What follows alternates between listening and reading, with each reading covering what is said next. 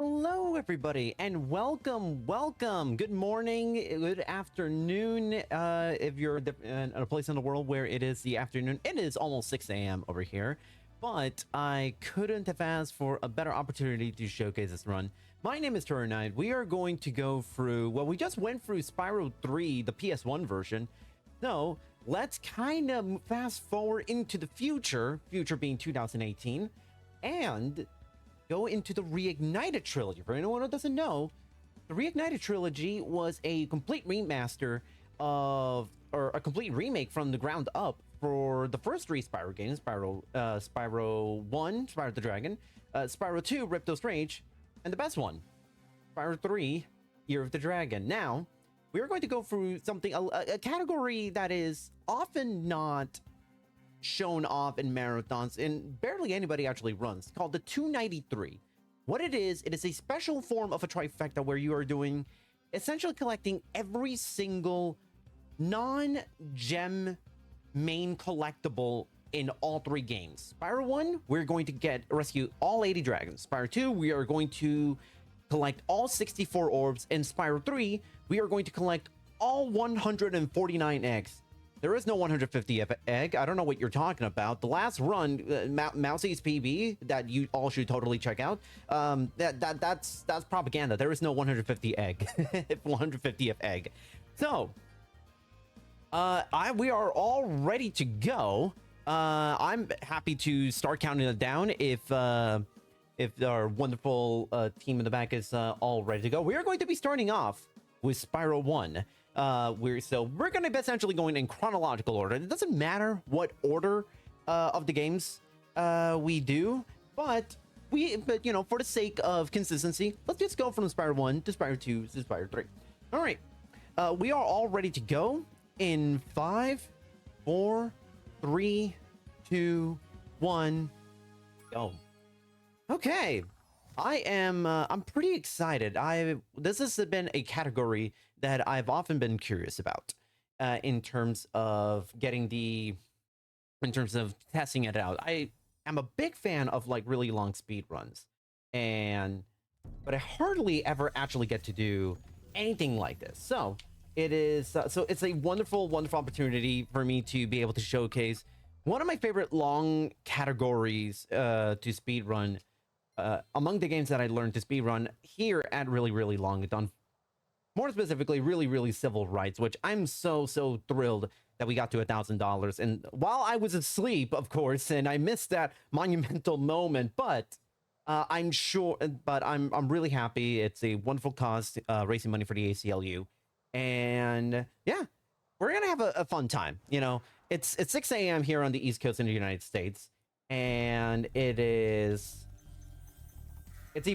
3 a.m. over on the West Coast. For any Europeans out there that, you know, maybe it's almost lunchtime, hope that you're all having a wonderful time. And for anybody not in the US or in Europe, also hope you're having a wonderful day. We're gonna be here for a while, so get yourself comfy, and we're already at 3 dragons rescued, so yeah, we're kind of already speeding through this. The way, for anyone who doesn't know about the way Spyro 1 works. So, Spyro 1, the main plot of the game for Spyro 1 is simply, our main antagonist, Nasty Nork, was watching TV, was watching a live interview, and all the dragons just started calling him ugly for no reason. It was like, hey, what'd you think of Nasty Nork? Yeah, no, he's ugly. Yeah, but who cares about him? And he got real mad at him, and honestly, justified crash out. He decided to just straight up freeze every single dragon in the entire game, with the exception of Spyro. Reason why he wasn't frozen is because he was too small to be caught in the little freezing beam that Nasty has thrown. So yeah, so our job is just simply to collect get every single dragon, free them. The way that it works in Spyro 1 with progression is obviously you got gems, you got eggs that we have to rescue from thieves, and obviously you got the dragons. there are 5 homeworlds. No, technically 6, but 5. The first 5 require to accomplish a certain objective.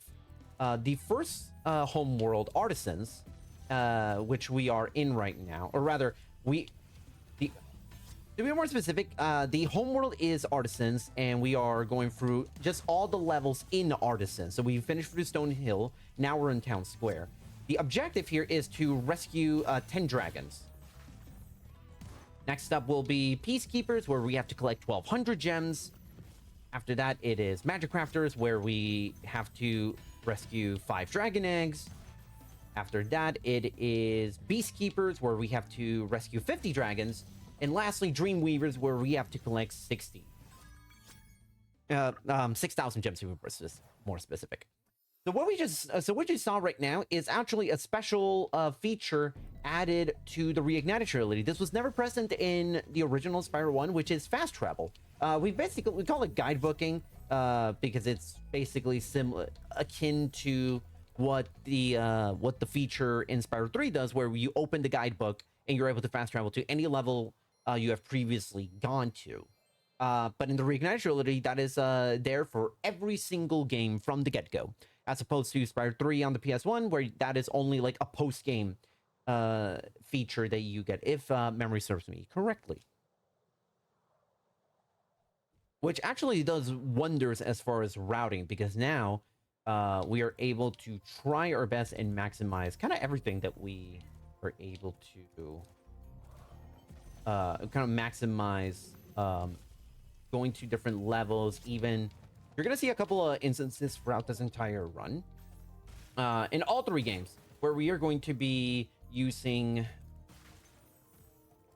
and it might, okay, well, we snuck past that Nork. Okay, that's interesting. We're gonna be using that little fast travel ability to, oh, it did flip. What the, okay, that was weird.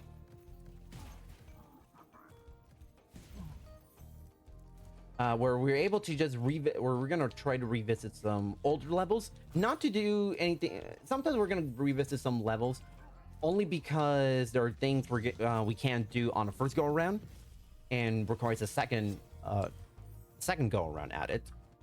Sometimes we're just gonna go into those levels because it is closer to our next destination, and only that.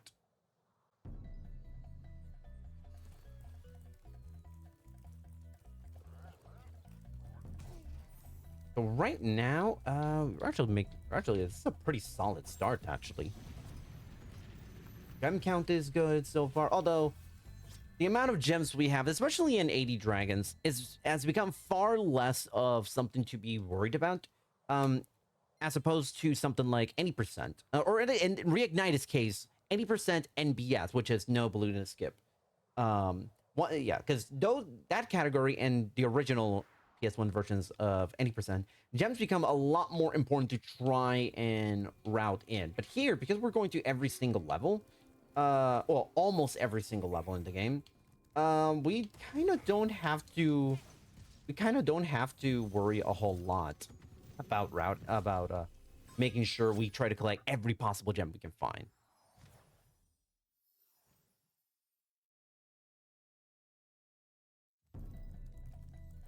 And just like that, we're basically done with artisans. Are you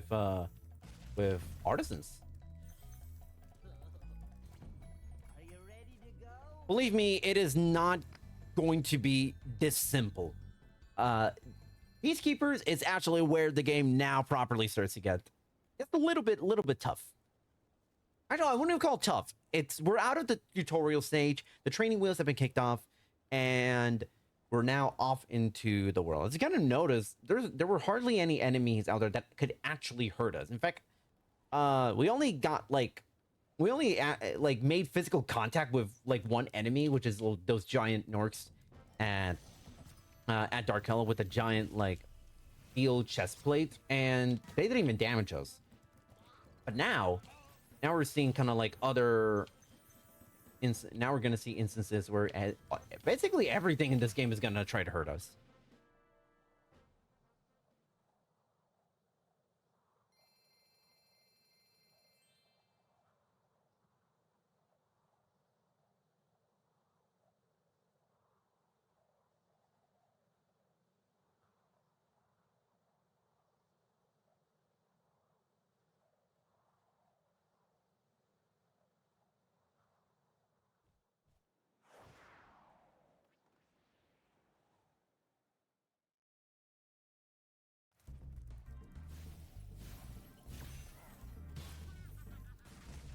not only are we gonna notice some of the enemies are actually gonna start to hurt us, we're also gonna see the gen values go up by a significant margin. You know, we across the entirety of those levels, we grabbed like, I don't know, just a little north of 200 gems. But now every single level that we go to, we're gonna be going through, we're gonna be collecting that much, if not more.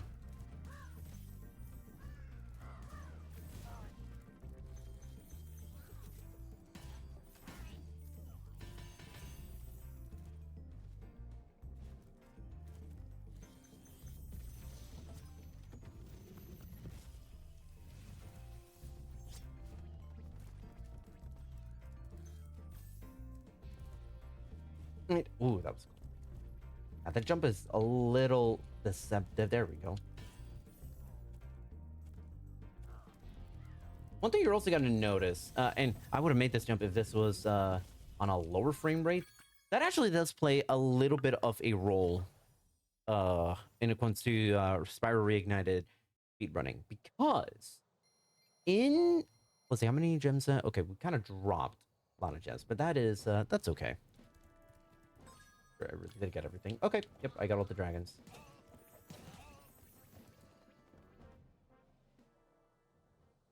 But one thing about Reignited speedrunning is the fact that if you're playing on the PC version, you'll notice that if you boot this up on the PC, you are going to be able to change the frame rate, and that actually does play a role with things. A lot is actually affected by the frame rate. The most obvious thing that is affected by whatever frame rate you put in is the fact that Spyro's jump is affected. So the lower the frame rate, the higher Spyro can jump. I had someone kind of explain it to me, and it's like the frame rate itself, it doesn't affect the jump itself. It kind of affects the gravity of a little bit, like kind of like affects the gravity a little bit of the world. So the higher the frame rate, the heavier kind of that gravity is, which makes it so Spyro jumps not as high as he could. So we are currently playing on 50 FPS, which is good enough really to kind of go through the game the way I want to, and kind of how most runners play, if I'm being honest. That Sparks did not grab that 10. That is not a 10. That is a 10 gem I do not want to miss. Unfortunately, we're just going to keep it going. Gem count's not worried. This is not like missing that yellow gem that gives us 10 gems. It's not run killing. By no stretch of the imagination. We just started this run. We're only not even a dozen minutes into the run. So that's not the issue. But it does start to... I don't want pressure to be kind of put on already from the get-go.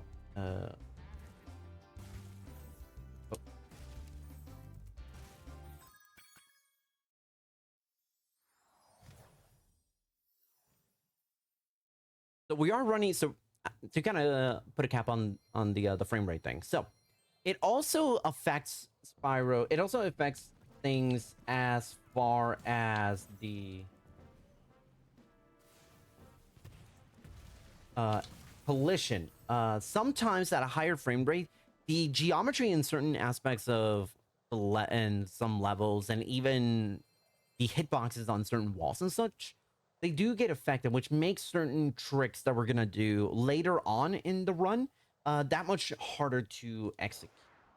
So for the purposes of making runs a lot easier, and in doing tricks that is a lot easier on myself, and even just straight up doable, we are going to be lowering the frame rate. We're going to be lowering the frame rate to 36 FPS, starting with Spyro 2, and it's going to basically stay that way for the rest of the run. So enjoy the nice 50 FPS for the moment.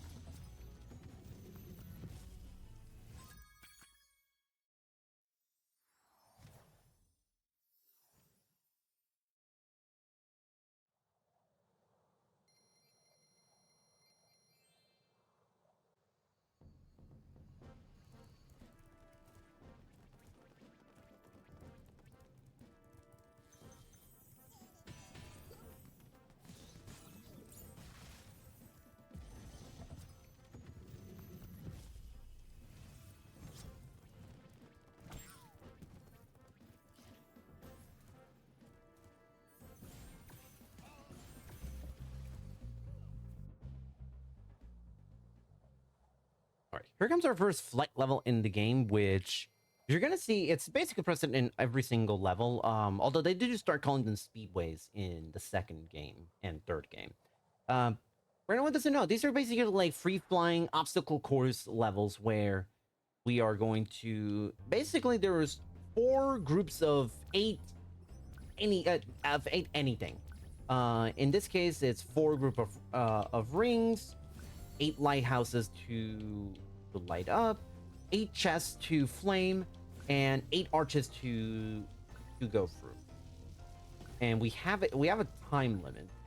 But the main thing about doing these, they don't give us dragons or anything, but they do give us gems, which are, as I mentioned, they become less important to try and collect every single gem that you find, only because in 80 dragons you're going to be going through so many levels, you're naturally going to get more gems than normal.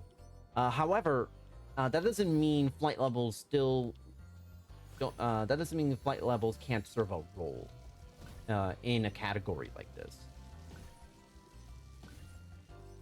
However, in Spyro 2 and 3, the flight levels or the speedway levels are going to be way more important, only because they do actually give those collectibles that we do need for those levels, for those respective games.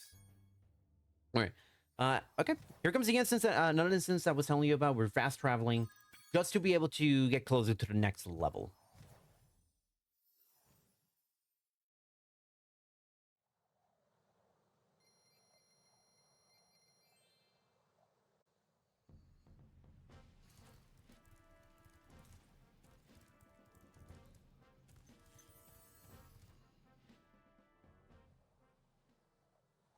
So far, I would say this is actually not a bad start to the run. Hopefully everyone's enjoying, as I mentioned, hopefully enjoying this beautiful early morning here in the United States. Doesn't matter where in the US you are. It is either 6 a.m. Where I am, 3 a.m. if you're on the West Coast, and then also 4 or 5 a.m. If you're in between those 2 time zones.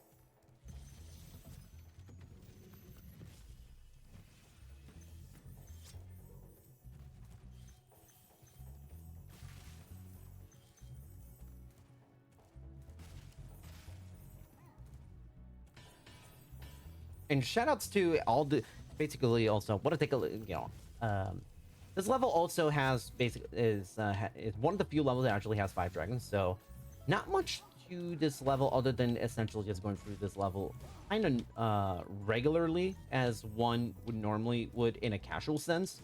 So I want to actually take this time to kind of shout out the people behind Really Long Dawn for even giving me the opportunity to showcase this category. My debut in this marathon. I actually learned about this group last year with their December. I think it was like in December last year, and I was like, "Oh, this sounds really cool." But at the time, I didn't know any categories that I would say was a long would classify under quote unquote long.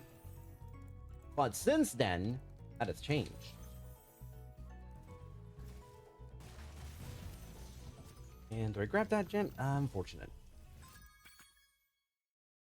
Dropped a few gems there, but that's okay. We are still, our gem count is still pretty darn solid. It should be 1365. Okay, yeah, no, we are good. It's still in the range of acceptable. It is, although it is not a gem count where I can be like, maybe I should it's not at a point where I can just liberally start dropping leaving gems to not collect. So I still need to be a little bit more careful about that. But yeah, as I was saying, I don't know any of the anything that I would classify as like a really long speed run, but that has since changed. And also shout out to all the runners in this marathon. It's been a thoroughly enjoyable time.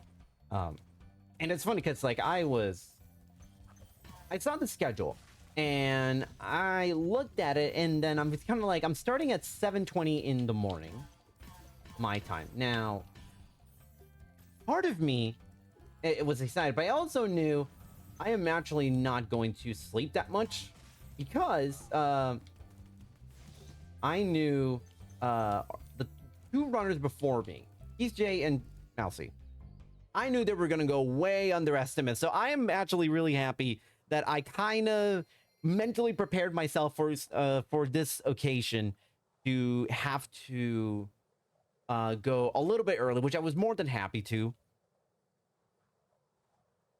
Because I knew, and also shout out to Tulin, by the way, which I caught the end of that Spyro 3 117% run. GG's on the, again, honestly, I'm sure you're probably exhausted and probably sleeping, but GG's on that PB. Love to see a PB in a Spyro game in a marathon setting.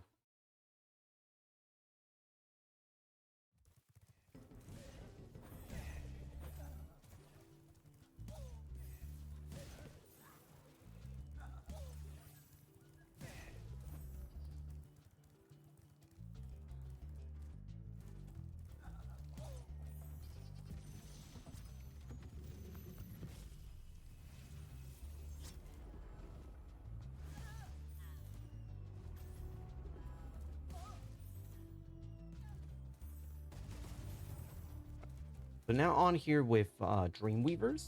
I'm sorry, not Dreamweavers, Magic Crafters. I always confuse, for what I'm always confusing Magic Crafters with Dreamweavers. I don't know why. But in the Magic Crafters homeworld, you're gonna see a lot more platforms centered around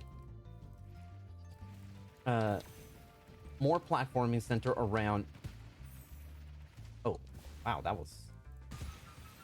You're gonna see a lot more platforming center around the environment changing because of the enemies.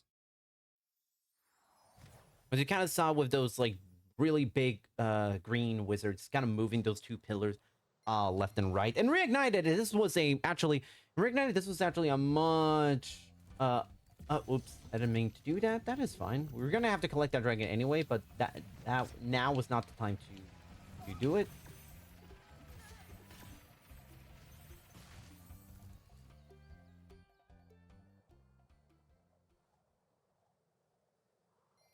Yeah. So normally, if you were playing this on the PS1, we actually would have been doing this level first in a speed run. The reason why we didn't is because, one, as I mentioned, the whole guidebooking fast travel thing that has allowed us to essentially be able to go to a later level, then come back at the start for Alpine Ridge. By the way, Chad, how do you pronounce it? Alpine or Alpine? Because in the Spyro community, I have often heard the pronunciation Alpine, but I'm also a Formula One fan, and there's a French team by the same name, but people pronounce it Alpine. So I'm curious to see what do people actually, what do non-speedrunners or non-Spyro speedrunners and non-Formula One fans actually say? I'm actually interested in seeing what y'all think about it.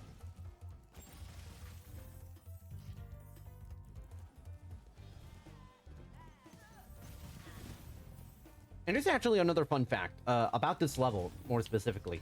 This level is also right. So close. Unfortunate. So unfortunate. That is okay. I thought I could make that jump. I couldn't, so.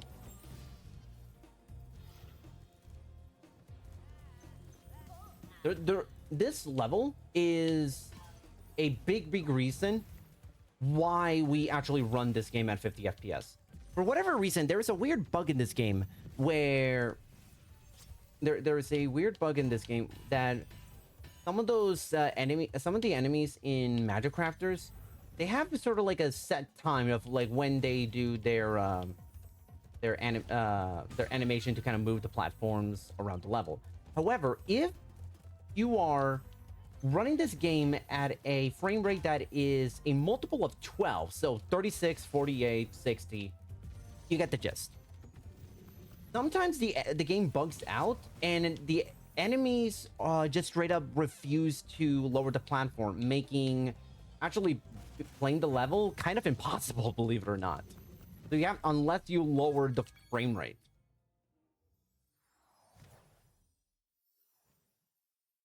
So that is why we actually run this at 50.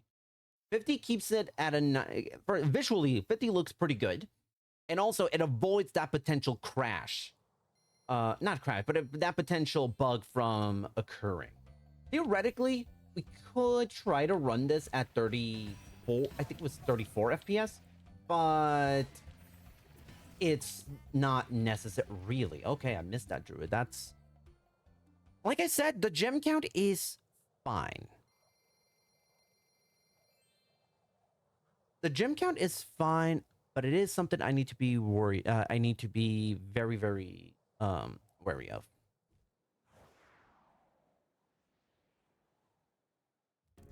And I'm starting to see, like, okay, it is a bit of it depends on the language, which makes sense, but that's always been something that's like really funny, is how depending on sort of what you're doing, the pronunciation can change amongst English speakers who do not know any better, per se. And I'm seeing some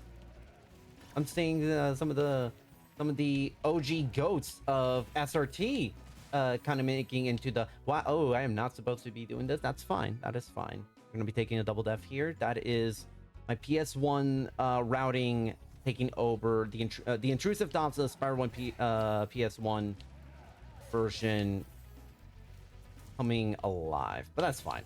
This means we get extra gems, which means technically it makes us able to have to tackle certain levels a lot more aggressively. So in reality, maybe it's not as bad as the time lost, but I don't like the fact that we are only at 1 life remaining, but them's the breaks. But yeah, shoutouts to Surf and Board Banana, who are just two of the loveliest people in SRT.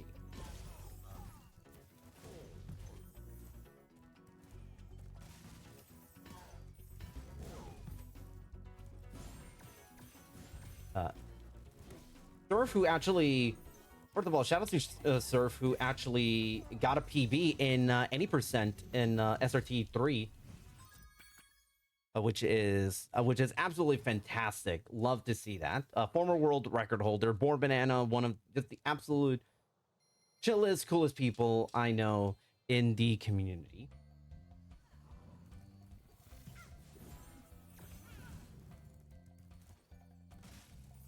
And speaking of SRT in marathons, Surf was actually at ASM in Australia with a absolutely wonderful race showcase, racing between the Reignited version of Spyro 3 and the original version of Spyro 3 with Dact. I highly recommend you go check that out. It is a beautiful, wonderful showcase of both of those games and the differences and similarities both games have.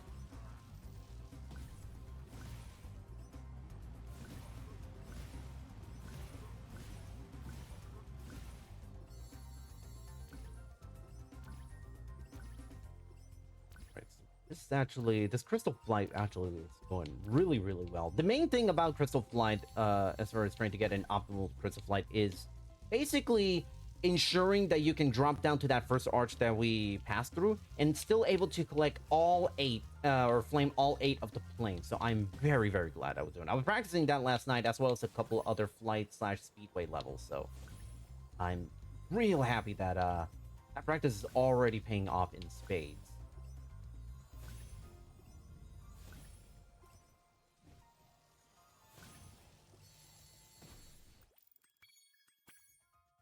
All right, not bad.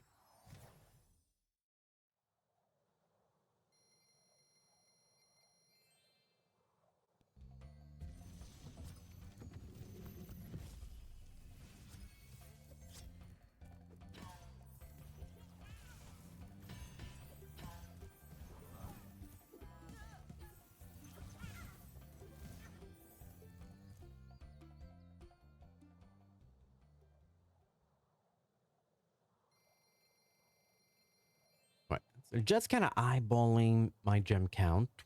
2,828. That's pretty good. Okay, that's pretty solid. Anything in the 2,800s and low to mid 2,800s, it's perfectly acceptable. If you're kind of below 2,800 at this point, it's not a bad thing, but it then becomes something like where you might want to kind of be a little bit more cognizant of how many gems you're collecting in every single level. However, we're fine. This gem count is very much fine. And we're going to be collecting a lot of gems here. We're going to be getting almost every... This is the one level that I would say it is closest to how you would do complete this level 100%. We're going to be getting basically everything except for 2 gems at the very end of the level, which makes Blowhard one of the must-have levels to try and take advantage of your collecting gems per se.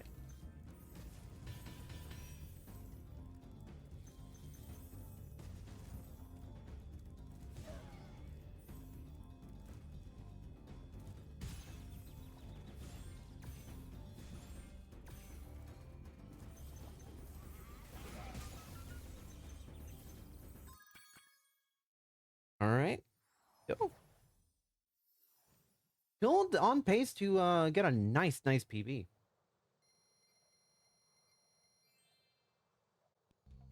In at least this first category. Would you like to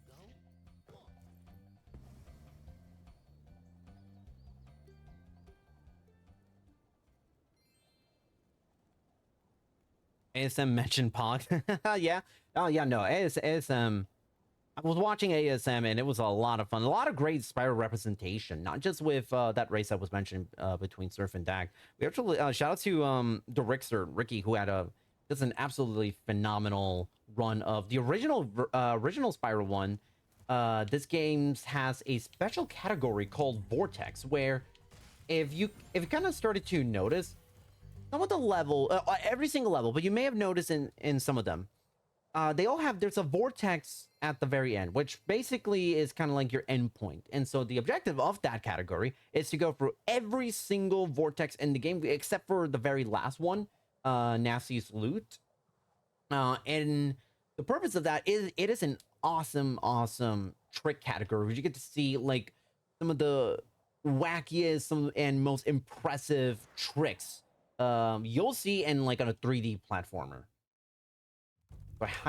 So if you're ever curious about that side of Spyro 1 speedrunning, I highly recommend you check out literally any high level Vortex runners runs. I myself would not classify, I wouldn't call myself a high level Vortex runner, but my PB in that one is a 27 minutes, which is actually not bad for someone who really interesting. Okay. I was kind of banking on a special feature in this game that was added. Oh, I'm actually close to game over. So I need to collect lives. Lickety split.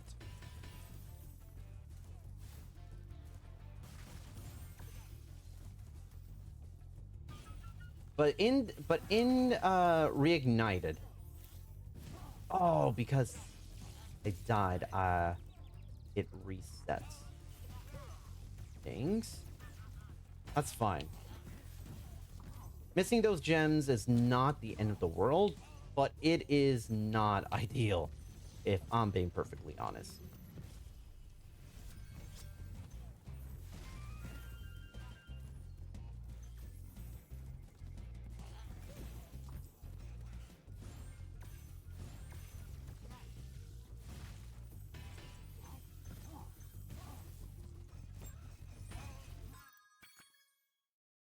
All right. Thankfully, we were able to get 2 lives there, so I'm pretty darn happy about that. Okay. Pretty darn happy about that. Gem count is not suffering, despite me not getting that second strong chest. You can only access for fireworks.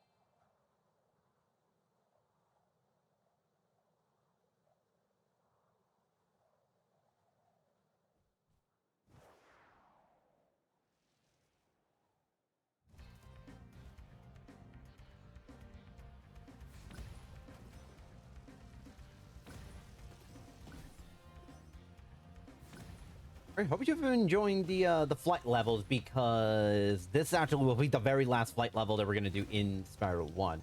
There is actually one more flight level that we could do. Icy flight, yes, icy flight. However, with the way we've been collecting gems throughout this run, it is actually it's actually unnecessary. Believe it or not, we actually don't need to do that.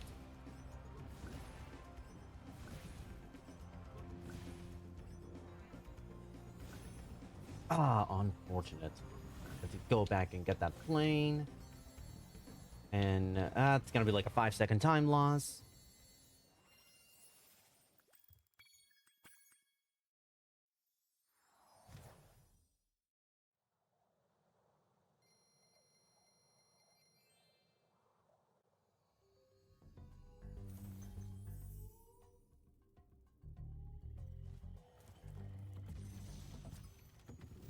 Okay, here comes every Spyro 1 runner's favorite level.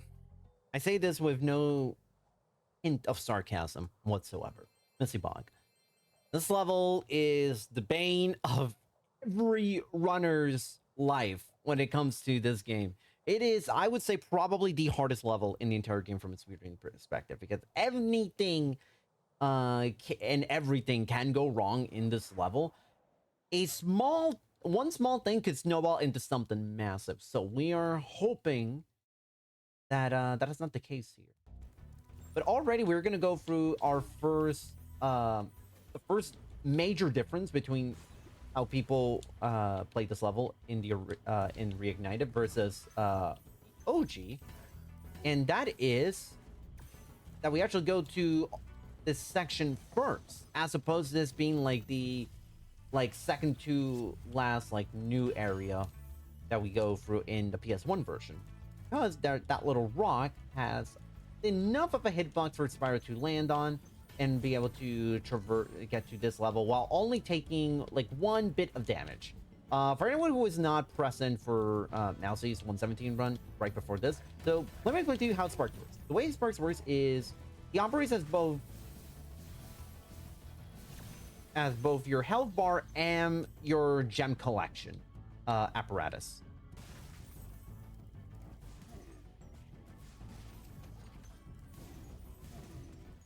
Okay, sorry, had to focus real quickly to make sure that nothing went wrong here.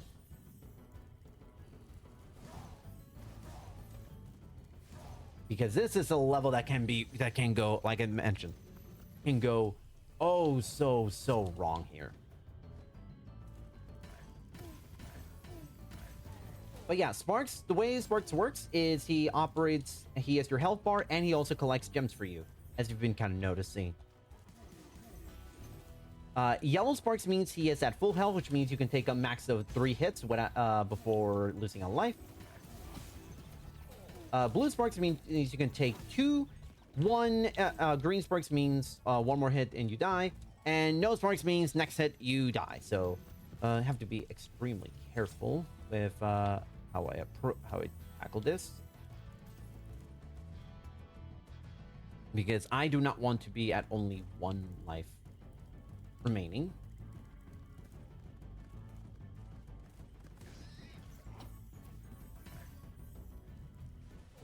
Let's see, can I make this? Okay, I did.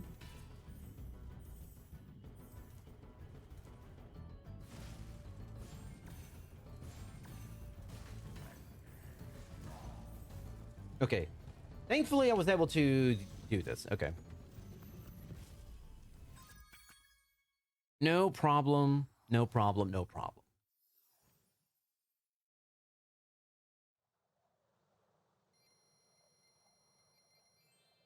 Let's see, 42, 30. Okay, gem collect. Okay, our gem count is a tiny bit lower than I would have liked. However, I am still I'm still feeling pretty darn good about how this is going. We're not at a point where I am worried about being under gem. Not even close. Not even close. But it's not, but now I'm at a point where like, and I can't really afford to lose like an extra 100 gems or something for the rest of the run.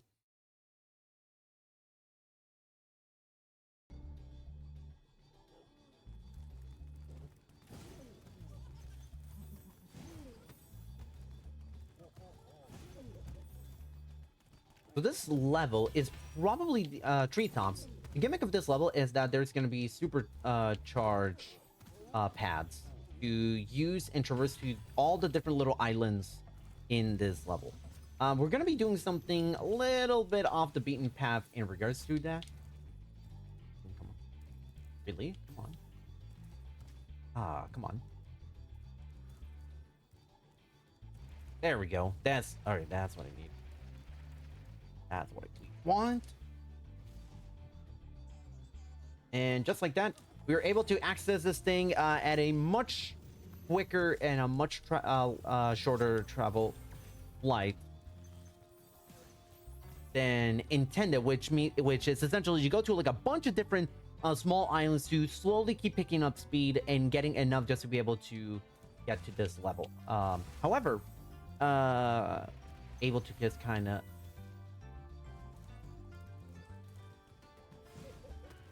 we're able to just get enough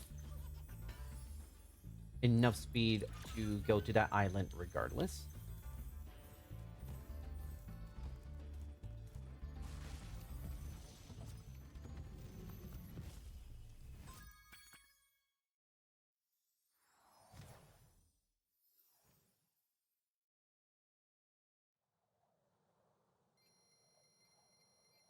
Right now 4460. Okay, so we are, from my gem count calculations, we're about 80 gems down, which sounds worse than it actually is.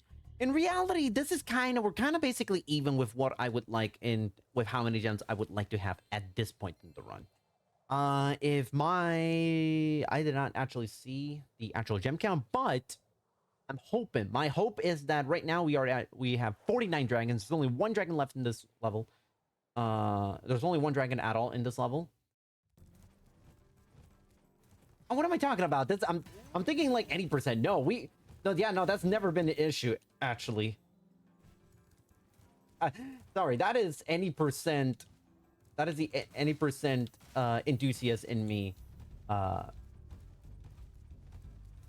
Thinking like, oh my god, do I have enough dragons? Like, or do I have enough gems? Like, yeah, we got enough. We got enough. Trust me.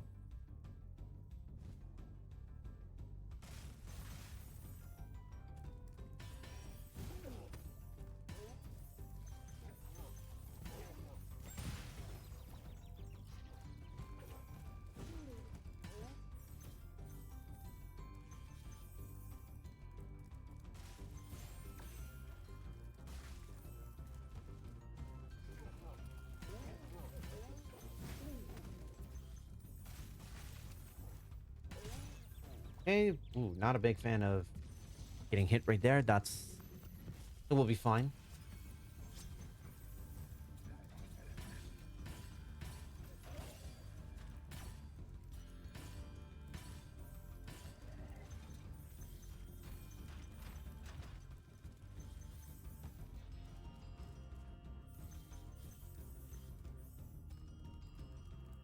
The amount of gems we've been collecting has been really solid. Good pacing here. I don't know if this actually might be the best with this routing. With this run, I think that might have been the best metalhead I've ever had. All right, good recovery. Good recovery after what was a sort of middle of the road magic crafter. So I'm pretty happy about that. And we did recover just a tiny bit of the gems here. So I am feeling really good about things right now.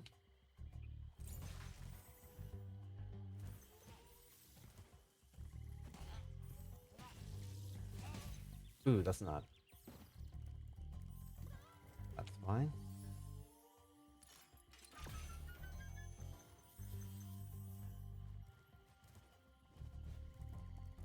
Ooh, would have loved for that. Are you ready to go? Okay, I would have loved to have been able to grab that fodder to be at blue sparks, but it's not the end of the world, but gonna have to be pretty cognizant. Okay, so I actually recovered a few gems back. So I am, I said I was 80 gems from my gem count, which actually it's a really, really high gem count. So I actually shouldn't be trying to match how many gems I should have on with what I have written down. But I did recover, but I did get back 10 gems. So instead of 80, I'm now only, I'm only 70.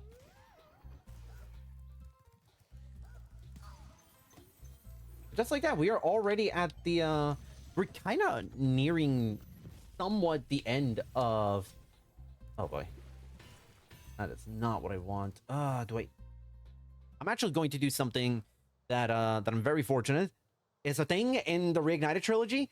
We are actually going to quit game. We're going to quit the game and get back into it because it is a very quick way to be able to go back to full health.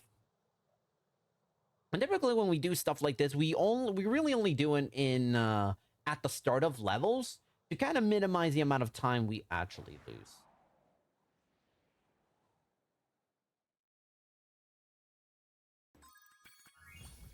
And just like that, we are back to full health. And at most, that only loss is like a second and a half. When I say we lose a second and a half, I'm not talking about RTA. When it comes to Spyro Reignited Trilogy, speedrunning it on the PC version, we actually use a load remover. So we basically do things from that. Oh, that's actually. Am I in trouble? Oh my god, it barely clutched it out. Oh my god, that was close. I needed to try to get to that strong metal door. It can only be okay, I didn't think I actually gonna make it. There we go. Basically, we're gonna do the same thing we did at Treetops, only now in Haunted Towers, because at the end of this little section there is a fairy that will give you all these fairies in these in this level give you a temporary super flame power up. However, there is one that we're gonna see in a second where it's not temporary, it is permanent throughout the level. So we want to try to get that fairy. So we're able to basically blast through the entirety of the level with no problem whatsoever. And just be able to take care of these enemies with no problem whatsoever. Because otherwise, we wouldn't be able to do it. Because the normal flames is just not going to be enough to cut it.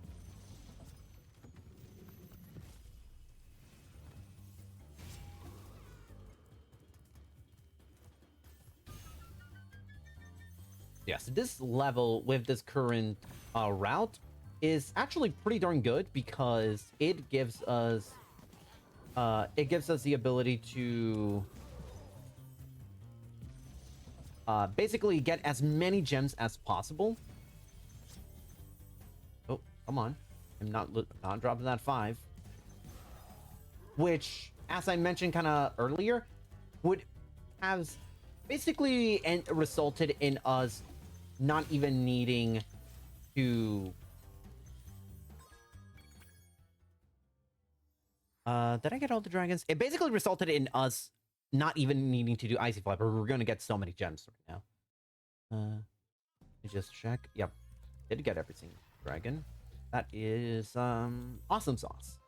As the kids say, for I am an old man, measly not even 30 and a half years old. I'm only 30 and 4 months. Exactly 4 months. My birthday was exactly 4 months ago. Okay, 5208. Okay, we recovered some. Okay. Gem count. This gem count's really darn good. Okay, so really, I should try to only get I want to say like maybe only 260 gems. Yeah, I think 260 gems is a good number because there are still a couple of levels left. So I'm not gonna go ham on gem collecting per se. Important thing is to try to get through the level as fast as possible.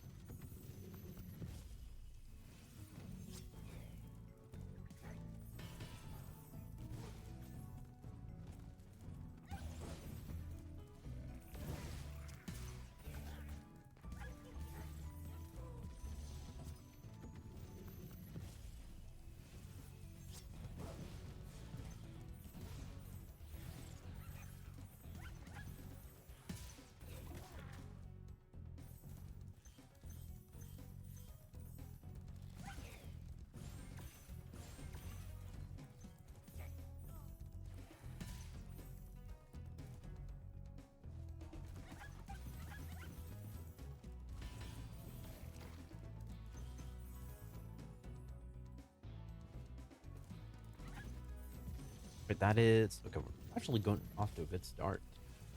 Hopefully, this results us in us really. Okay, that's no problem. So the enemies in here can be a little bit trolly when it comes to the enemies. When it comes to attacking you while you aren't able to inflict any damage on them.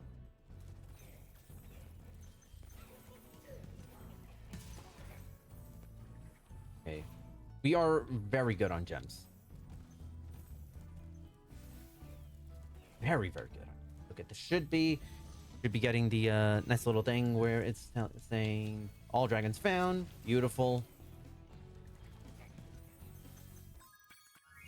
Oops. Didn't mean to do that. Did not mean to do that. I meant to exit the level. That is fine. Actually, that's actually pretty fine because that means we're just back at full health. And I'm still getting back a little bit of time, so... 55:19. Okay. Solid gem. Okay, that's a good gem count.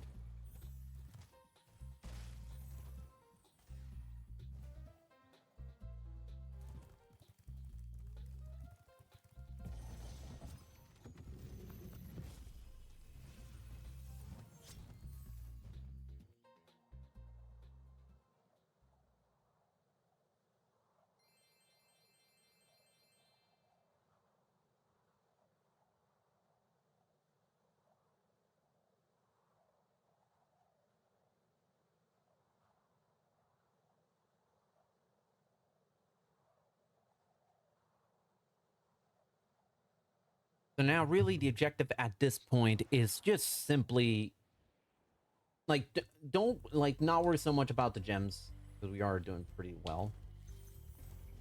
We're doing solidly, actually. I would say not exceptionally well, but it's like it's good enough. That's all I'll say. It is just good enough.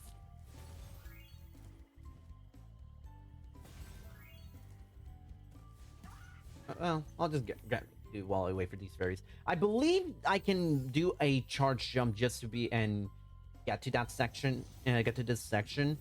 I think it's a kind of like a coin flip whether or not you can actually make it on 50 FPS. I believe it's way more likely to do this on lower FPS, like as I mentioned, like 30, 36. That's a frame rate that we'd be using closer for Spyro 2 and Spyro 3. That's because it gives us, like I mentioned, that jump boost. And allows us to kind of take advantage of like some wall glides and everything.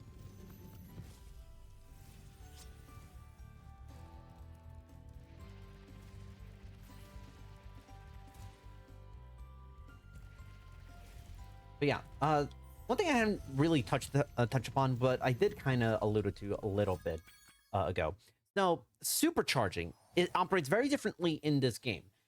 In the original, you kind of went into top speed a little bit quicker than how it's done in this in the Reignited version.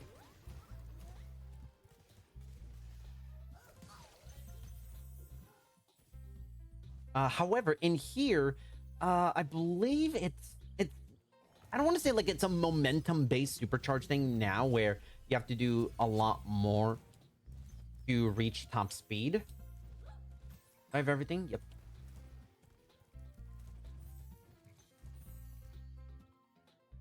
But it does take a little bit of extra effort, to be able to get to the top speed that you would like. 5622. Okay, that's good enough. Okay, that is a good enough gem count. We're gonna try. The objective here is to try to get to. Okay, I need to get 193 gems before fighting Jock, the boss of this level.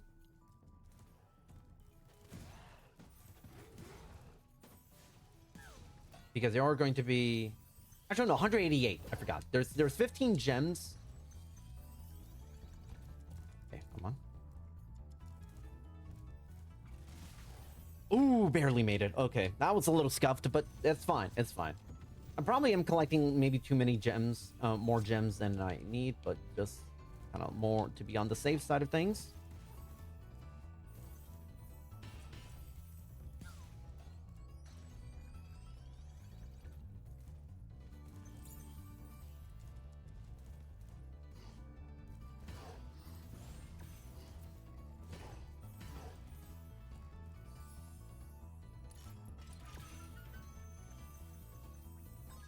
Okay. That was actually no. I actually got almost exactly what I needed. 3 gems I collected. If my count is correct, I collected 3 gems more than I should have, which is honestly fine with me. It is 1000% okay with me. But that is that's part of the magic, in my opinion, a little bit when it comes to figuring out Spyro routing and in Spyro. It's the fact that you have to try and figure out, okay, what is my optimal gem count? We need to be at 6,000. However, there's going to be 15 right now, which will get us to that magic number. Are you ready to go?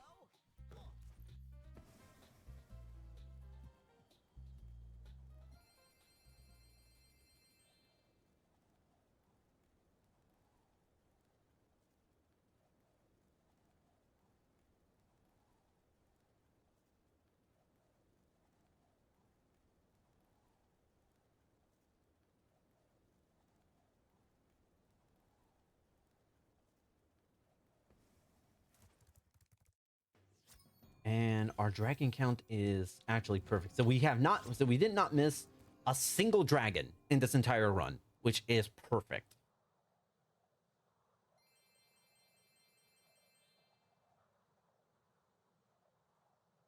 Norcove is so we are basically on the anti-penultimate level. So there's 3 levels left, including this one. Also including the final boss, Nasty Nork. There's 5 dragons left. There's 2 in here, 2 in the next level, Twilight Harbor, and then after you beat Nasty Nork, there is the 80th dragon.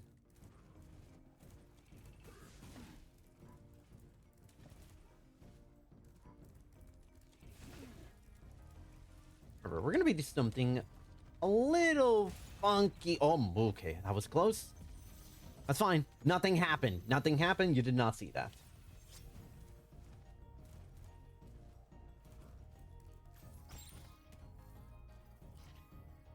Ah, okay. This is a little bit of a tricky. Really? Okay. Sliding off. We're sliding off. That's cool. Ah, okay. This is a little bit annoying. We're trying to kind of land a little. There we go. Little scuff, but we got there. We got there. I'm gonna see these pop out because we're doing this kind of level in reverse. We are not meant to be taking this level the way we are doing right now, but it's all for the sake of the run. All for the sake of. And we have, in order to get to the next level, we have to be doing getting to this point.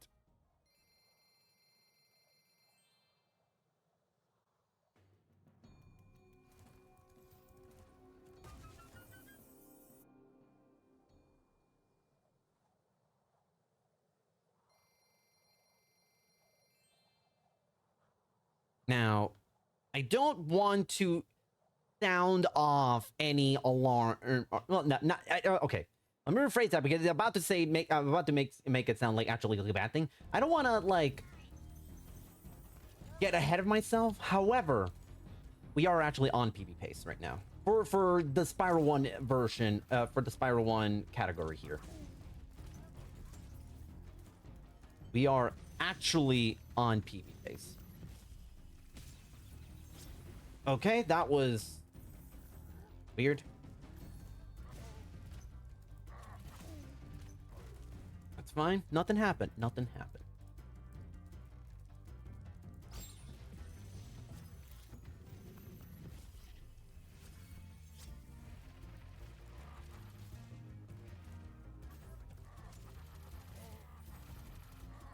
Okay, and bingo. Okay, we really only lost a second, like a second or two, which is not the end of the world.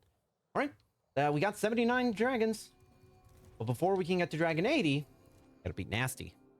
Gotta beat Nasty Nork.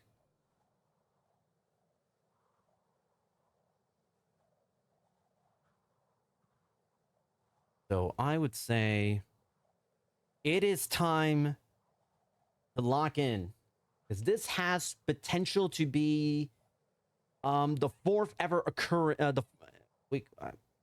want to say history in the making, but this goes this goes as well as I'm hoping it could go.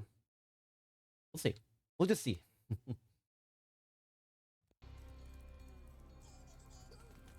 Okay, good first. Okay, that was good.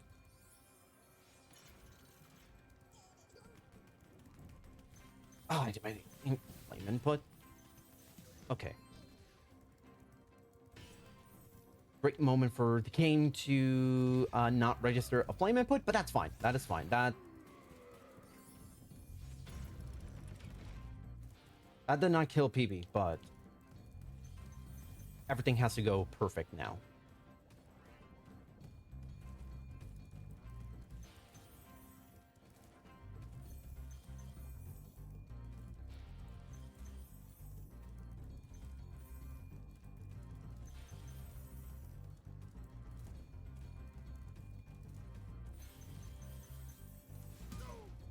All right.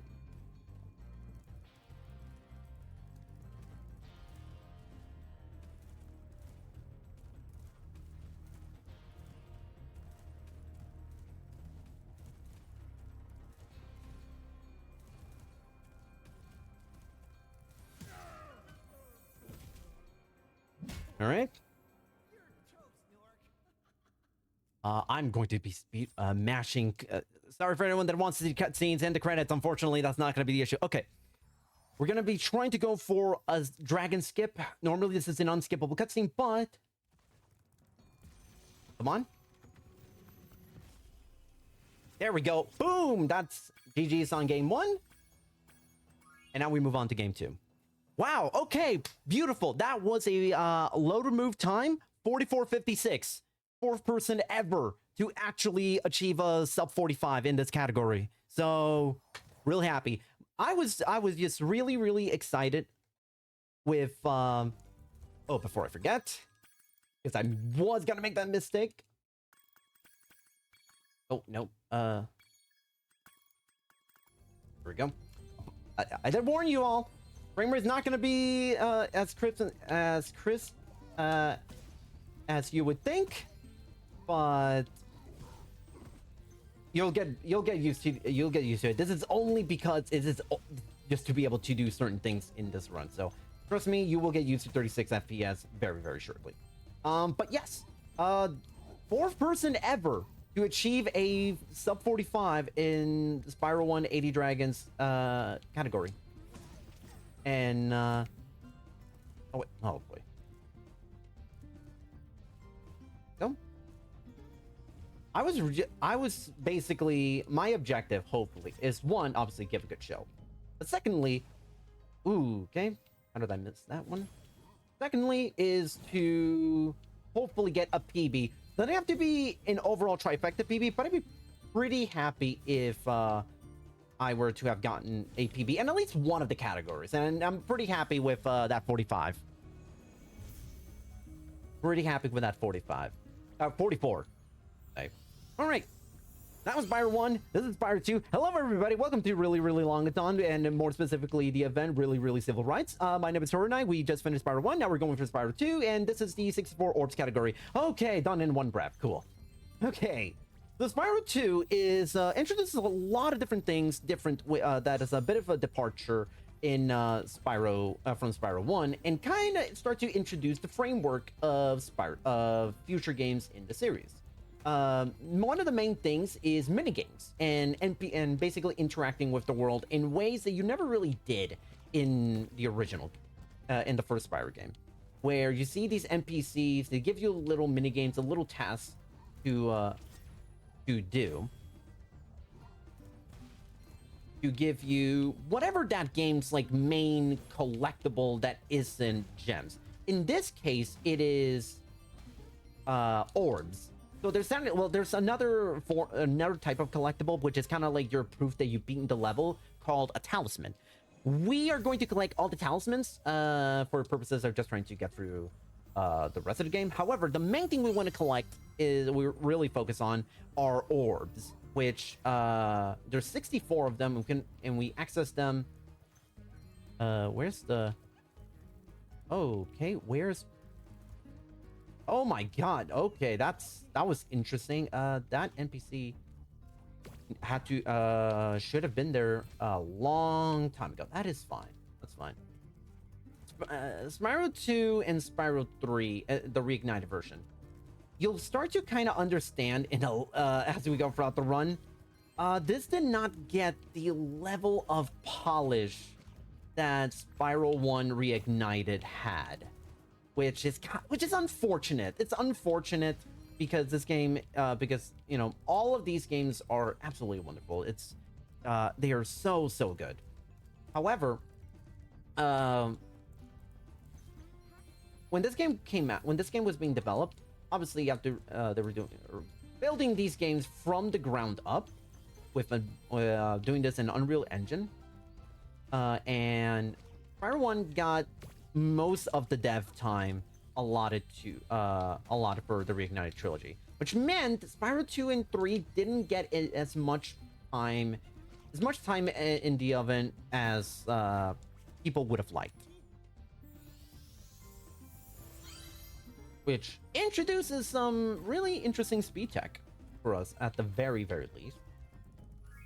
One of the main things that kind of gets introduced in this is Spyro 2 in general introduces stuff such as brand new abilities, such as swimming, doing a little diving hit bash, and stuff like hovering. And hovering is vitally important throughout this run in Spyro 2 and Spyro 3, because we do a funky little speed tech called perfect hovers.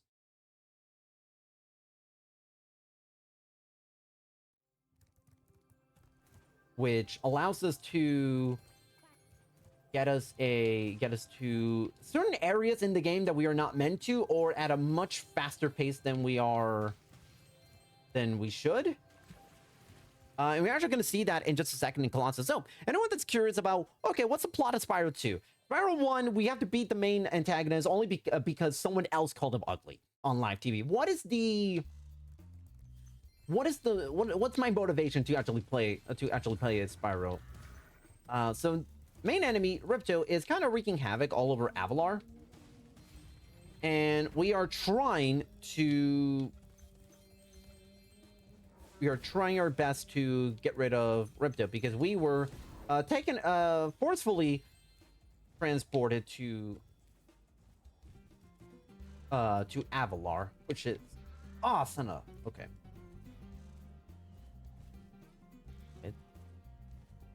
Really perfect. The perfect hover is just not perfect hovering for me today.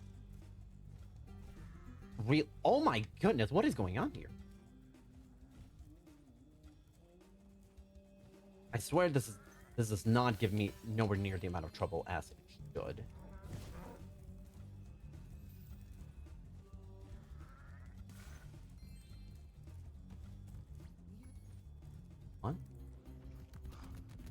Movement can be a little bit wonky here in Spyro 2, especially when you're going from Spyro 1 to Spyro 2. But this is the OG or Reignited version, so it's gonna take me a quick second to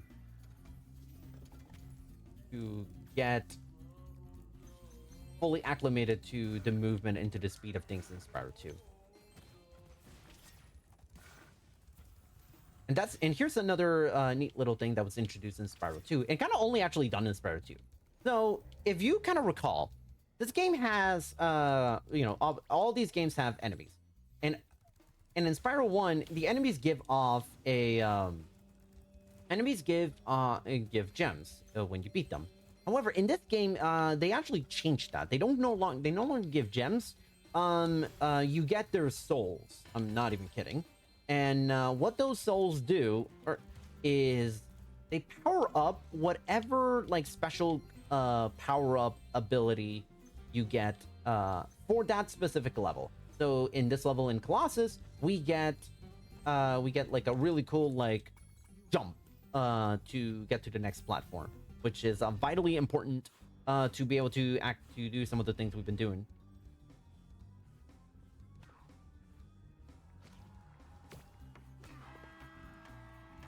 But in order to do that, we have to kill a certain amount of enemies.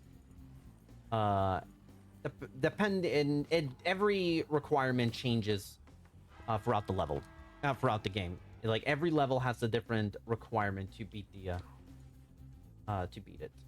to activate whatever thing needs to be activated. But we're not going to need every single bit, but we're going to need a lot of them. Some levels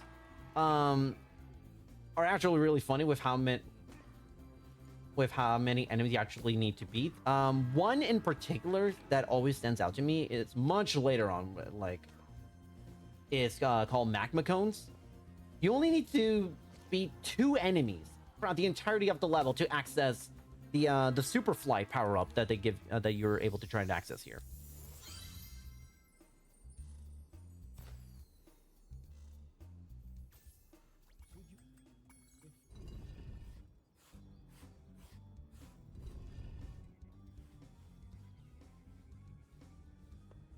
You're kind of noticing, like, even the gameplay in Spyro 2 just looks and feels a lot differently, especially with some of the stuff you need to do. Like, for example, we've been playing hockey the entire last like 2 minutes or so, which is not what you would have thought to do, given that we just saw Spyro 1, and it's just a basic.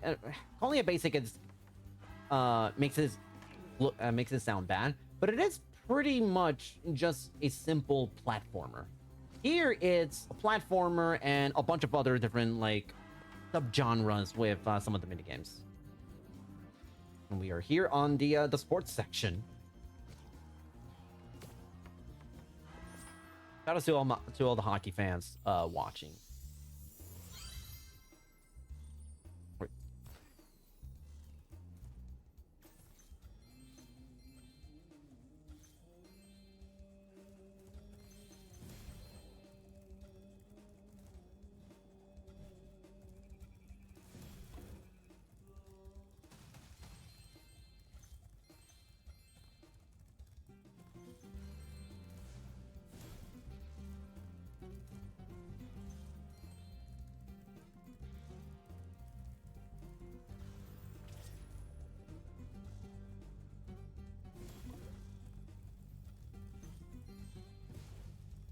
We're nearing the end here of a bit of a unfortunate time loss from the from having that really bizarre like perfect cover. I never had struggled that much with that specific perfect cover. But either way, we keep on schmoving.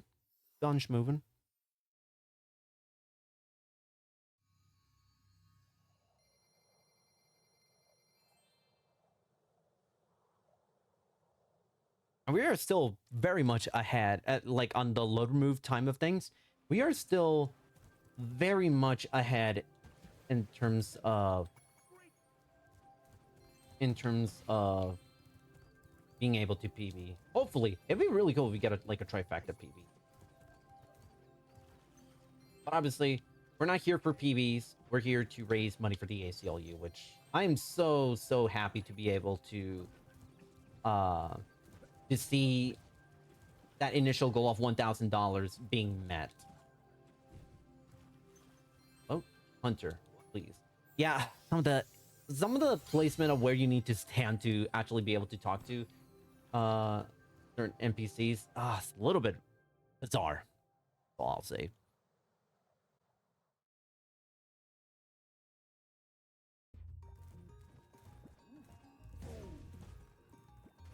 One thing about and here's another thing, you gotta notice that bear. Moneybags. Moneybags is, you could say he is a secondary antagonist to this game, in the sense that he basically serves as a progression gate to be and also he is the only way to get certain abilities in this game, such as the ability to swim. You have to pay for those swimming lessons. But let's see. All right, let's count how many red fishes are we going to get. That's 2 red fish. That's 3 red fish. Oh, this is actually horrid RNG. This RNG is actually horrible. Okay, things back. We're back to normal. You can actually go an entire thing of this without seeing 1 red fish. Seeing 3 in a row is extremely unfortunate, but okay, that's fine. This fish RNG, not amazing at the start, but we kind of got it. We got it for the end. That's fine.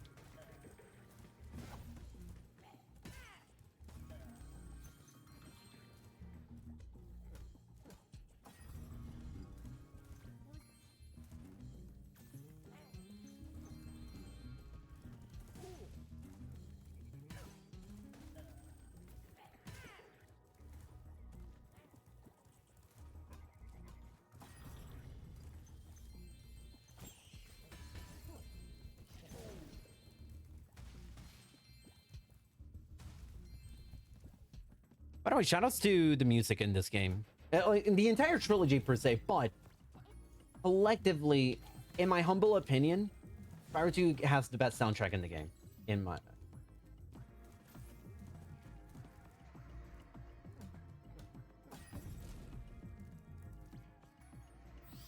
I am curious, what does everybody in chat think about the music? Which game's soundtrack is your favorite? I would love to know. Also, what's your favorite game's soundtrack in the trilogy, and what is your favorite track individually?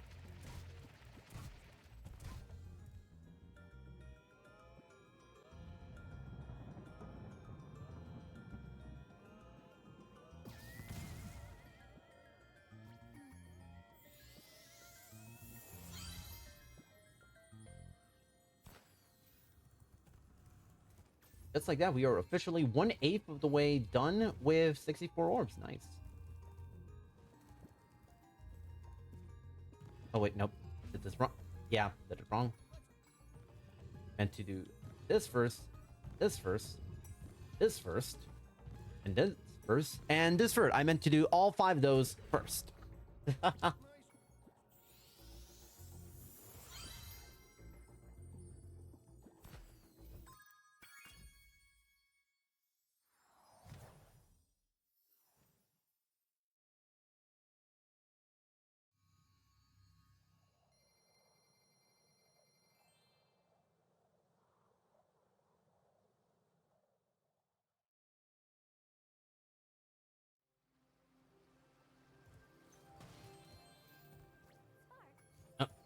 Zoe, please. No.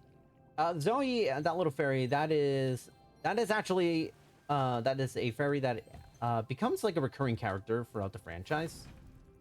And she becomes your new like autosave throughout the series.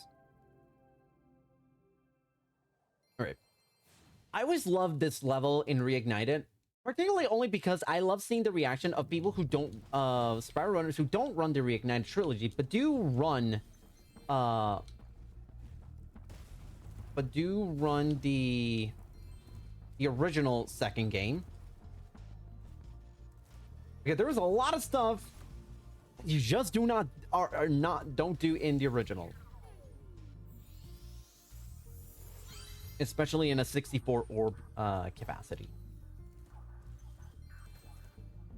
particularly with the final orb that we get in this level. And this is another instance where we are essentially doing the level in reverse. That first orb that we got is typically the last orb that we get.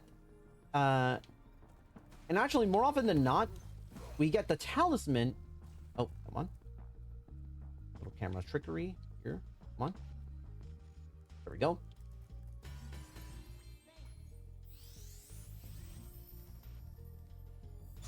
we kind of noticed for a quick second that little like NPC saying thank you. Eagle-eared viewers may realize, oh wait a minute, that voice sounds familiar. And if you're thinking that, you're correct. For anyone who doesn't know, that was Tom Kenny, who is the voice actor for SpongeBob, and actually Spyro's voice actor for Spyro 2 and Spyro 3.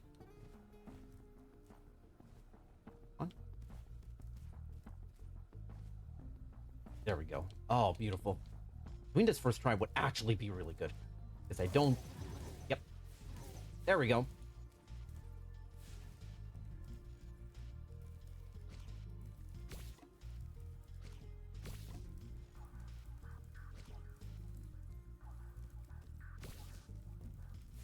Oh, where's he? Oh my god, where did he go? Oh my god, he's going so fast. Oh, okay, I meant to try to take him out.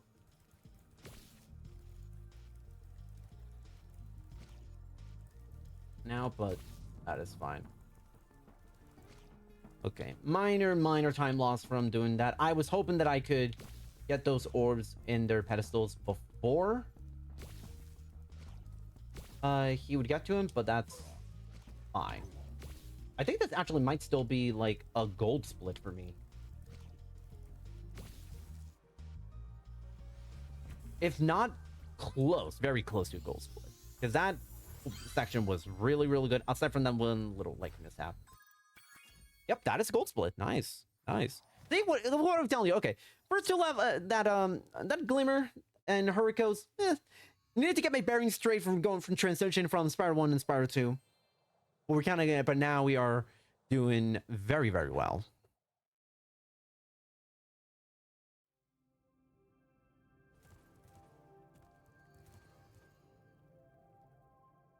Well, this will be the first of several instances throughout the game where we are going to be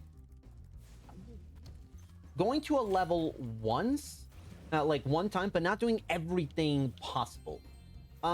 In this level, there is a way to get everything in one go, but it requires a jump that it is exceptionally difficult.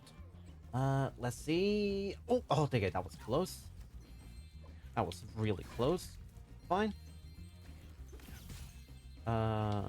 Game, I disagree. I don't think I deserve it, but that is your opinion, and I respectfully disagree.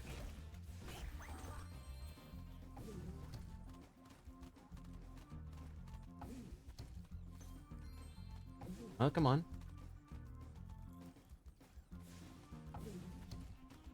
Come on, and... Well, I am noticing I definitely dropped some gems there. There were some gems I could have gotten. But that's fine. That's fine.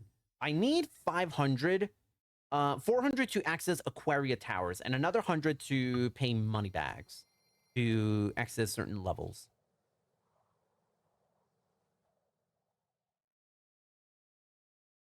To access like the submarine. Okay.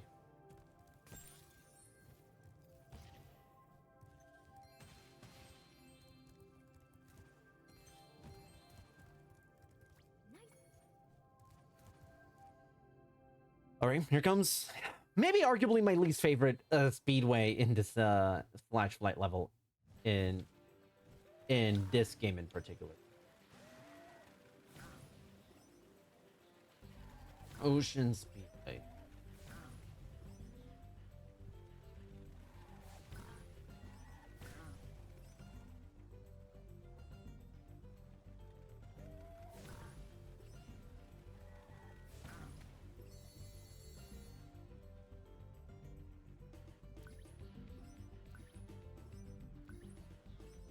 Ooh, that was close. I nearly missed that ring, which would not have been fun.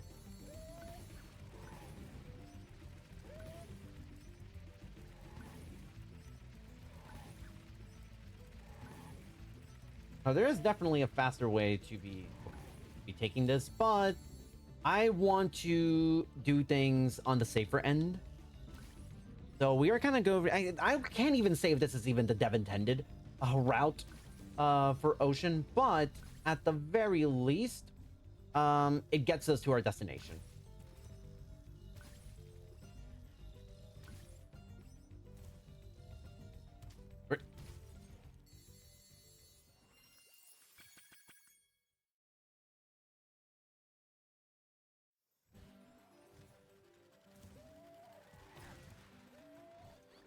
And here comes a new thing introduced in the speedway, in the flight slash speedway levels in the series, is the fact that there is actually more to do in these types of levels outside of doing the IL obstacle course, and that is there is an NPC, whether it's Hunter, the character we are following, or just a different NPC. If we find them hidden in the level, they give us a special little challenge, which in this game, if we are able to complete it, we get an extra orb. So we have to go for every single one of them. And here's the thing: we actually have to complete the obstacle course. At least in Spyro 2, we have to complete the obstacle course time trial before we even have the right to try and get that. Okay. Want to make sure I did not miss a ring right there. So we have to complete the time trials regardless.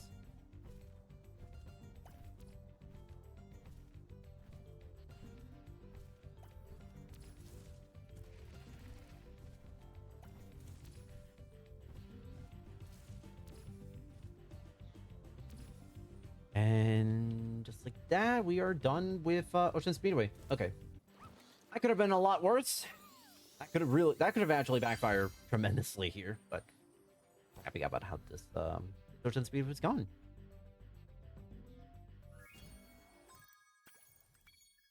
By the way, here's a neat little fun fact. You can soft lock. Oh, actually, no. You can hard lock yourself if you try to quit the game after you get that orb, before you get to restart the time trial. I've learned that lesson the hard way many times. So yeah, kids, don't press the start button at Ocean Speedway too fast. Because Aquaria Towers, which honestly kind of is a bit of like my linchpin. It's basically my big trouble level in the early game of Spyro 2.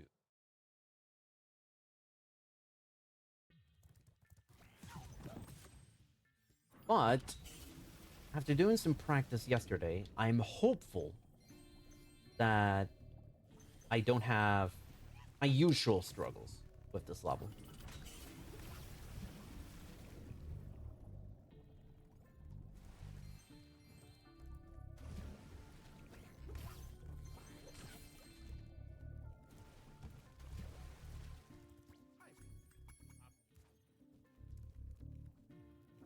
All right, so far, so good. Yeah, the reason why we have to pay money back is because it allows us access to this little submarine so that the sharks do not eat us. However, there is actually, it requires an exceptionally difficult wall glide to be able to, one of those instances where we can do the level in reverse. But doing this, it is arguably one of the harder attempts, one of the harder levels in the entire trilogy to be trying to do it this method. So much safer to be able to do this in the quote-unquote dev intended manner.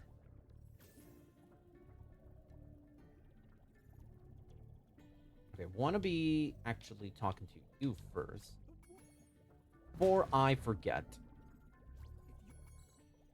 We're not gonna tackle those this mini game yet. We're gonna be going through this one first.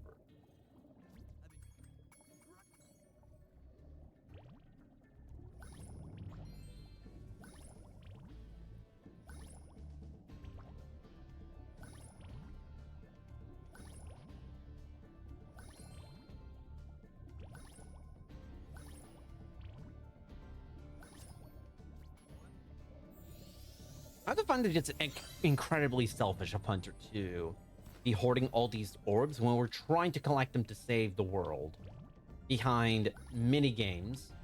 And I also find that exceptionally distressing that he's out here training manta rays for no particular reason other than to be a goof. Yeah, other than to be a goof. I will say, Hunter is actually a really good animal trainer, weirdly enough, because this is not the first time Hunter gives us a challenge involving riding a sea creature.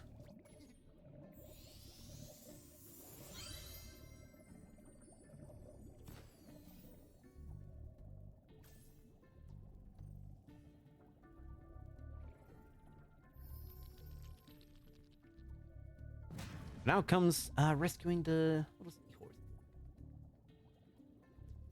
Which there are 6 of them, and all of these. There we go. The reason why I always struggle in this level is mainly because of. Oh, it's over here. I need to go. The layout of this level can be confusing, at least to me. So this has always been something that I've always lost like plenty of time. But at least but with the practice I think that we're actually gonna be fine. That's fine. We're gonna take a nice little damage boost here. There is going to be. I'm hoping I can get some fodder here, and not be at really low health. That's fine. My blue health, that's a blue sparks, which is not the end of the world. Although, I do wish not in that. Fine. Okay. On. There we go. All right. Good cycle. Good Tower 5 cycle. That's usually not something that I can somewhat effortlessly.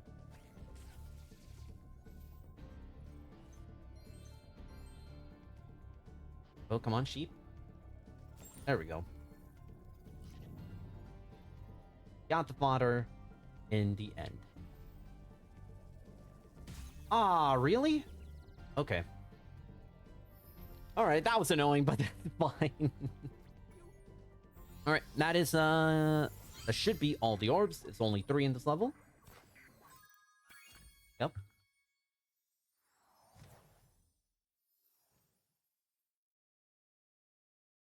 Alright, and on to our first boss. Crush. This also introduces another new thing in Spyro 2. It's the fact that we actually have proper bosses, as opposed to just like one slightly more imposing boss in the quote-unquote boss levels in the one.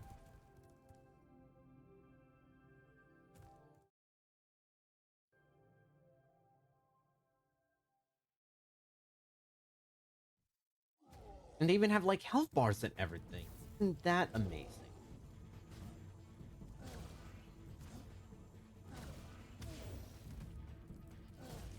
I wish I could say a lot of great things about this boss fight. It's kind of a joke. There's basically these two little two types of attacks. Main attacks he does. And it depends on what color of the pedestal he is on. It's either blue or it's going to be orange. It's orange, and now it's going to be a fireball. We actually want to get hit by the fireball because that interrupts his attacking cycle early, meaning it allows us to be able to do damage on. Actually, we actually don't do any damage at all on Crush. He hurts himself. I need spotter. And oh boy, okay, 3 straight. That's fine. Real okay. Okay. Oh, unfortunate. Okay. That's fine. Really unfortunate. Okay. You know what? That's on me for kind of saying he's a joke. You know what? I curse myself on that one. I can't blame the game at all. I cannot blame the game on that one. This is also why I didn't want to be at less than perfect health for this fight. Really, I thought I was... Alright, this is still basically back at the same spot that we were last time. There we go. Where's the sheep? Please? Sheep, please?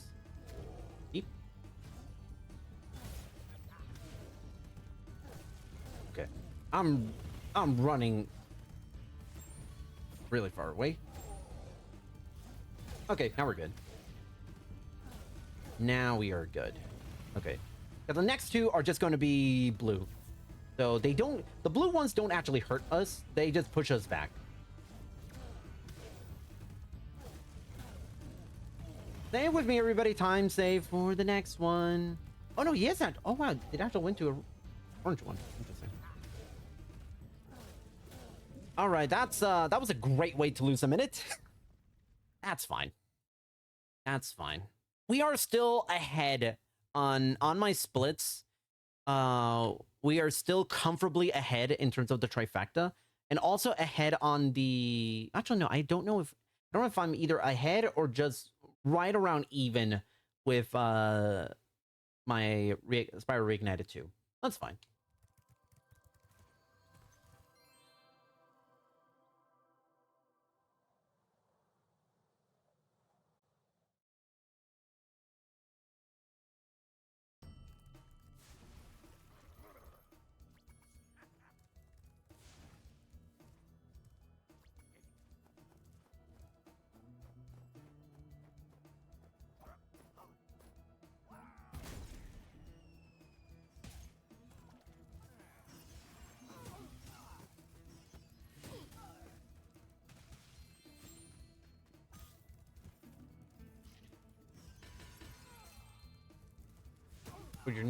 What you are meant to do, actually, you're actually supposed to free these little guys, but not gonna do that because... Okay. This is what happens when I don't be a hero? There we go. Usually get that relatively easy, but that's fine. Yeah, because those NPCs, what they do is they help you out with getting to that little platform. But instead, we just did that whole thing where we just go for good little perfect hover and torch jump.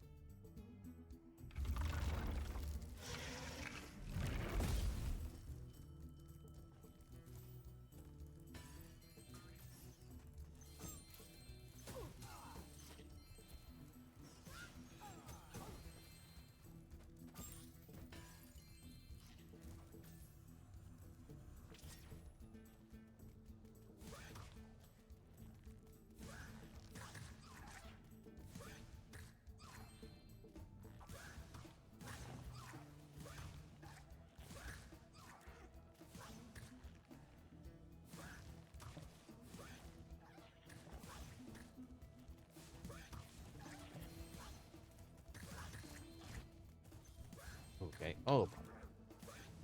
Hopefully. Okay, perfect. Okay. This is a weird minigame because some of those enemies respawn way too fast, or sometimes like they actually don't register the hits as they are intended to, which is a little bit bizarre. But so one thing that I sometimes like to do now in runs is just essentially ooh, nice. This little gem collecting. I honestly should have gotten a hit, but because I hit it at the same time as the cutscene was about to play, Spyro does not take any damage, but he still collects the gem, so that is great.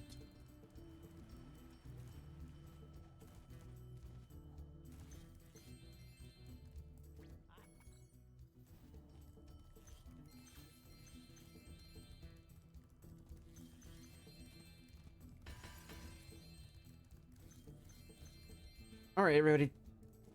Everyone say hi to to Spyro 2's arguably maybe the most beloved character in this entire trilogy. Say hi to George. George is just a lovable cutie. He's never done anything wrong, and I genuinely mean that. All he wants is some fish. Like, look at him. Look at this little guy. It's so adorable. We're kind of almost approaching 8 a.m. on the East Coast, so Good morning to everyone who is just starting to tune in. We are fast forwarding through this Spyro Reignited Trilogy, 293 collectibles, no major skips, trifecta run. Done multiple times, 5 times fast. We're done with Spyro 1. Come on. Okay, there we go. I forgot, I don't even need to go on top of that skull a second time. Just go all the way and just transport him, and should be good to go. I believe this is time save over my PB, which is also a world record. Actually, officially it is world record. Unofficially, it is not, because we did have a runner beat that time, but I don't believe it is on the leaderboards yet. So officially, I still am.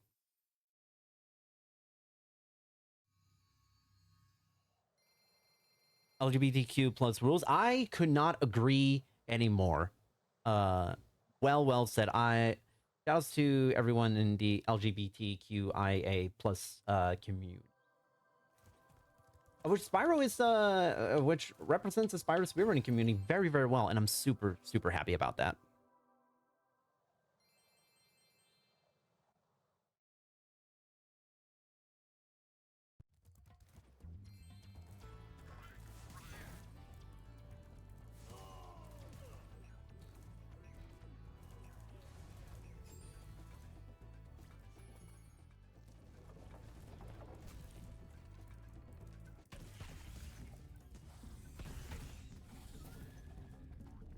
Trying to see which of these hatch, and this vantage point is a great one to kind of figure out which ones are going to hatch.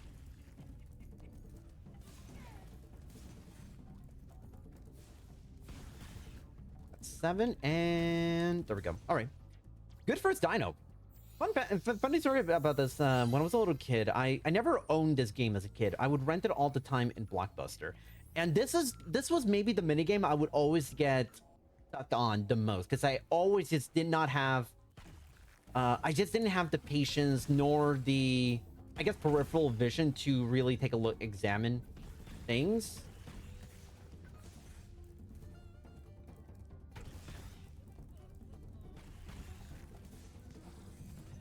But now with speedrunning, I get to do something 6-year-old me wished he could have done. Get both of those orbs in one go.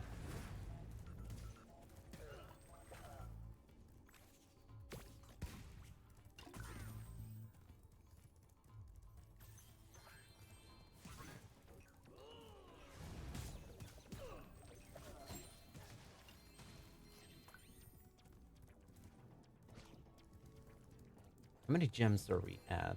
390. A little bit low on the gem count, but because we need 500 up, we are going to be fine.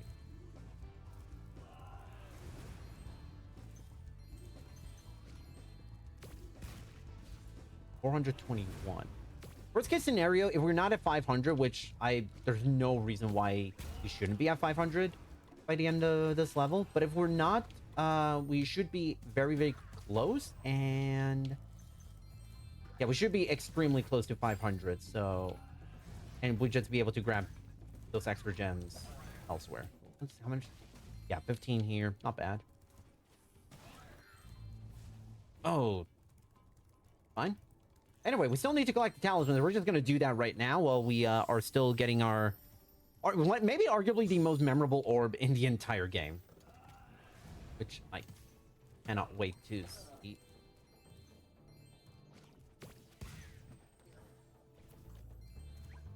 For anyone, I can't wait for the people who have never seen this. Ooh, got close. No, okay, that was playing way too close to the fire. Get it?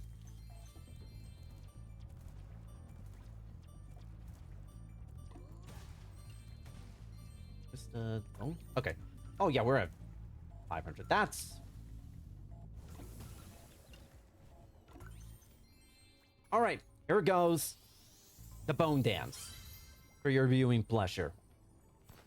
And you're gonna see almost the entirety of it because I actually can't skip it.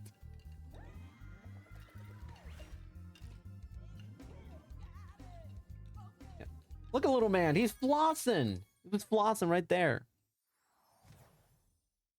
Obviously, the floss was not the dance he did in the original PS1 game. I think it was more of like a disco move type of deal. 555. Okay, gem count's fine. This is fine gem count.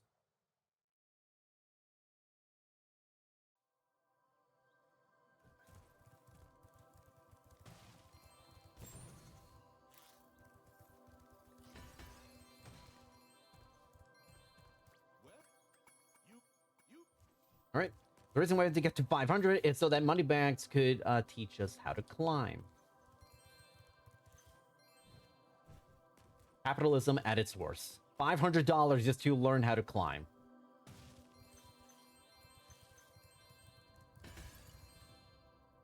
And we still need a lot more gems. We're gonna need maybe like we're gonna need like still like over 2,000 gems if I'm doing my quick math right. But thankfully, we are going to have to do every single speedway level throughout the game. Oh, really? Okay. So, and every speedway level, well, in Spyro 1, the flight levels only give you 300 gems, but in Spyro 2 and 3, speedways give you 400 gems, which adds up tremendously, especially in a category where we want to try and not waste time in terms of... Oh, really? Come on. Waste in terms of wasting time for collecting gems. And we want to get to the thing as fast as possible.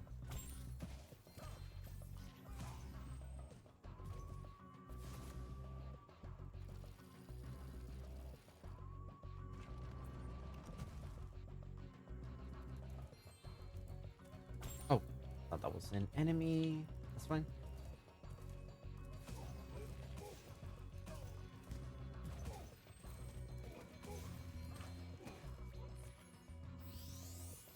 Oh yeah, before I forget, I want to put a pin on that skeleton that was doing the funny little dance.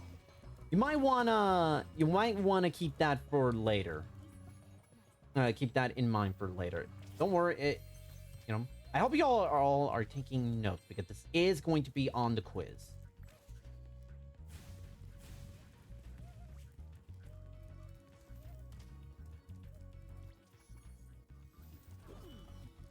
Now, oh boy, here comes like arguably one of the least liked minigames in the entire trilogy.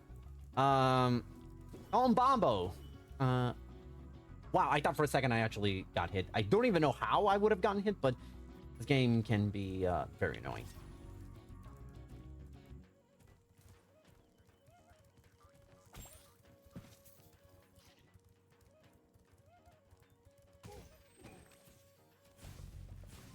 That hit? Okay.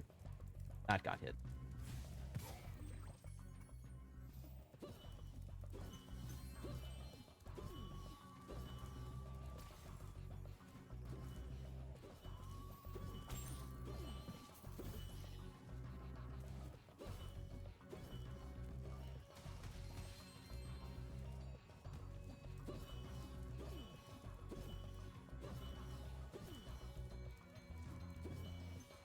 Have to be hyper careful with making sure that you don't get hit. There we go. All right. Now comes like an interesting one for the third flag. So we're gonna go back to the very start of the level. First of all, I'm going to collect all these gems. Fine. We still need some. Okay. Got a lot of free gems here that I do not want to miss.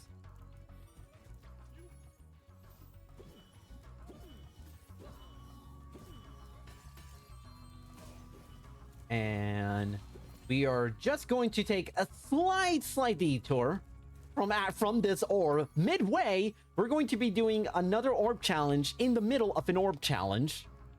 And we are going to help Hunter grab some monkeys. Yeah, the Hunter mini games plot-wise, they really don't make any sense.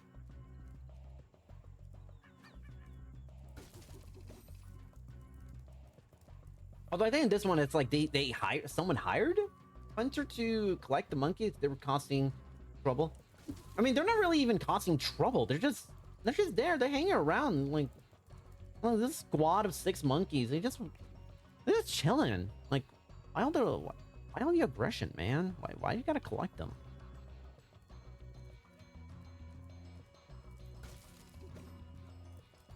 I have to be like way. Really? Okay, he was not done. There we go. Huh? That was weird. But anyway, you want to be as far away from Hunter as possible because the monkeys will occasionally throw coconuts. Let's call them that. They will throw coconuts, and the issue is if you sometimes they could hit Hunter, and if they hit Hunter, then you have to restart the challenge from the very beginning.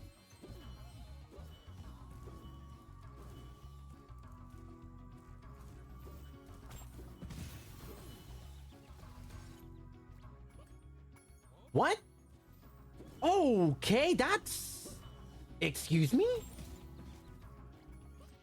Excuse me? What? He did not... Did getting that fireworks chest actually restart the mini? That's... Huh. Interesting. Okay. I've never seen that before. Interesting. Okay, we're just trying to minimize the time loss here because on my PB, I did do the entirety of the challenge first try. That is... Okay, it's actually not a bad time. It's like 15 seconds. I can deal with it. I can deal with that. All right. Excuse me. All right. I've mentioned a little bit of the about the soundtrack in this game, and there were people that were also mentioning like what they which of their sound which of the 3 games' soundtrack is their favorite. But in my own personal opinion, this next level, it's no contest. It's the best level theme in the entire. I would say arguably. I would argue it is the best level theme in the franchise.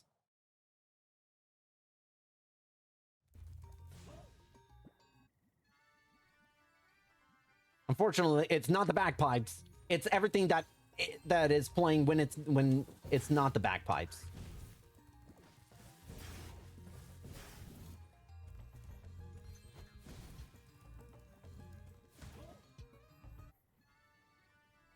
I highly recommend you search the Fracture Hills music, obviously without the bagpipes and everything, because it is just absolutely peak in my opinion. But don't worry, we will be coming back to Fracture Hills at almost the end of this category's run. This is another instance where we're just not able to do everything on the first go around. So this is really only to grab a couple of orbs. Ooh, I missed. I need to grab that enemy. Oh, I also missed Satyr. I know which one I missed. Wow, that's odd. I usually... Oh, no, I don't... What? Which Satyr did I miss? Oh my god, I missed the second one. Oh, that's not great. This is a massive time loss. How do I forget that one? Alright, that's fine.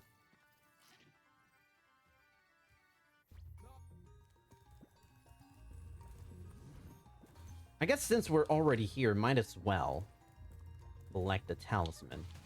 Normally, we collect the talisman last when we're in this level, on the first go around, but since we're already here closer, might as well.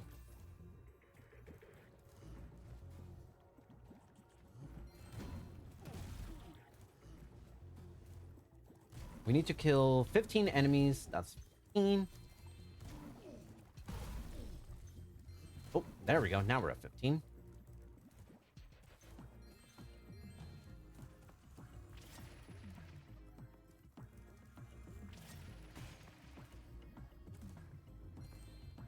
Ah, what? Oh my god, that jumped way too high. Okay, I can't. Okay, you may be wondering. Okay, why can't I just like turn back? I can't. Oh boy. Ah, okay, that's really unfortunate. That's super duper unfortunate.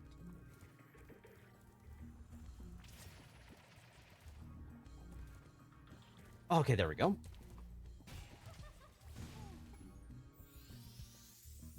Not a fan of the 40-second time loss from that. That's fine. We'll be fine. We'll be fine. It just means that we're able to see more, listen more to Fracture Hills' music, which honestly, how can you be mad at that? It is worth missing a Seder and needing a third try supercharge. It's yeah, no, that was totally intentional because like I said, music is absolutely a banger. Okay. Gotta pay attention to my gem count. Gem count's now a little bit low.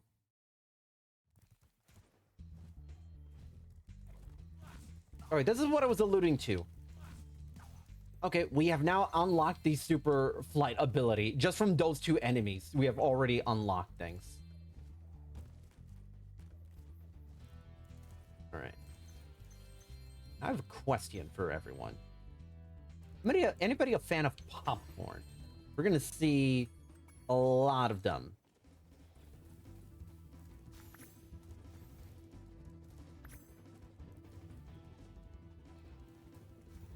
Wait, where is... Oh my god, where did it go? Okay, there we go.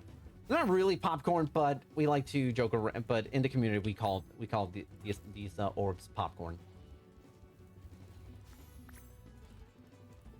Yeah, they are kind of shaped a little bit like popcorn if they were, you know, green and rock-like in terms of their consistency.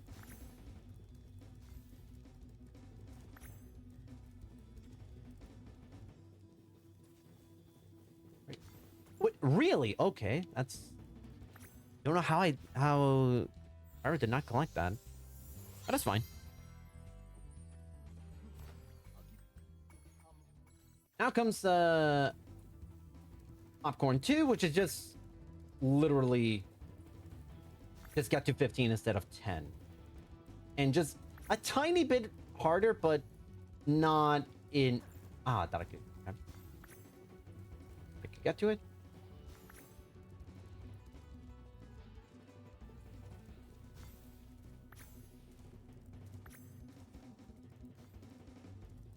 I'm not going to get to it in time.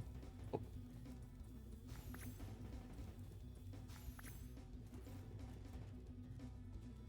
Constantly, I have to constantly be turning around to make sure I know what I'm... Oh. Oh, wow, he was quick on the draw on that one. You know what? I'll give you that one.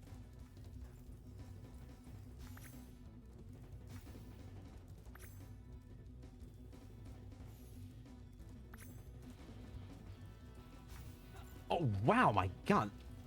You know what? Hunter's locked in. I'm gonna be honest. Oh my god. Okay. Hitbox was not being kind to me. That's fine.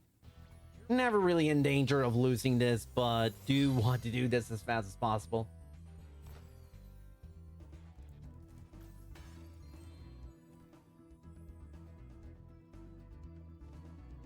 Okay, 550 gems. That's... Okay. Okay, gem count's kind of now like back under control, I would say.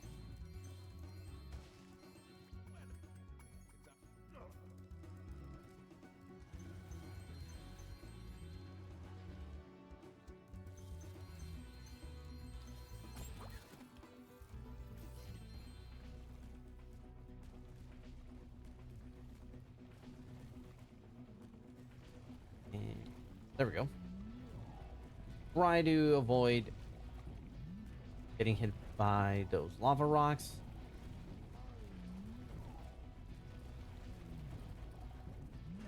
There we go.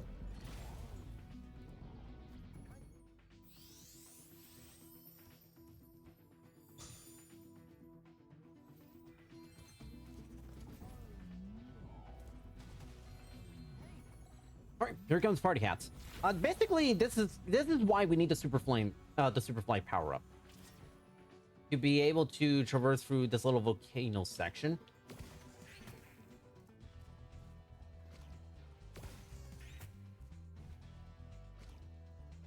And just take care of these guys. There's 12 of them scattered.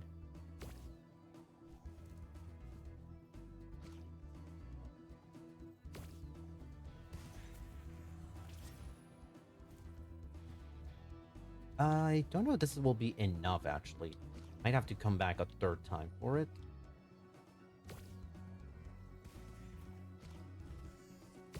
Oh, okay. That's fine. I don't mind taking the damage here.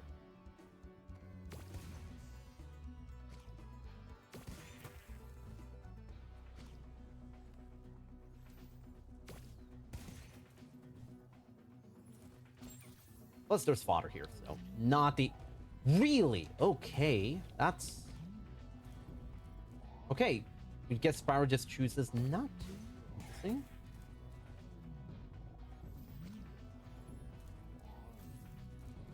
And... Bingo, what's his name, Mo? Right.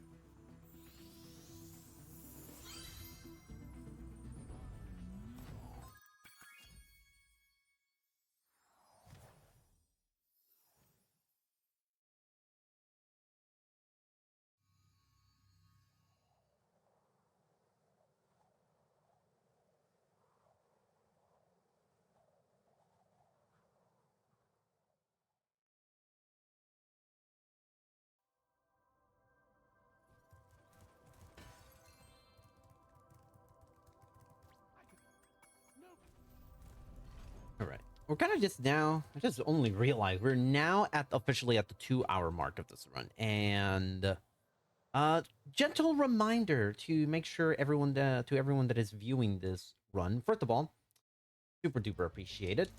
But also just kind of make sure that you're stretching your legs, making sure that you got your refreshments, make sure you're taking care of yourself, because that's important. Want to make sure that everybody is enjoying this marathon for a great cause, raising money for the ACLU, as comfortable as possible.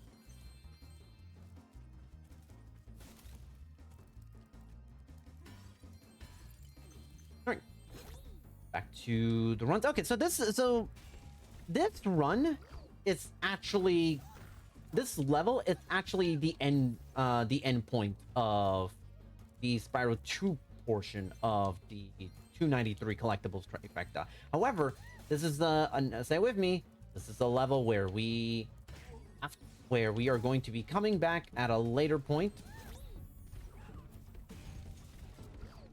because we cannot do everything in this level.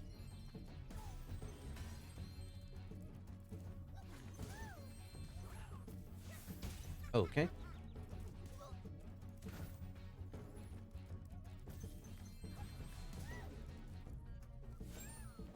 There we go.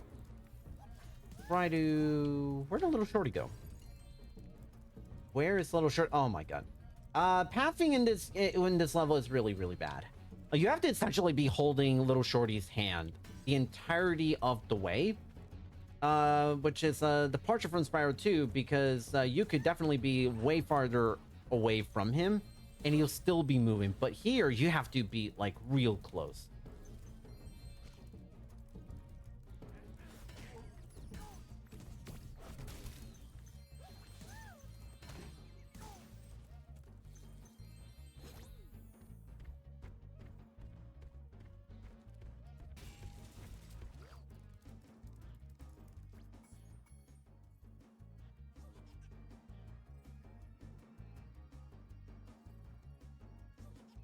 Yeah, but also for anyone who is didn't mention if you want to have a nice little stretch break or a bathroom break, or making sure you're all taking care of yourself. I mean, to be fair, there is also people who are watching this where it is still way too early in the morning, and you're probably just enjoying this in bed, which I hope you're all enjoying this from bed. Oh wait, here,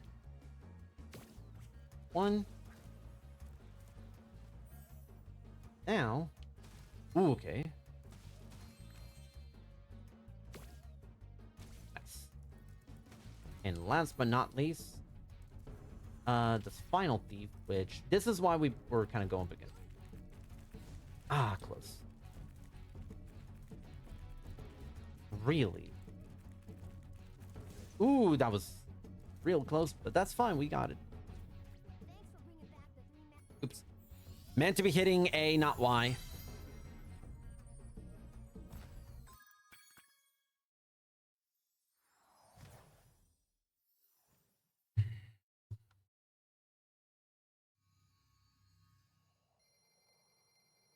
Let's see. What is our gem count looking like? 193 is pretty good. Pretty good. Pretty good.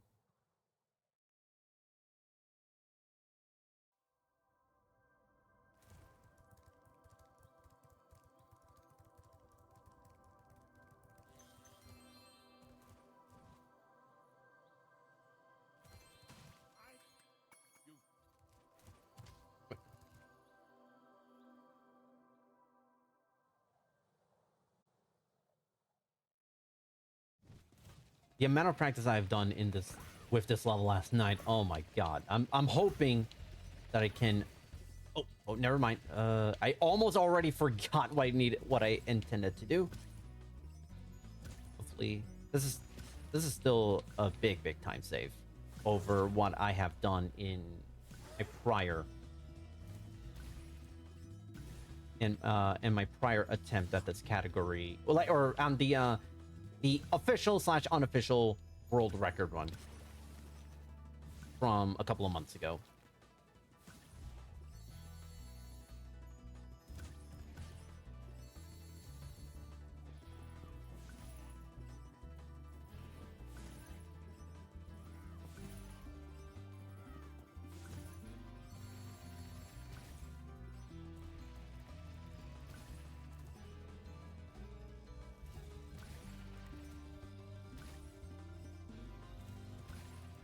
Curious, what's the final time of that one?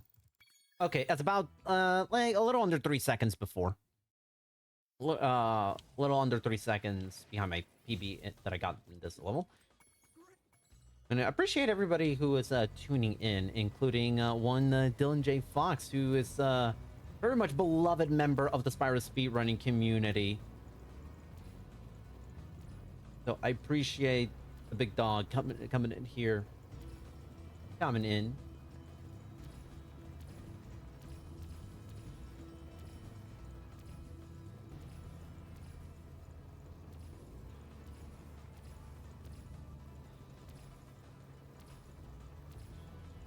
Ooh, I thought for a sec. My heart skipped a beat for a second. I thought that I missed that ring. If you miss one ring, you have to redo the entire thing again. And I am not in the mood to lose any more time at this point of the run. All right.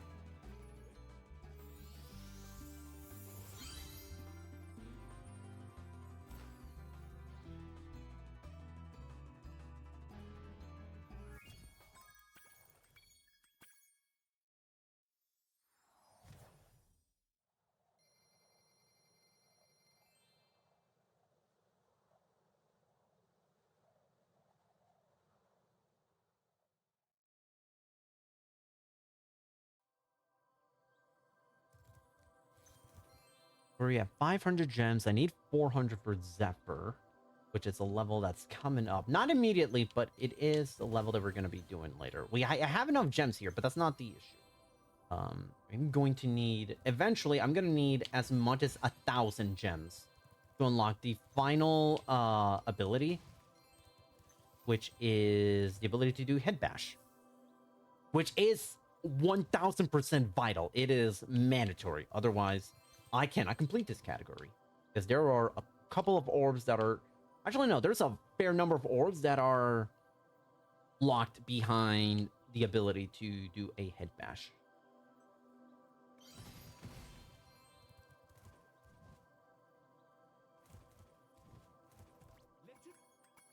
Okay. Being able to have the ability to access Zephyr now we're going to a second straight flight level. Or speedway level. Metro.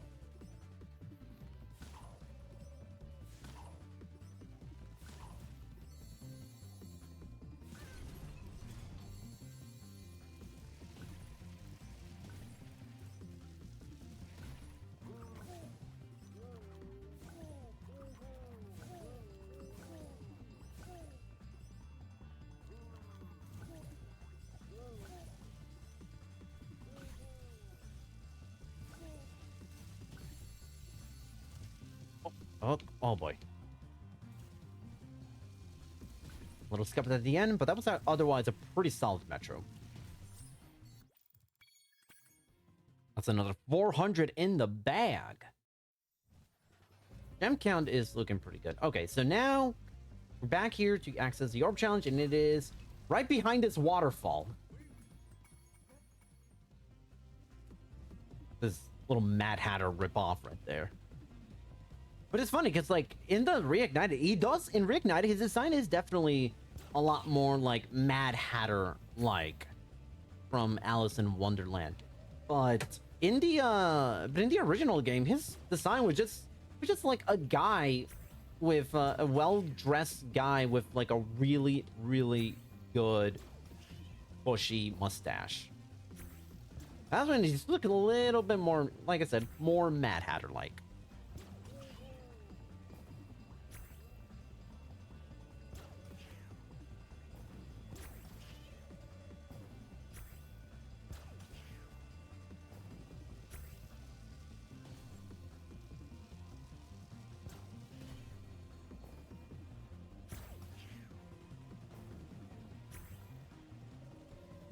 And easy peasy lemon squeezy. That is another orb in the bag.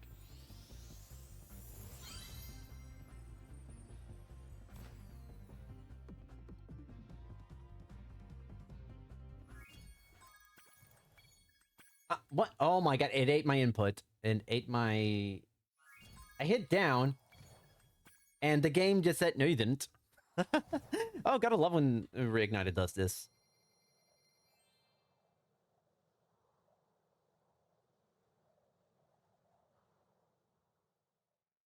All right. Here comes the level of all time.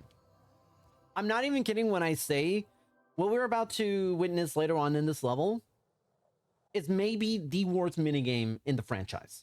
I'm not even kidding. Zephyr is the bane of almost every single runner's existence of this game. Oh, hold on. Whoa. Oh, game. What is going on? The game held down my charge input. That's been happening to me a lot more lately, so I don't know if it is time to start thinking about retiring this controller. I've been using this controller for quite some time. So if this is really gonna be it, now you know what? Oh, there we go. Parting may be sweet sorrow, but boy, what a time to retire this controller if I end up needing to retire.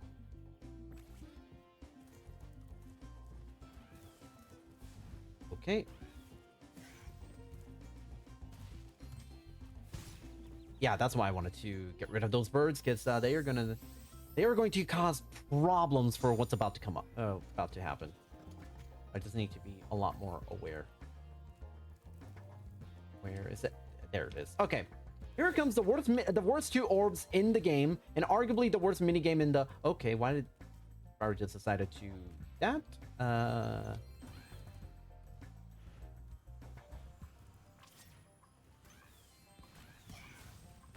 Nice. Cowlex. The way Cowlex work is that you have these. Hello? There we go. Okay. You have these Cowlex, and you have to get them into their, like, a little playpen. I'm not gonna risk it. Because that at that level, that introduces like a potential to soft. Nope. All right. Figure I could get away with not super flaming them, but I have to aim this really well. Okay, good enough, I guess. Problem here is that their pathing is very bizarre. They can get stuck in places that you're not intending to, and it is very annoying. I'm not gonna super flame though. I'm gonna wait until this expires, because actually no, I could always charge them. That is another thing I could do.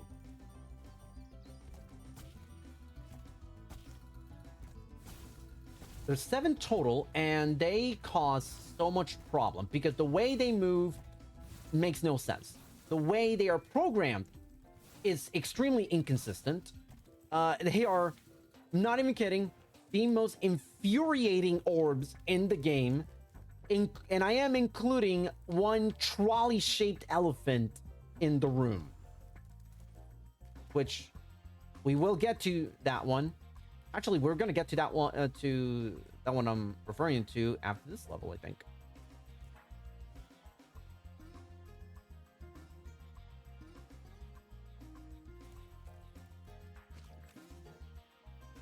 Okay, I'm just hopeful. Okay, thank goodness. Okay.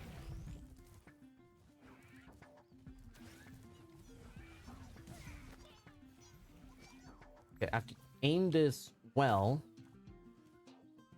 Okay, you're good.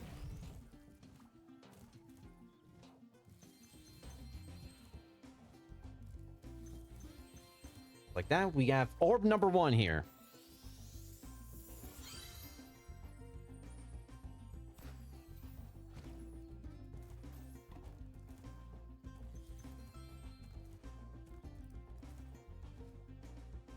And really, okay. Just saying that's I never failed that jump from that distance. It is a very difficult. It's not actually not that. It's actually not that difficult, but it is not an easy jump to do.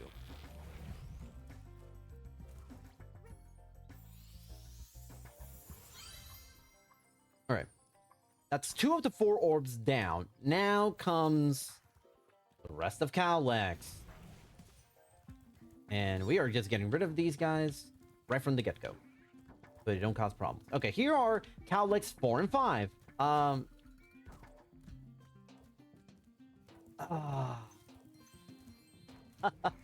boy.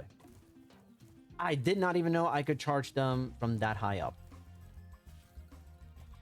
Oh my god, I nearly put them in an area where I don't even know if I can quickly recover.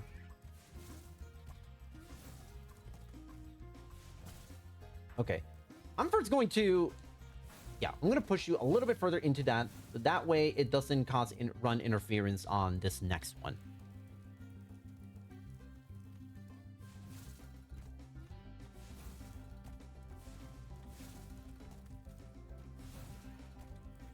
Okay. Okay, come on. You were starting to behave really well, Cowlick number 5. There we go.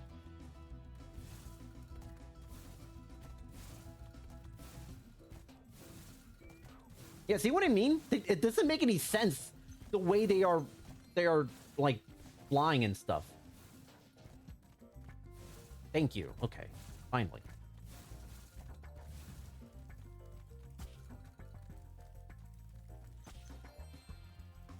I'm not even kidding when I say this is like almost the Dark Souls of Spyro, the Spyro Trilogy minigame. No, okay. Tell me this one I can. Unfortunate. Unfortunate. Wait, how did these two get all the way? Okay.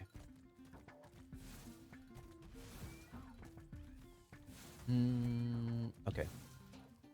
Not gonna go down. Okay. I like number 7, please. Please. I'm asking nicely, please. I'm asking very nicely. Get into your pin. Pen. Said pin. 4. That's 5. And to see, Cowlix number 6 and 7 are there. I don't know why you need me to be the one to collect them, but fine. Can you tell I don't like this orb? This is, like, in my opinion, the worst minigame in all of SRT. There we go.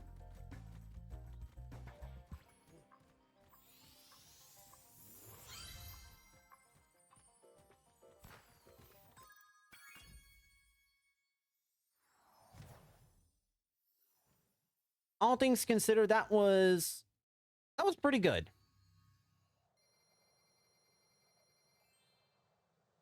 No, not pretty good. That was not run killing, which ironically, not run killing is pretty good.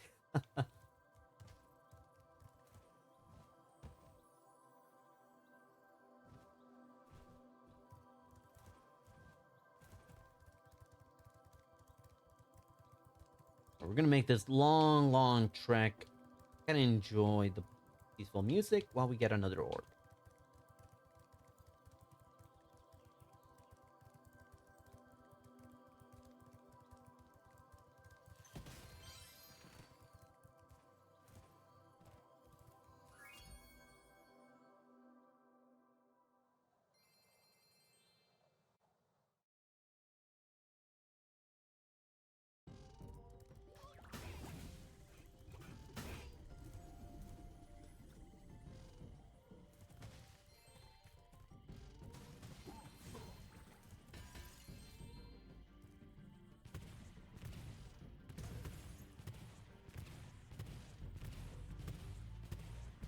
Ooh, come on. Let's see if we can get to that one. And really, okay. I have to try and get all 8 of them. Oh, wait, nope, I forgot. There's a 4th one here that's hidden. That's hidden from this view. Really? That didn't hit? There we go.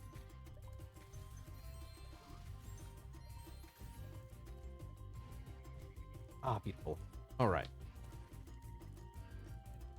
Now, this is the aforementioned trolley orb that we're about to do. Now, you may be wondering to yourself, wait a minute, why aren't you collecting them? Well, in Reignited, we actually can't. Not from this state. We have to do it from the trolley proper. In the original, we actually could, which actually negated the need of ever needing to actually play the trolley minigame.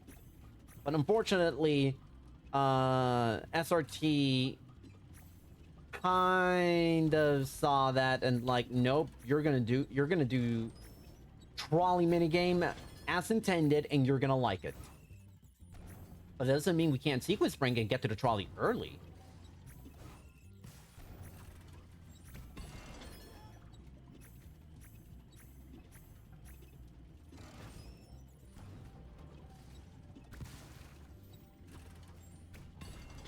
Ooh, that was close. Ah, beautiful. I wanted that one to be a TNT, because if it's a box, I have to jump over it, and there is a chance I actually could was gonna jump over one gear, which means I have to do the cycle like another lap all over for that, just to recover that one. All right, there we go. Hot take. A lot of people complain about this orb being the worst orb in the game. It's really not. I think people are exaggerating a little bit, and also probably letting childhood, their childhood kind of blind them to the truth. That is, this orb is actually not that bad. It's not fun. It's not fun, especially if you fail it. Oh no, what? Oh my god, it just did not want to. I just did not want to do this. Okay, that's fine. At least I'm at full health. That's what I'll tell myself, I'm at full health. Which actually, honestly, it's actually good. It's good that I'm actually at full health. This is not the method I would have preferred to get to full health, but that is where we are.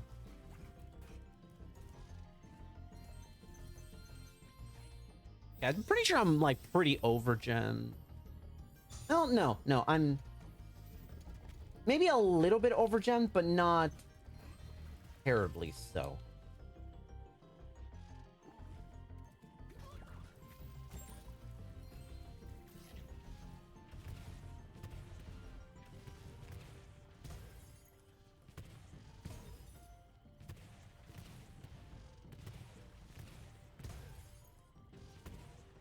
Really? Interesting. Okay, come on. How is he dodging all of these? Oh my god. Thank you.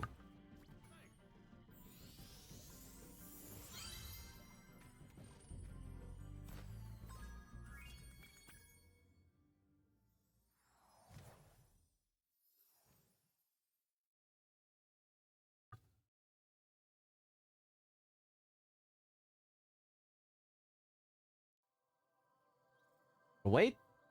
Now. Alright, here comes Gulp. The worst boss in the entire trilogy. I'm not even joking. Gulp in the original is not fun. In Reignited, it's actually worse. First of all, got an absurd amount of health, like more health than literally every boss. No, actually no. Health-wise, he has as much health as the final boss in Spyro 3. Think about that for a second. As much as the final boss in Spyro 3. And technically, Ripto has more health. But it is not fair because he does have he does have 3 faces, which is not fair. Really? Oh, okay. I did not think the blast was gonna hit me like that. I have to be extremely careful now. I'm hopeful that I can still keep the... So basically the way it works is that these birds are gonna drop off ammunition. Or fodder if you are like me, have skill issue and get hit, not realizing the blast radius. Okay, okay, I'm at full health. We don't need any more. That's actually now... Because I got 3 hits in, it basically... What was supposed to happen is hit 1 introduces bomb, a barrel. Hit 2 introduces barrels. Hit 3 is supposed to introduce rocket. And then after that is random. We want to try and get a rocket because it is the best way to stack damage and hurt him like as fast as possible. I'm gonna try to... So I'm not gonna throw anything because I want to wait and see what the other eggs provide. Okay, that one, I don't even understand how that one did not. Ooh, beautiful. Yeah, this is what I'm talking about. We keep that in our mouth and just kind of have it like almost like on reserve to ensure that like if we need to fire it or if we can get away with basically stacking and keeping a rocket on our mouths for reserves. And just wait until these... Okay, that's a bomb. And that is... Okay, double bomb right there. Oh, that's unfortunate. That's really unfortunate. Because now we're going to lose time from 2... At least 1. Likely 2 laps of the birds giving us fodder. Which I appreciate the fodder. Don't get me wrong. Oh, actually, wait, no, inches.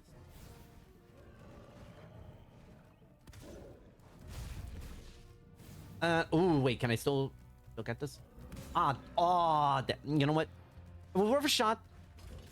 It was worth a shot. That's all I'll say. Okay, now we need fodder. Now we need the fodder for sure.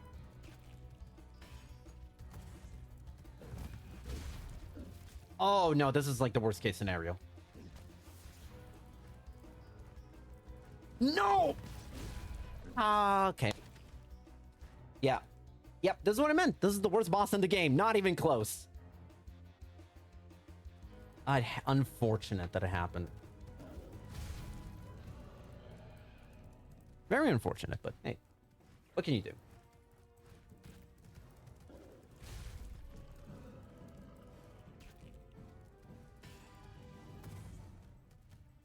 Yeah, no, this game does not operate properly sometimes, and just does not want to behave.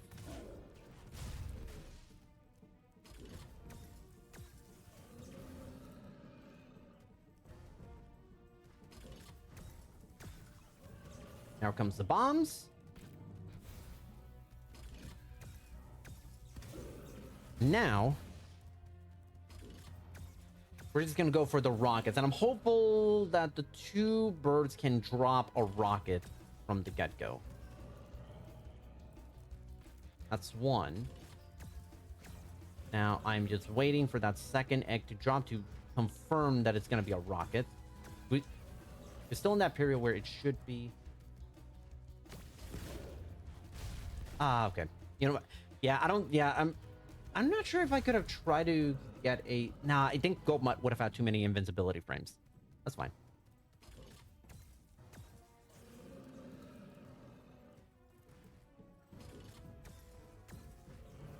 Oh, okay. You know what? What's on? Ooh, right. And I missed. And he missed. Cool. And aha. Really? It's still going? Okay. That's oof. I got scared for a moment.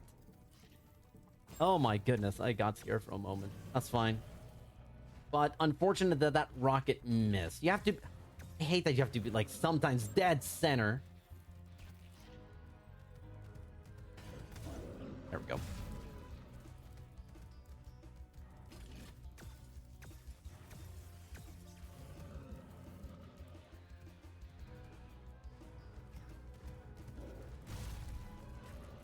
That's a bomb. But let's see what for number 2.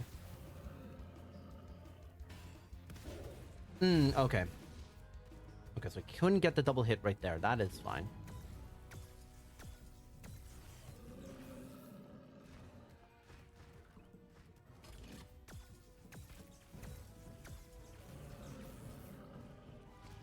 What is this? Wait, where's the... Oh, okay, beautiful. I'm taking a hit right there, but... okay. Damn. Hopeful. I was hopeful I could still manage to maneuver my way around to get that rocket, but that's fine.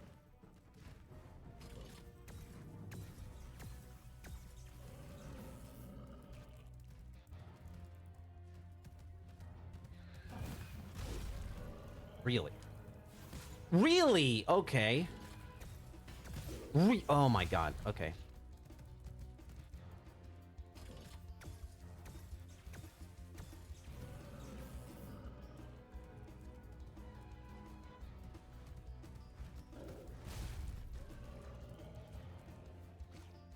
Oh, now it doesn't want to give me... Oh, there we go. There's spotter.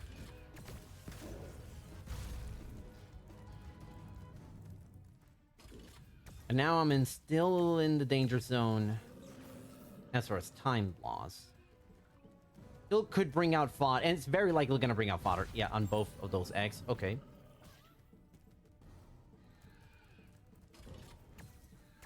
Okay. Please let it be a double rock. Actually, I hope one of them better be a barrel at the bare minimum. Optimally, I would love double rockets, but that's asking for a lot. So I'm hopeful I can get like a rocket or a barrel. A rocket and a barrel. Or just give me... Or just give me a bomb and I'm... Just could not get it, that center. Don't move. There we go. I hate how the interruption works in here sometimes. Come on, one more hit, please, please.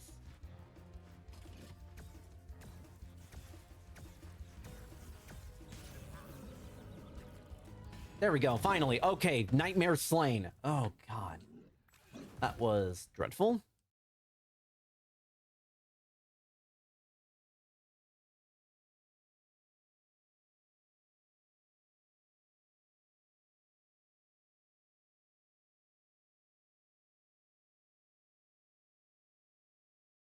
All right, now it's time to get through the rest of Spyro 3.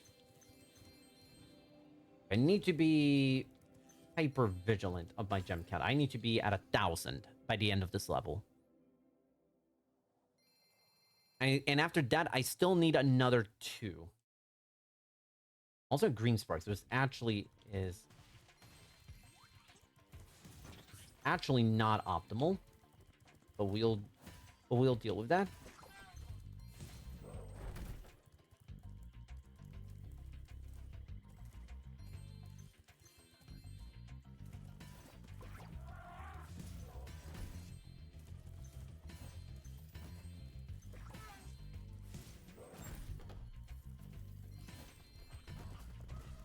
Oh, really? Okay.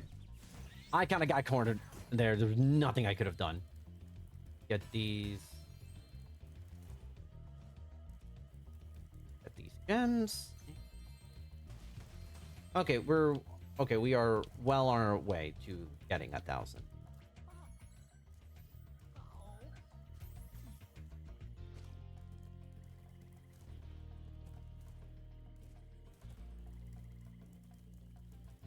Oh wait, no. What do we need? Oh, I need it to go up. Momentary lapse in judgment. Don't, in memory. That's fine. Good.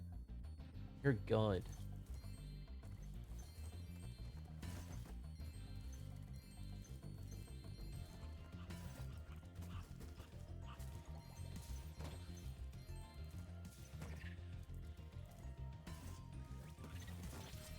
There's 20, and now we can actually begin the, Oh, really? Okay.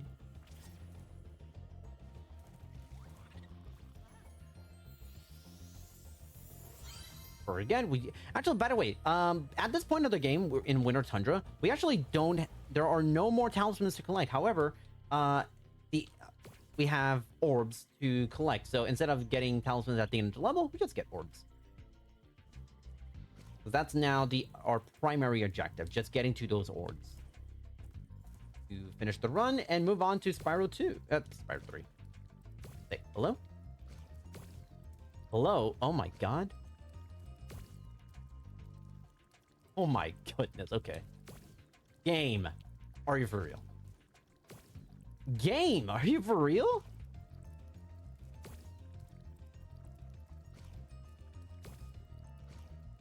You gotta be kidding me. This is unbelievable. Okay. Downtown? Okay. No. What am I doing? This is not even the one. Okay. I forgot. That was on me. That was on me. That's... was thinking way too ahead of myself. It was not this one. It is this one. Great comedy bit. You know, LV, you know, great comedy. Oh my god. Can you tell I'm only operating on a few hours of sleep? Ooh. That's not great. There is a fodder nearby, so that's not the... So that's not a concern getting hit. Not ideal, but it's...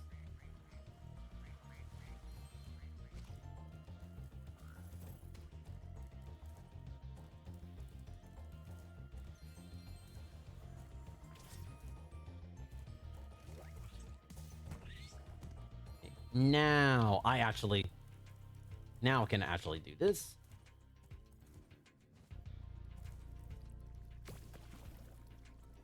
Oh, that was embarrassing. Let's not worry about that. Don't worry about it.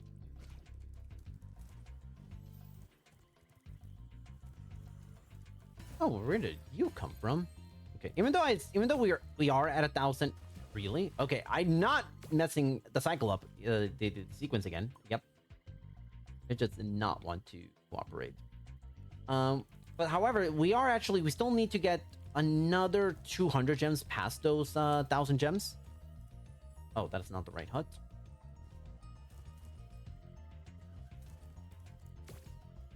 There we go, and that is another orb. We still have one more, which is kind of going up against these 4 kangaroos spread throughout the level that we haven't seen yet, but we will in a second.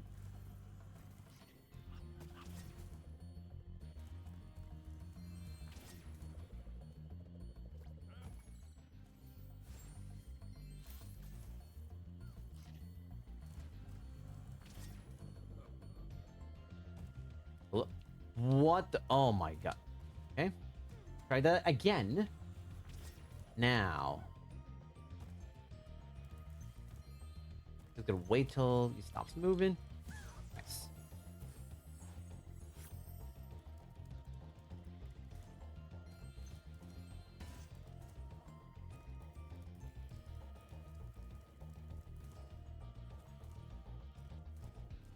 Got it. There we go.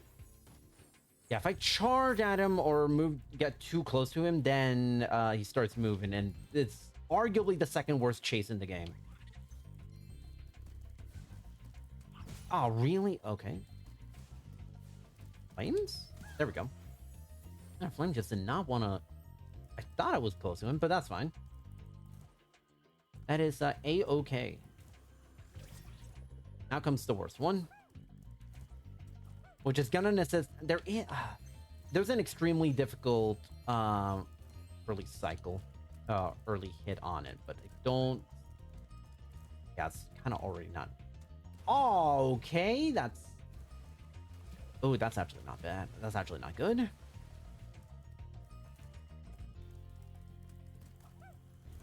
Yeah, the flame would not have been able to reach him, but.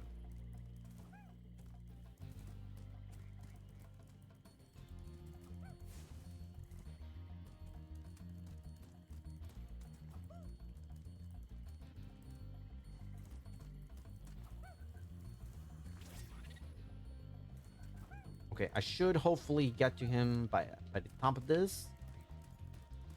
There we go. Okay, not too bad. Not too bad of a recovery.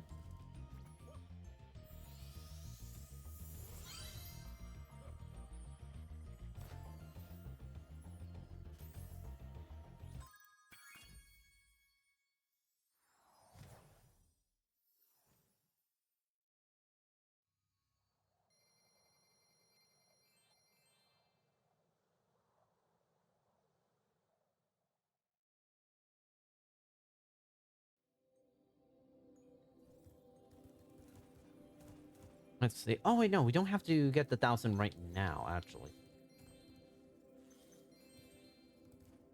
But we don't, there's not a ton of gems to grab at this next level, so I'd rather be safe, and just get to 1,000, and then whatever I get is more catering towards the final 200 that we're gonna need.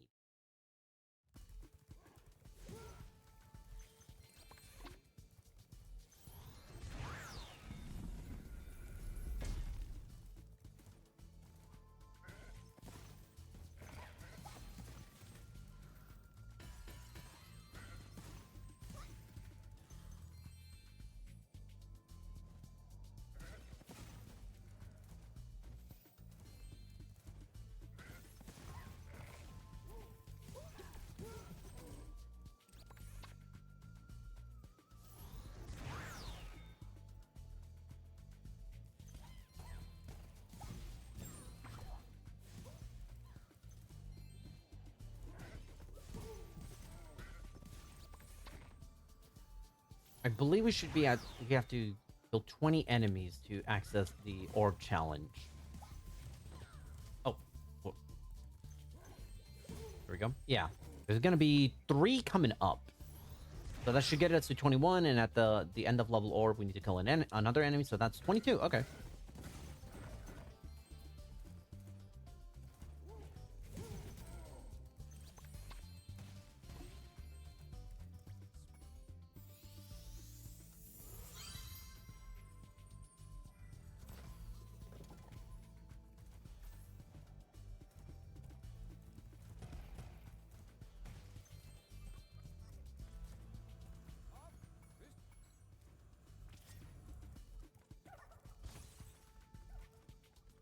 Oh, please. And there we go.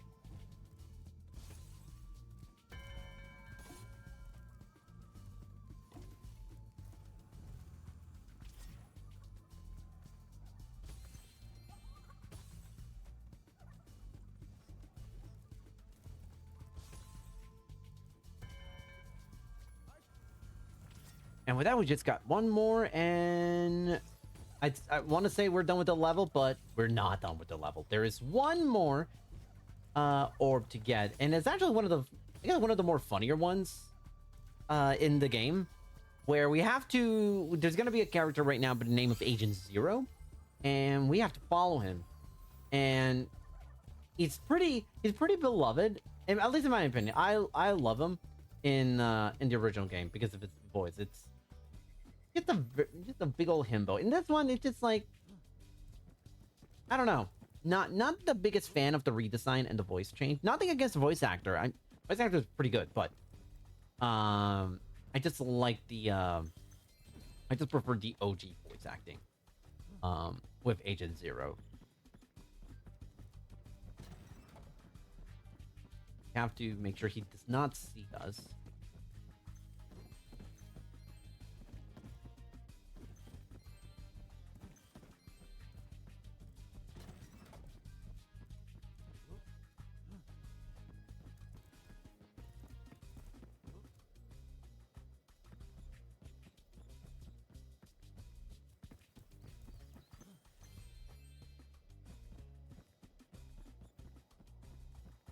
Careful not to touch him, because even bonking him is enough to kind of restart the whole game and fail.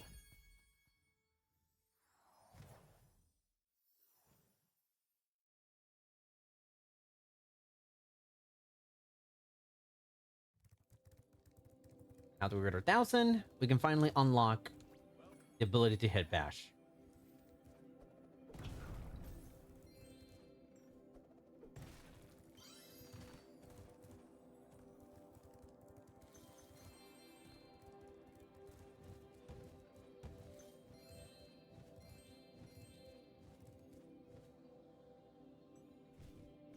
We are pretty much good on gems. Between the next two levels and what's left to of Winter Thunder to be able to access the final money bags check, we are still fine on gems. Hello?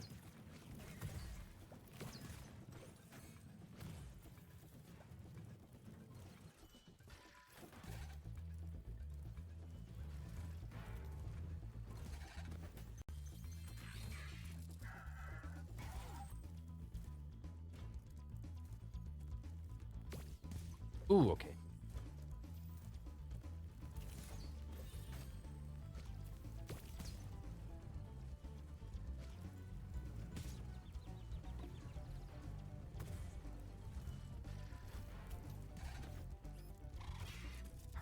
Where's... Oh. Nice. There we go. So basically main object, let's see if we can get this all in one go. I've only been able to get it the ones. There we go. Beautiful. Beautiful one trip.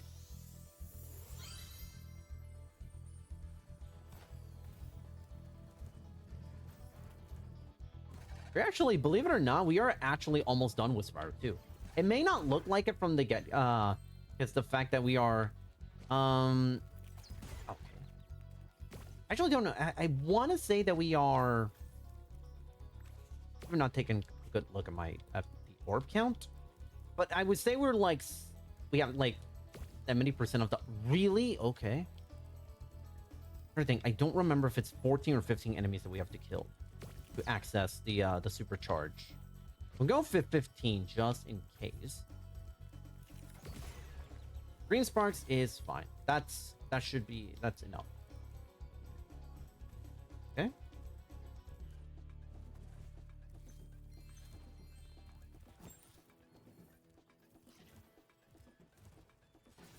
Here comes Farmer Jim. Actually, John. I don't know who Farmer Jim is. I don't even know if there's a Farmer Jim in this game. But you know what? I'll call him Farmer Jim.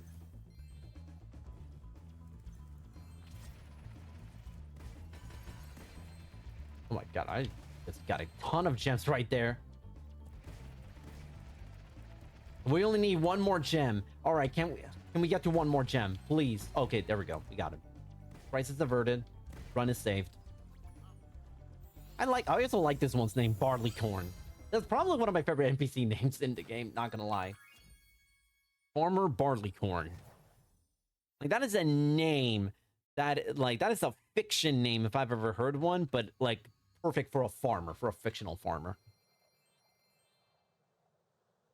205. Yep, we're so good. So good right now.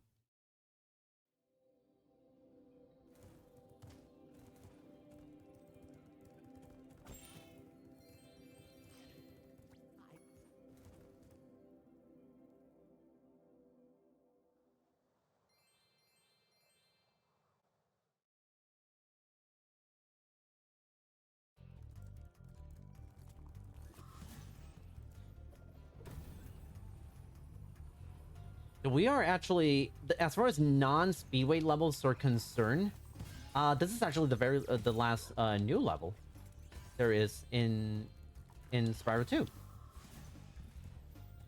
And funny enough, this is actually the one game in this entire trifecta where we actually are not going to be fighting the final boss. It's funny because there's no reason to in this category. Ripto does not give any orbs, nor Ripto does not give any orbs, nor are any orbs locked behind beating Ripto.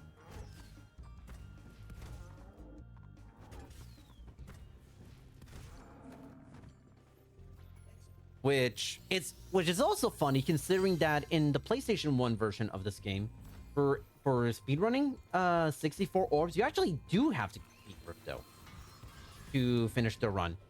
And Reignited, you don't have to fight Ripto once.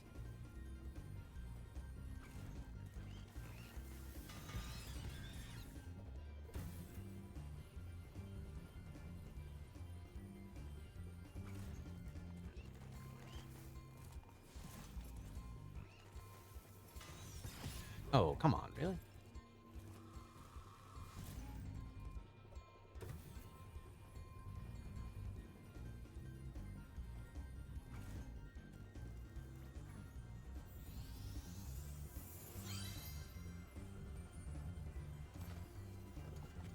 And 12 orbs away.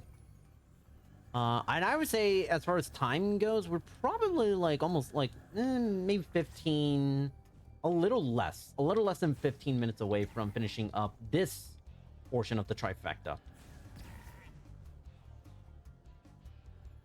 Let's see. Oh, there it is. Oh my god, I lost where you were for a second.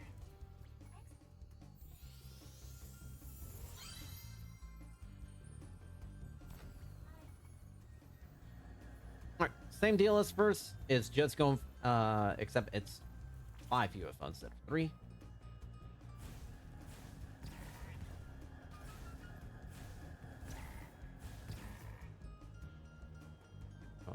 Oh. Last one is, I couldn't get to it in time.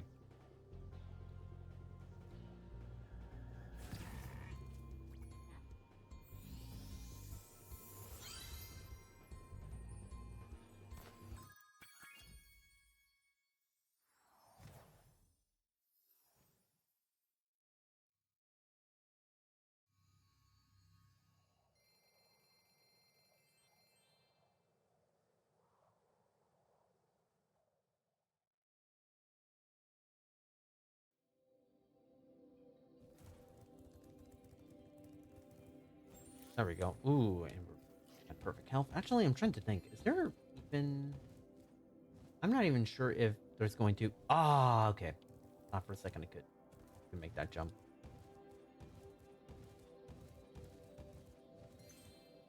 Nice. There we go.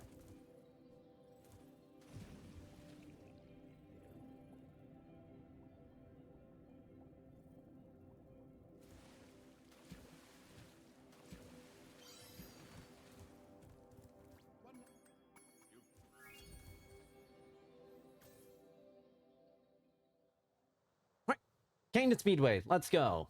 One more before we have to basically go back and recover all the other orbs that we did not have a chance to do so last time, mainly for routing purposes or just accessibility purposes.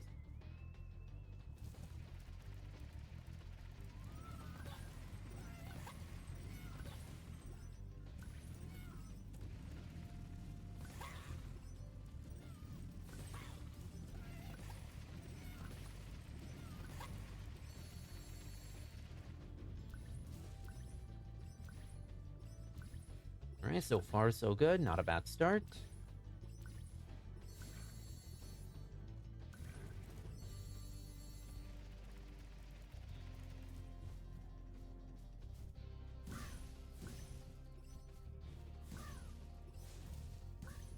Really? Okay, that blink didn't hit. Not a fan of that, but we have way more than enough time.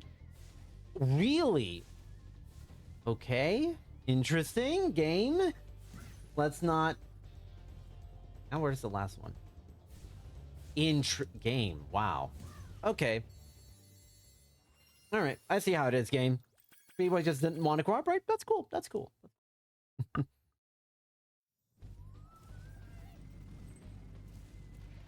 Now, to access the Hunter, the orb challenge from Hunter, get it all the way over here, and this is essentially like an auto-scroller almost. It is. This is an incredibly easy orb challenge. Especially when you can just mash the laser button.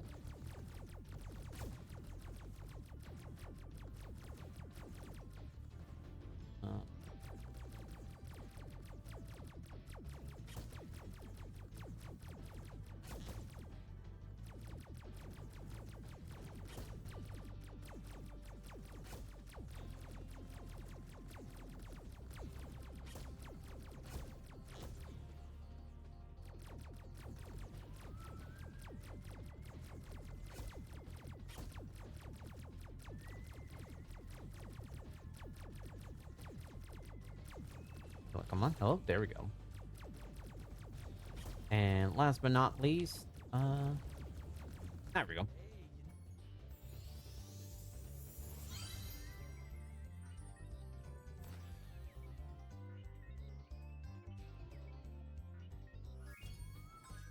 And now comes the cleanup. We're now going all the way. Basically, we're going to revisit it every single level. We have not collected all the orbs.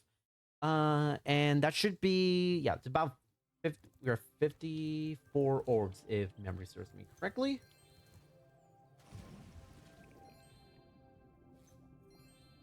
I believe, we're basically, we're kind of at the end here. It's like only a few minutes left in Spyro 2. Actually, no, no, I am right. 8 orbs left.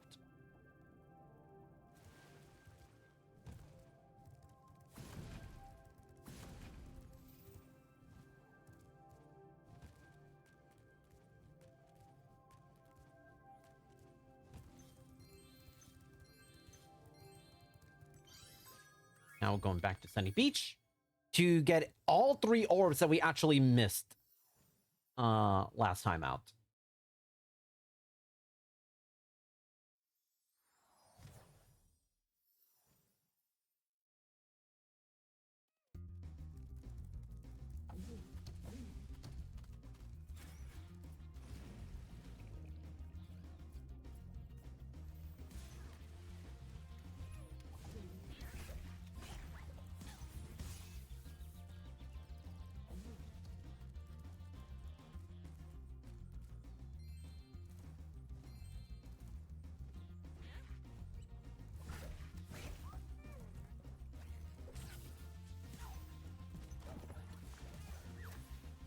I need 11 enemy for the super flame, so we should be... Oh, I'm real short. What? Wow, I missed a lot. Where? Okay, guess we can go back.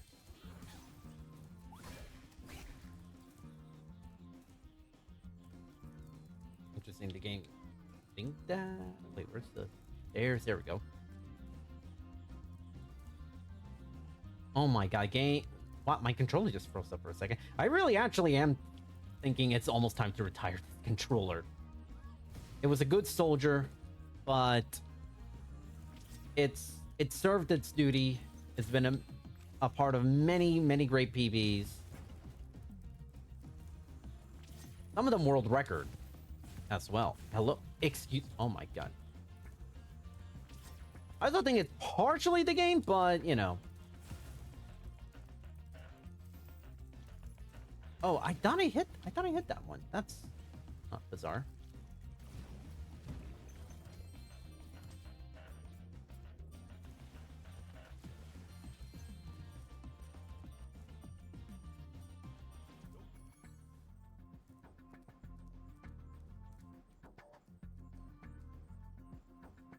All right, I forgot. It starts out here, then over here, then over here. There's 2 orbs locked behind this, and the second one is... Oh, okay. Unfortunate.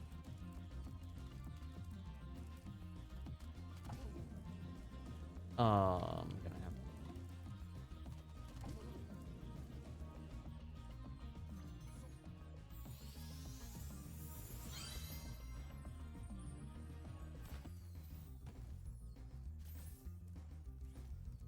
There we go. Now it wants to actually operate. That's weird. Okay. This one's gonna take a hot minute.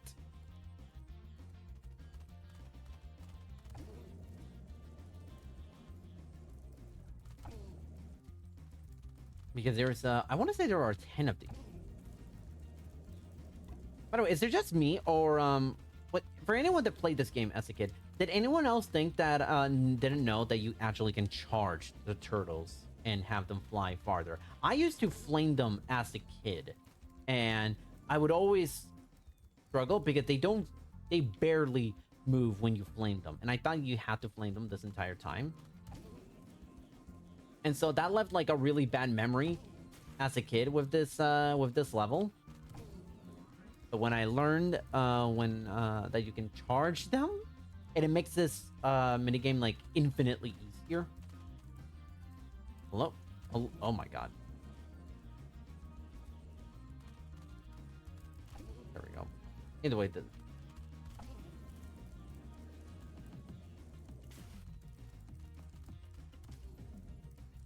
nice. All right, we're not done. We're not done with Sunny Beach. We still have to get one more orb.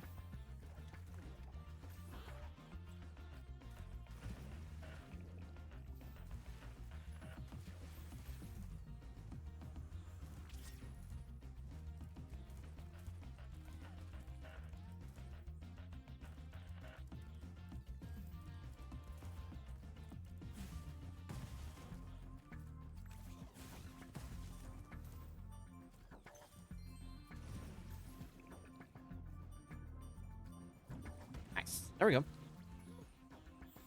All right. I did promise we were going to get peak music later on at the run. And I am pleased to announce we're getting peak music. This time uninterrupted by bagpipes.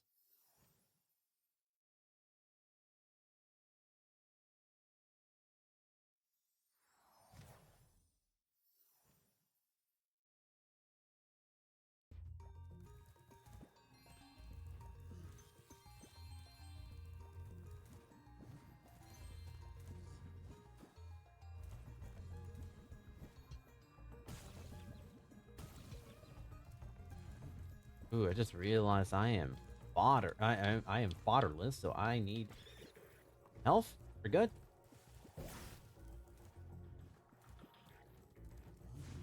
Oh wait, hold on. That's not an enemy we can kill. All right.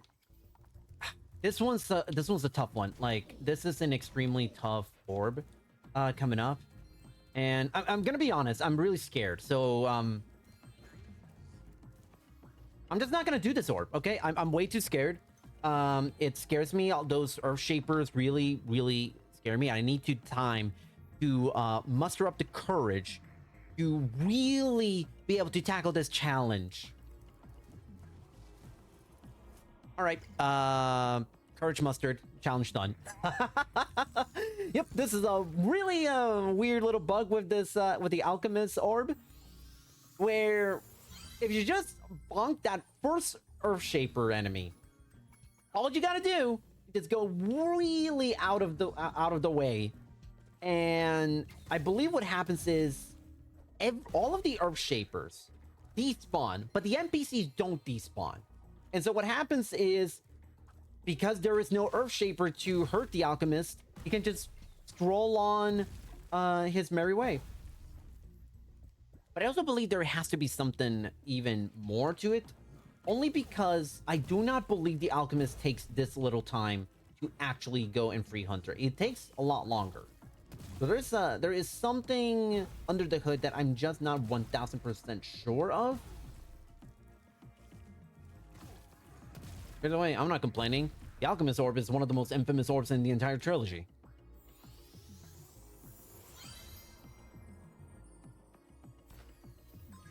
Where am I going? Shady. All right. Final level of the or final orb of Spyro 2.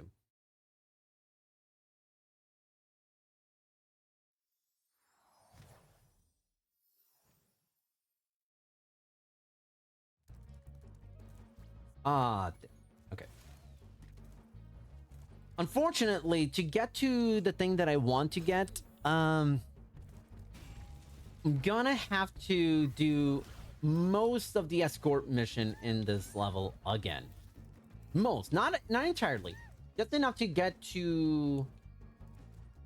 And really, it's not even so much the escort mission that we have to do again. It's that doing the escort mission gives us the number of enemies required to unlock a this level's power up, which is just invincibility. To be able to even play, I think the game. I think the game doesn't even let you attempt this orb until you can have access to invincibility.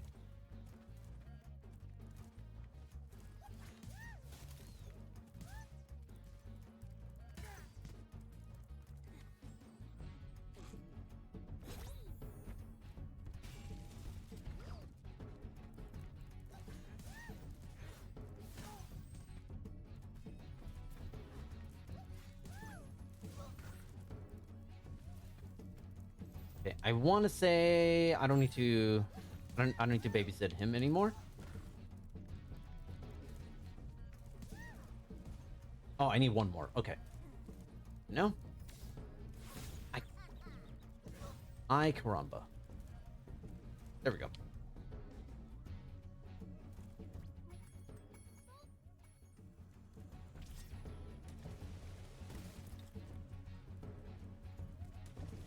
This is the final boss of this category, by the way. This one little mini game.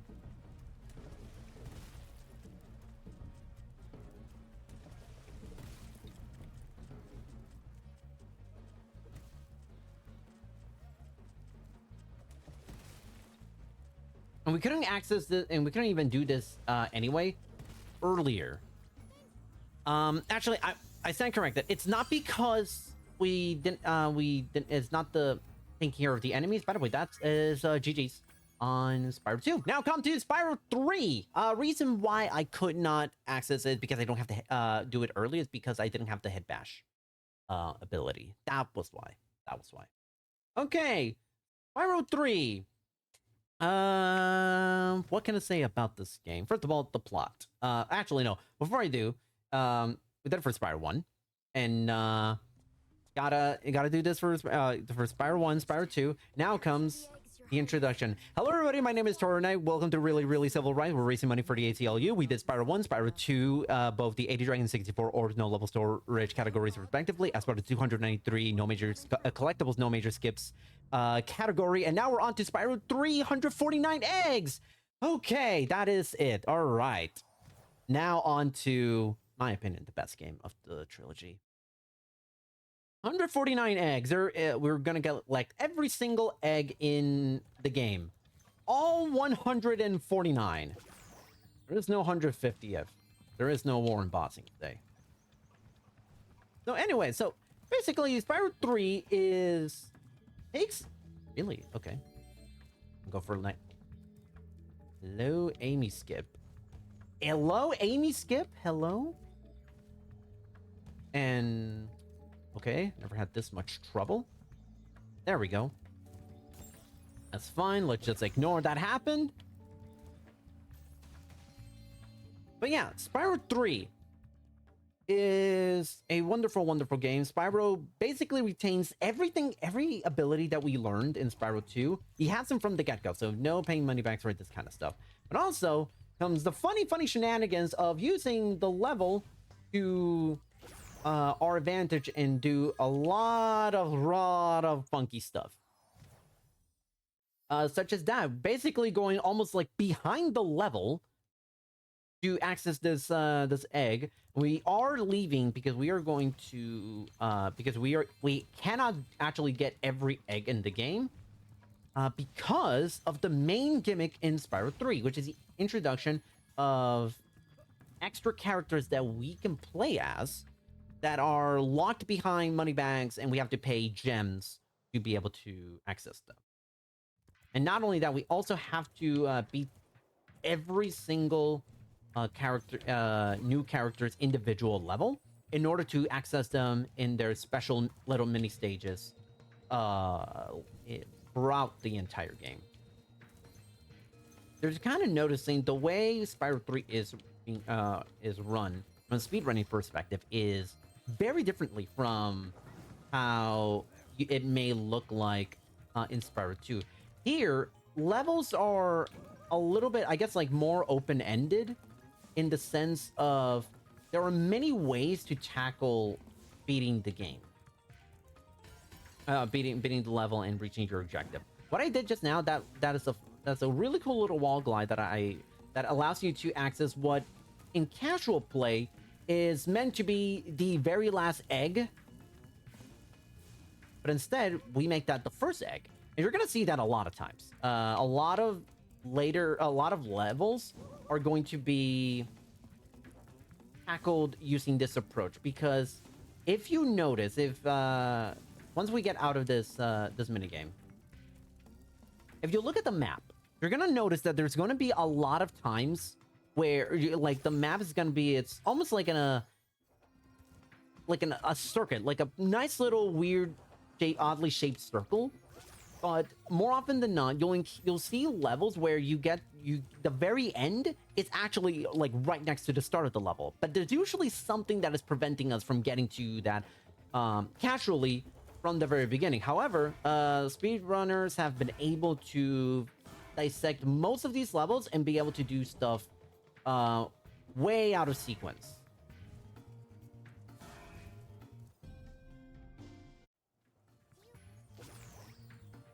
But also the main thing about this level, about this game, is that much like talismans in Spyro 2, there is a collectible at the very end of the level. It's just another egg. However, every level has one egg that we call the end of level egg, where what happens is that is the one egg that is required to quote unquote beat the level. The NPC will give you that egg, and then they will go on to the end of the home world to be able to pull down or construct or whatever.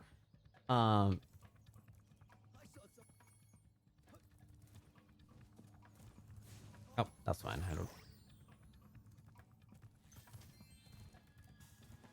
And whatever vehicle is required to get to the next level. Okay.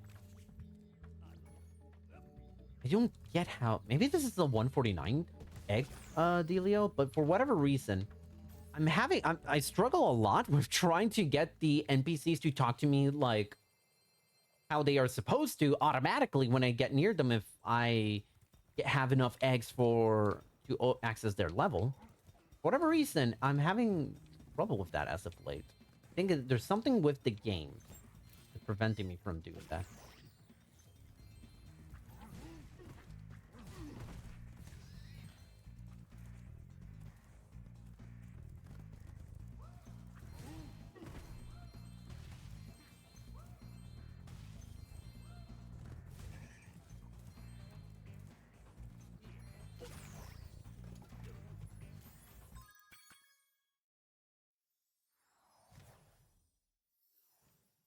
We're going to be coming back to Cloud Spires because this is another instance of animal character that we don't have access to yet. So we're going to have to save it for another time. There's also another thing in this game with moneybags. Moneybags does make a return. Now, the one thing about moneybags in this game, which is a little bit of a spoiler.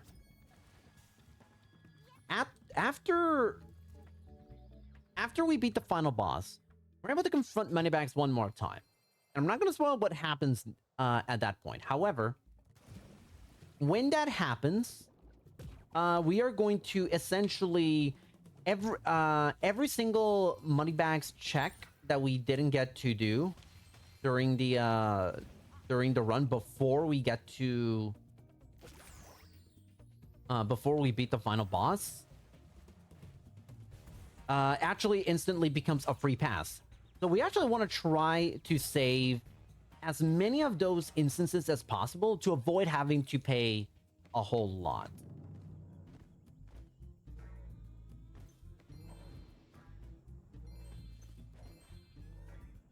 Oh yeah, I forgot to mention, this is Sheila. This is the character, the extra character that we play. One of, I should say.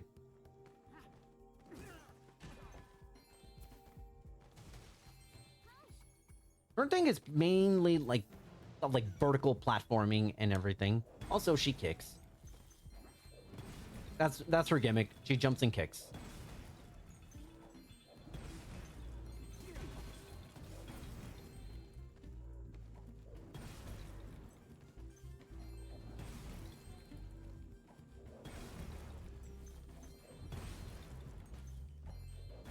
Good sandcastles.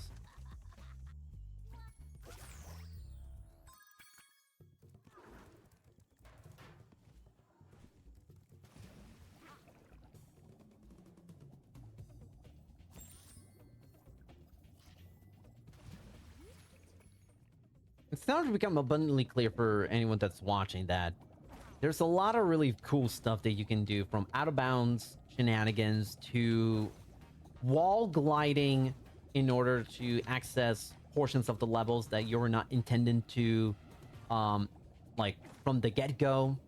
There's a lot of really cool stuff about that in SRT3, and it's partially why I love running this game the most, is that there's a lot of variety in what you can do.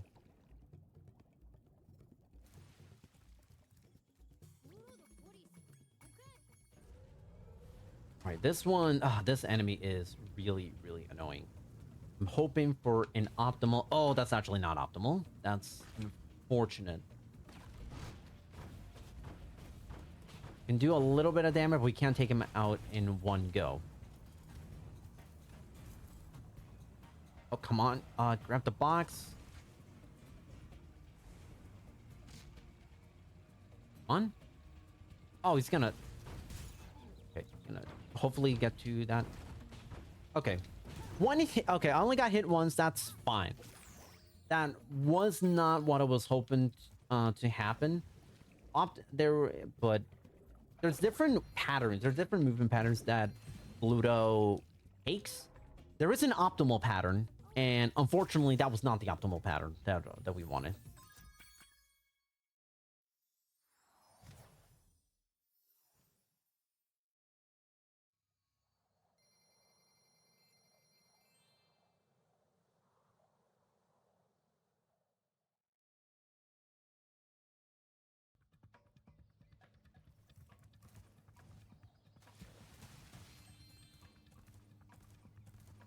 All right, and here comes the return of the flight levels. However, there is something a little bit different with the speedway / flight levels in Spyro 3.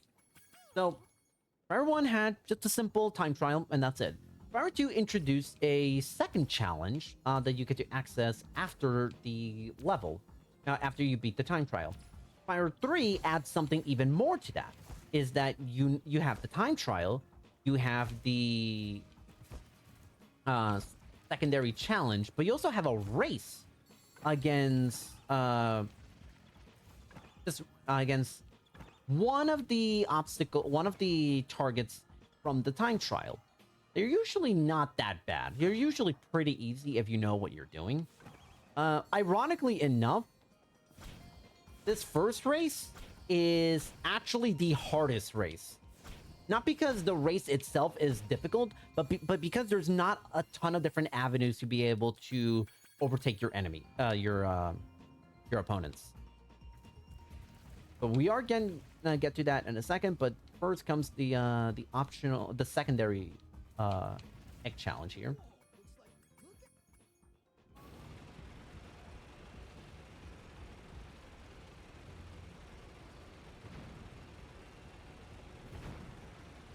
Ah, beautiful. Beautiful UFOs.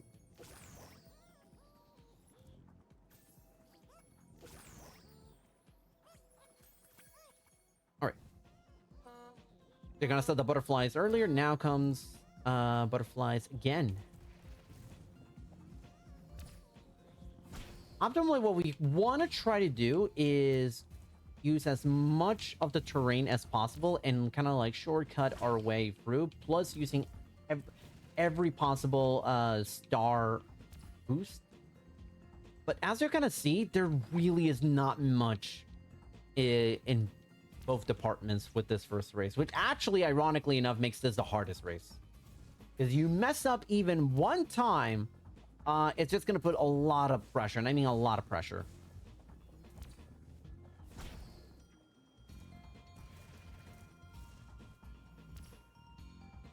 But thankfully, I'm a certified gamer, so I'm never worried about losing the race.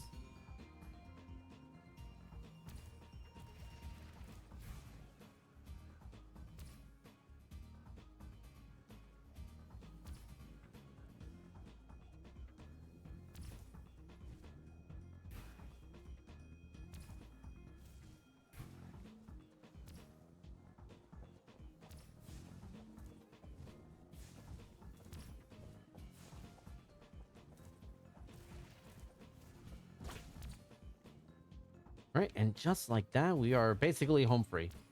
Just need to close it out. Because I do have to go through every single ring. If I missed even one, race is over. I am automatically disqualified and I have to redo the whole race again, which... as you're kind of now seeing with that timer at the top right of the screen, that loses a ton of time. So we want to go fast, but we also want to be careful. All right, sub 2 minutes, not bad.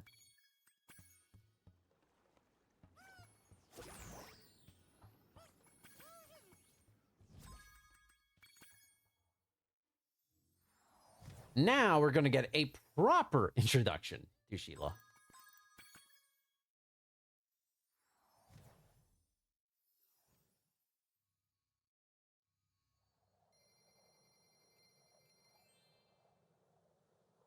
And I'm seeing some more Spyro runners coming into the chat. Hello, everybody. Board Banana, Serve, Urugla. Ignore the comments about Harbor Speedway being the best level in the game. That's propaganda. That is anti-good Spyro propaganda, and I will have none of that. I have a horrible history with Harbor Speedway. Ironically enough, funny enough, the very last thing we will do in this run, not because like I'm dreading it and I'm purposefully saving it for last. No, because it actually makes sense for this for the run to end, routing wise, for this to be the very last thing. But boy, I just do not have. I don't have a good history with that level.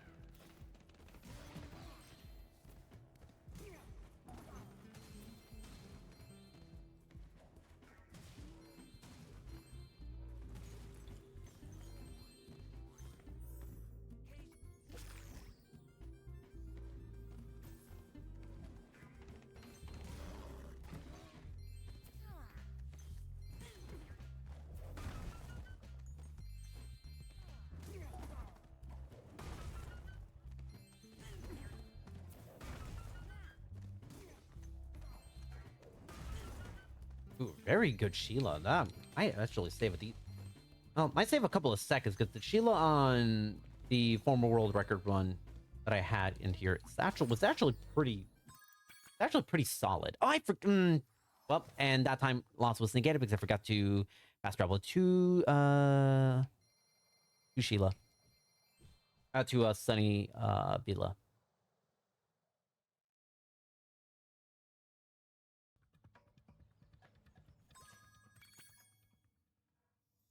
That's okay.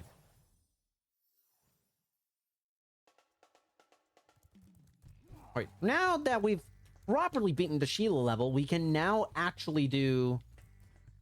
Oh, whoa, hello? That was weird. I don't know if that jump would have made it in.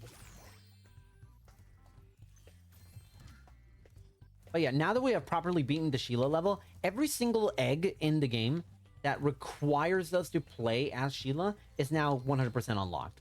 Prior to beating Sheila's level, we actually could not. So that's why it was imperative to be able to do this at this point in the run. Also, it is mandatory. It's just also straight up mandatory to beat this level, that level, in order to advance to the next homeworld.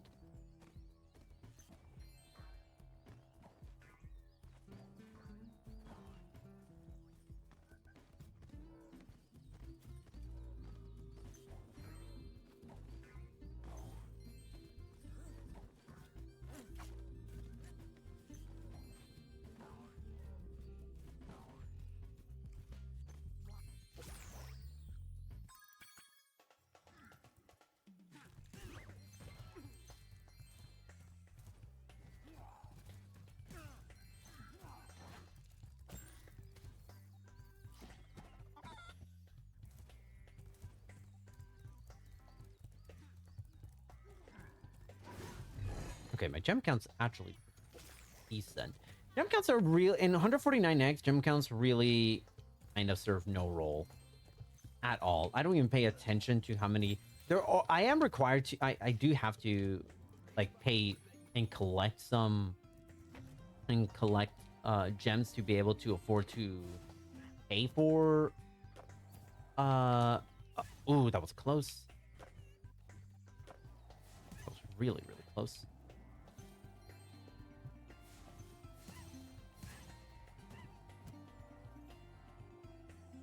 But because we get so many gems like naturally, and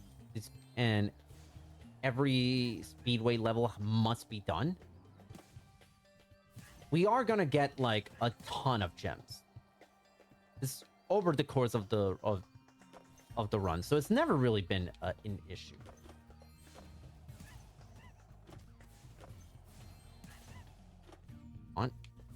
On darn. Unfortunately, I just did not pick up enough speed, but it was very imperative I got that second lizard, even at the cost of being a little bit slow.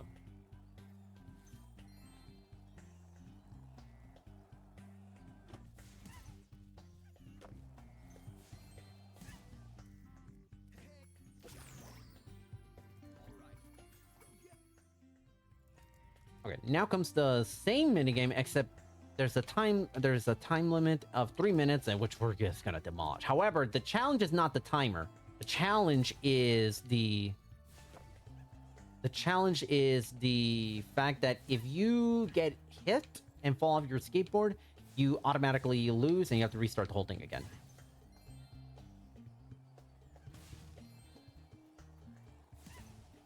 That is something to be careful.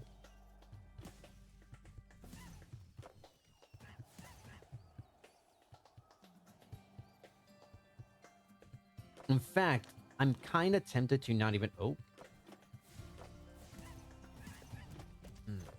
Actually, nope. Go big or go home. Okay, good. I got enough speed. That was good. That was a good skateboard, too.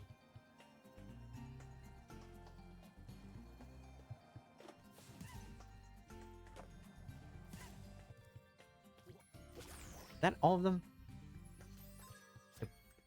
Going back to Seashell Shore. All right, good start. Aside from the awkward little Amy skip deal, which we're not gonna talk further, the start's been pretty good. Actually, pretty darn good. What is my health like? I should be full health. Yeah, I'm at full health. I am super good.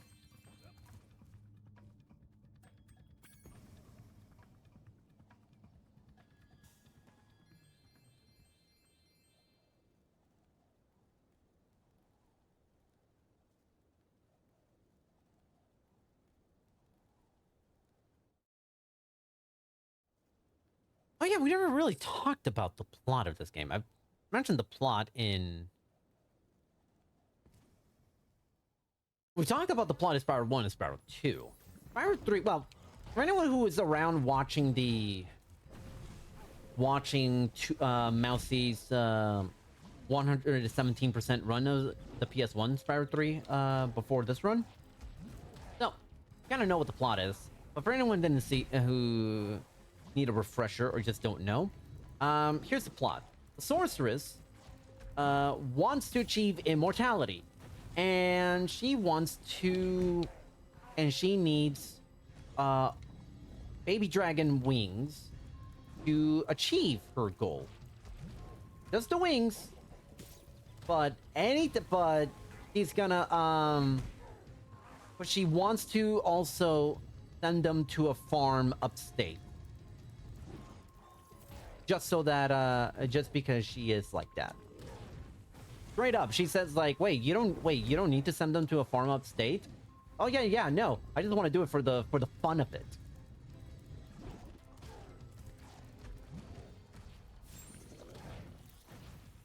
By the way, that was Buzz. Really nothing important to deal with Buzz. It's basically just knock him into the lava and presto, you're pretty much done. The challenge in that is that you have to basically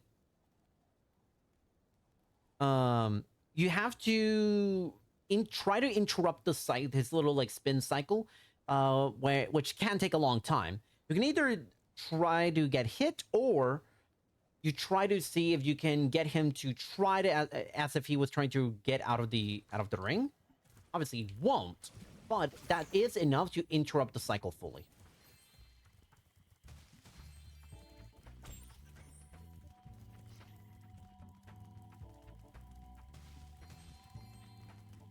Nice. Go. And now comes Sergeant Bird. All right, our second animal companion throughout the game. That's 2 of 4. Sergeant Bird, Sheila was more of vertical platforming. Sergeant Bird is more like aerial combat and aerial platforming. And you'll see that in a second. You see he flies around and shoots rockets.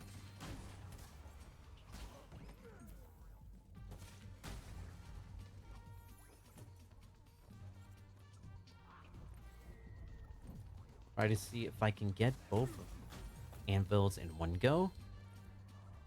Yes, there we go. Perfect. Just barely enough time.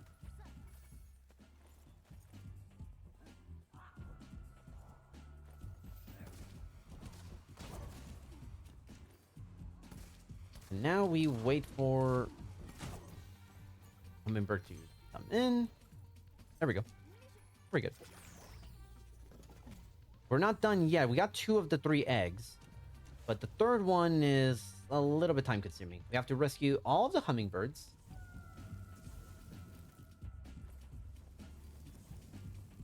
We've rescued already 2 of them. And now the other 3 are just going to be scattered throughout the level, at least a portion of the level that we've already explored.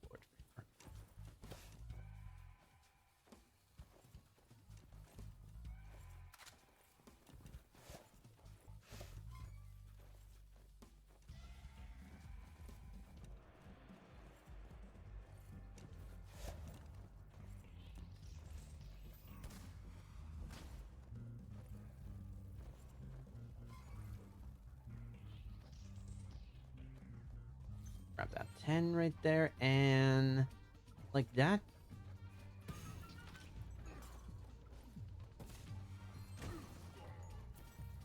Oh, we're just not gonna grab gems? That's cool.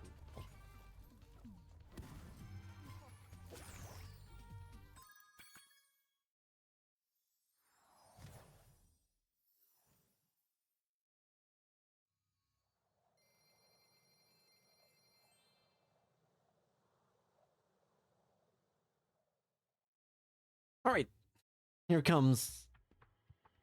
Oh boy. In my opinion, the worst egg in the entire game. Now, I've said Harbor Speedway is the worst level in the game. I stand by that. But now comes the worst egg. Towards the very end. Spooky Swamp has a Sheila egg. Actually, 2 eggs. I should amend that. It's actually 2 eggs that are the worst, but they are collectively one thing. Escort. There are 2 fireflies that we have to do a little bit of an escort mission with. They are the literal worst. As I will say. I'm hopeful I can get this first try.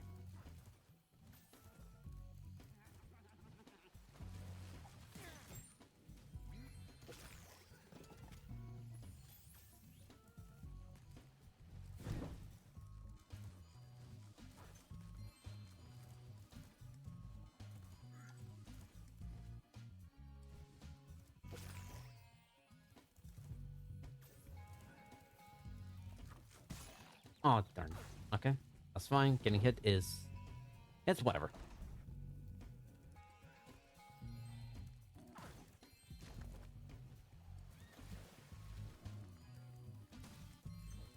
Before getting to that, we have to have a little bit of a mini-boss right there in Sleepyhead. Which, funny enough, Sleepyhead doesn't really, not really a threat. He's just a dude that. Oh right, have to charge. Sorry, that was the bombs in Spyro 2. Those are the ones they have to try to actually have to try to beat. Blame.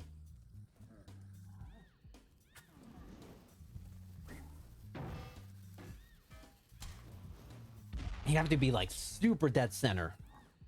So that's why I am trying to take my time. There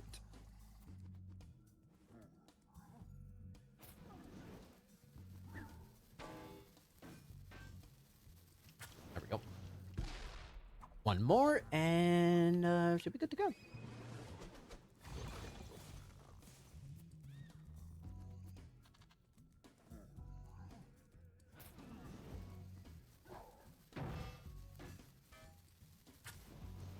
Nice. There we go. Perfect.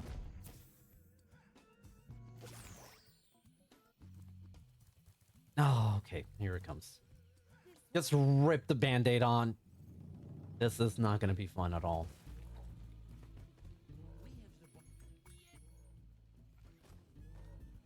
It's actually made worse in the Reignited trilogy because in the original this is actually supposed to be a this was supposed to be, the camera was supposed to be like in the top, like top view, but now you just get regular camera, which actually is not good.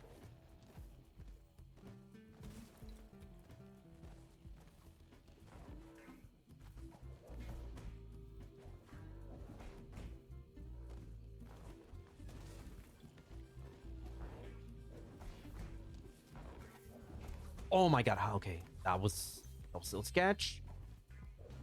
The first bomb is usually the hardest. I actually would think the first bomb to deal with is actually the worst one. Okay, we got the first one done. I'm hopeful that I can keep the momentum going. I'm not even kidding when I say this is going to be a massive momentum swing. If yeah, that's right. Okay, yeah, I was right. I was worried for a second, like, wait a minute, does he actually have to go for that mushroom? No, he does not.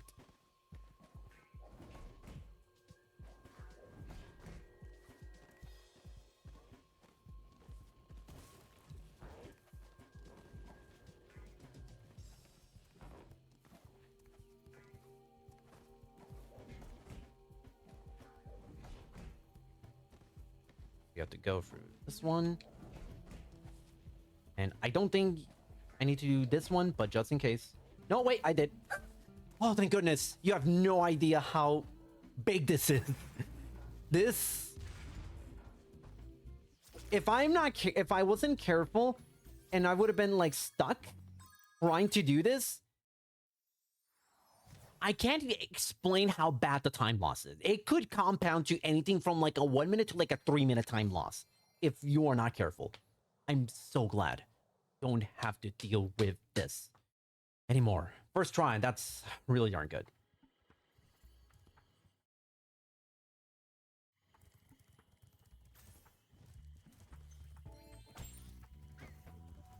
But we are not out of the woods yet because there is a lot of stuff that can... a lot of stuff that can go wrong. Especially at this portion. Midday Gardens has a lot of levels where things can just go horrifically wrong through no fault of your own. So we need to keep our toes at the ready. Okay. And shout out to Dylan J. Fox, who was here on the chat earlier. Pioneering this beautiful, beautiful trick. Hello? Hello? Oh, okay.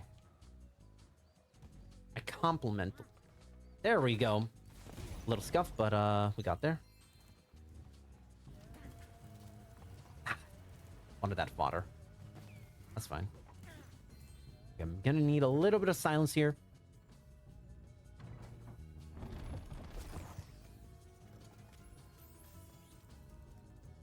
For an auto queue. There we go. The way that egg works is think of the aggro radius as kind of like a sphere. And when you at any point you enter that sphere, the thief is gonna start moving. So what we try to do is we try to like fly around it as much as we can, so that way we can delay aggroing the thief and setting off on off its path as much as we can, so that way it'll give us enough time to get to the bottom of the broken bridge and flame him on the first go around. We know, and we can time this to an audio cue when we actually enter sort of that like invisible sphere that that's off the thief. You're gonna hear like, oh, like very faintly on like if you're on headphones on, I think your left headphone, your left ear, and that's your cue. That's like, okay, now he's starting to run. So be on the ready with the flame.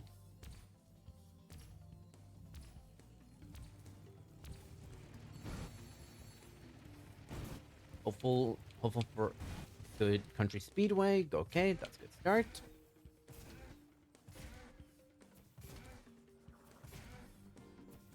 I do like these cows, how they are. They remind me of like the God, I'm trying to remember. They remind me of a like there was like a restaurant ad involving cows, and I can't remember off the top of my head what it is. Either way, Country Speedway is relatively, I would say it's actually kind of my favorite IL to go for. That was close to being. Actually, was that the best Country Speedway I've ever had? Might have been an IL PB. Funny enough. All right.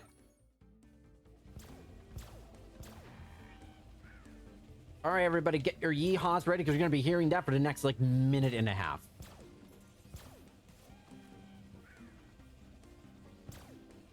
It also comes the worst hunter minigame, in my opinion, of this game. It is extremely slow. The reticle is not...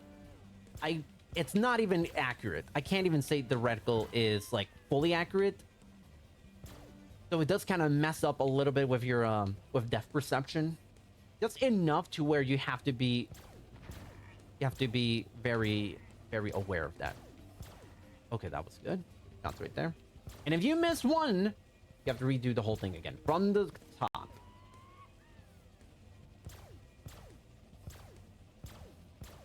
I think you're here. Yeah. Right, nice early shot. And unfortunately, there's almost no way to speed this one up.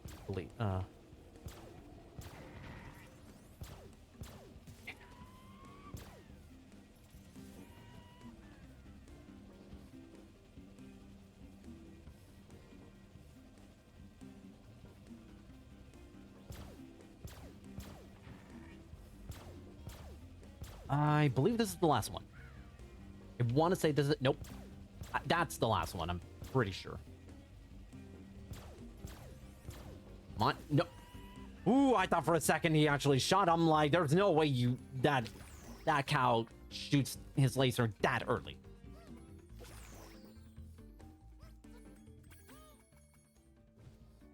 All right, here comes the race. Arguably the easiest race in the entire game.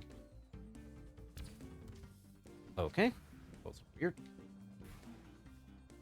Mainly because there's a lot of avenues to get good shortcuts in, nice star boosts. It's a really fun race to do.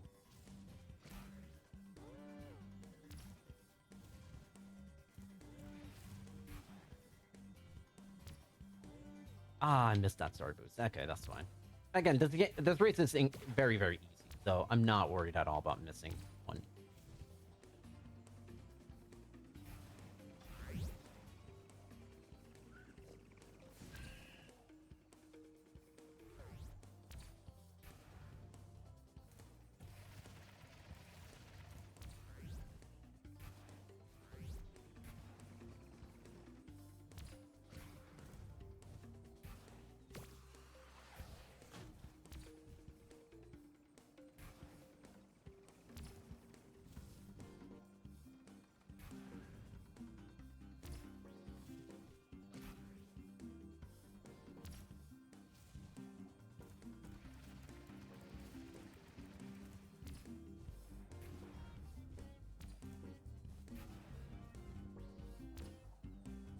So far, so good. Unfortunately, these races kind of uneventful. Unfortunately. It would be really cool if I had like a, I don't know, do you think I'm like a Formula One announcer? Just commentate the race. It would just be really funny. A thought popped into my head.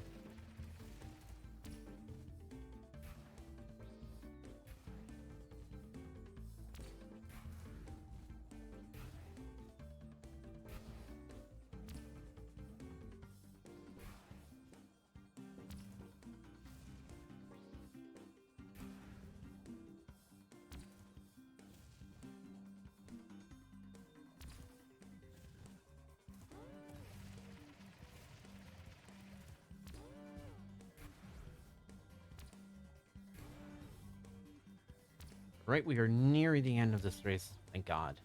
Let's see.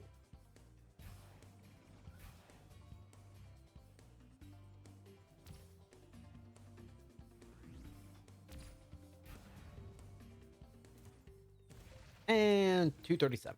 236. Okay.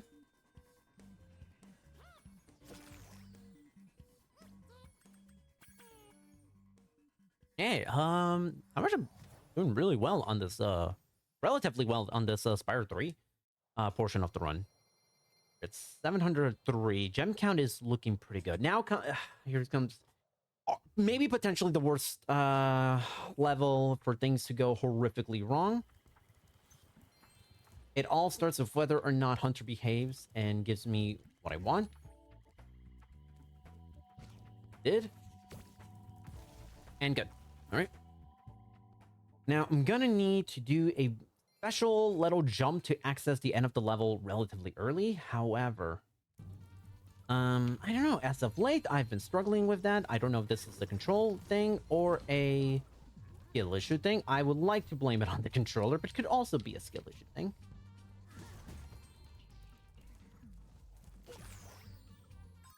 So we're gonna quit the game and just get back in, only because it gets us to the start of the level faster to be able to do what I am about to do right now.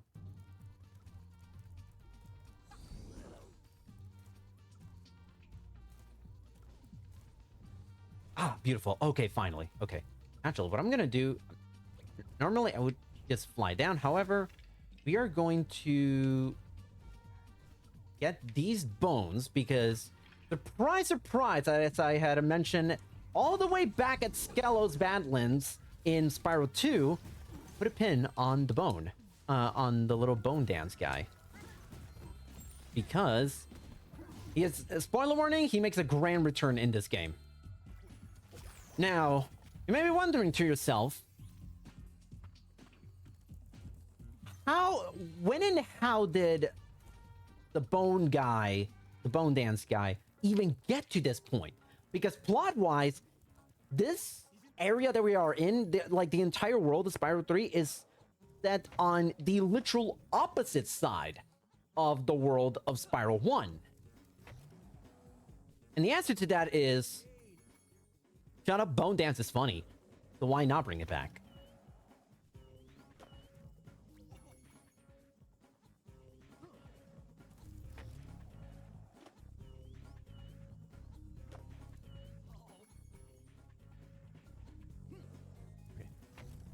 Now, coming up is, after this, one thing that Spyro Reignited has over the original is that this minigame coming up, you have to do the all 2 minutes. However, here, no, you don't. We don't have to do all. We don't have to do all 3 minutes of. We can just do this. Get to 3,000 points with one trick, and that is enough to get to access the rest of this. Oh wait.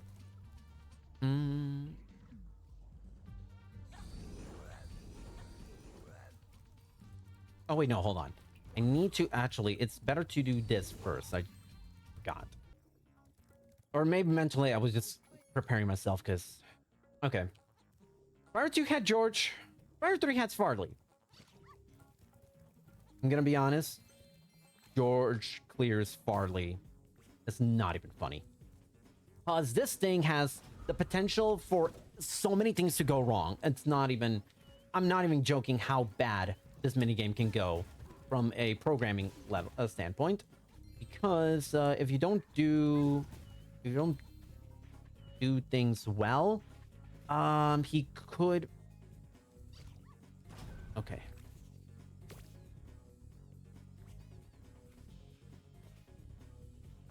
So far, so good, but we're not out of the woods yet.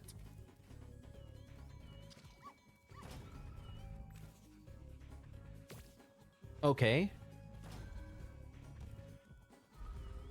Oh, thank goodness. Oh my god. Okay, I was doing practice on this, and everything kind of went wrong with this level. With this, actually, not with the level, with this egg, and I lost a whopping 3 minutes because I had to restart the mini game. Because Farley got stuck for no fault of my own. The game just decided Farley was gonna get stuck, and I had to redo the whole thing. And it was at the very end of the very end of the run, of the mini game.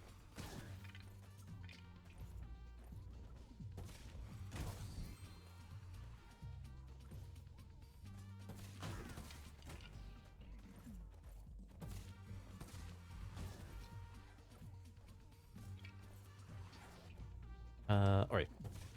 Phone here.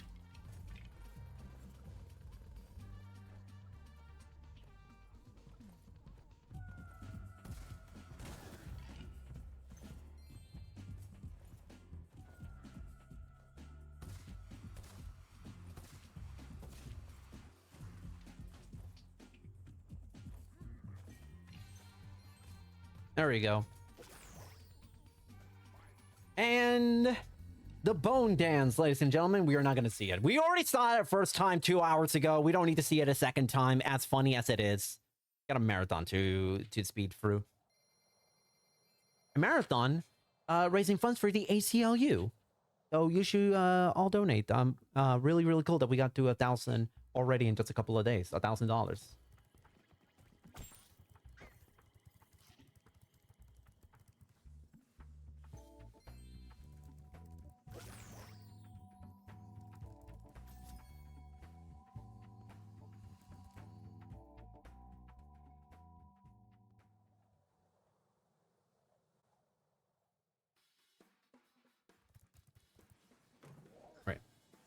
This is the final level on this trip to Mythic Garden Icy Peak. Thankfully, there isn't anything... There's nothing in here that would completely upend the run.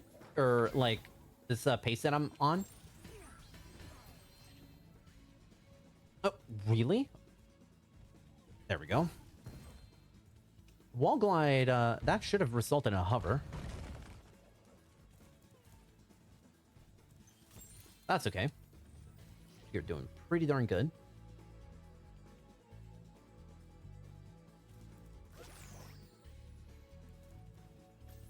Yeah, this is another instance where that egg was supposed to be the very last egg we access. However, because with clever platforming, we're just able to access right from the get-go.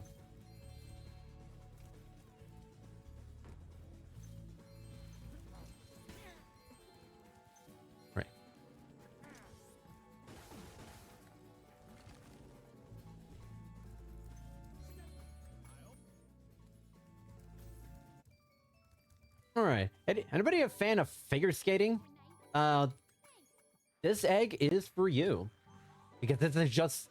This is kind of like a really messed up plot line.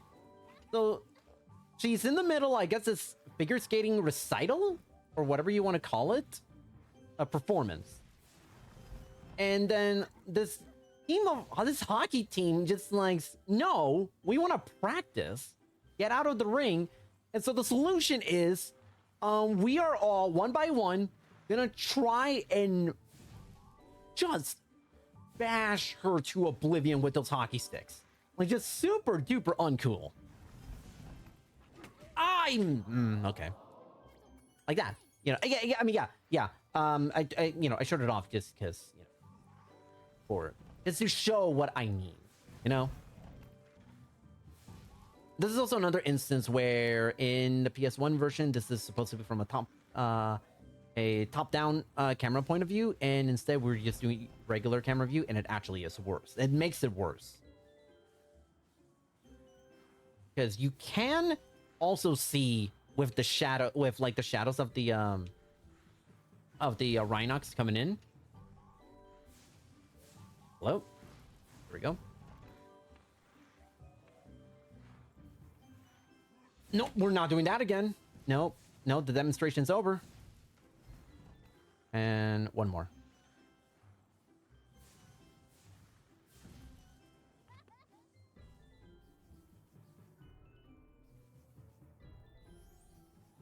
All right.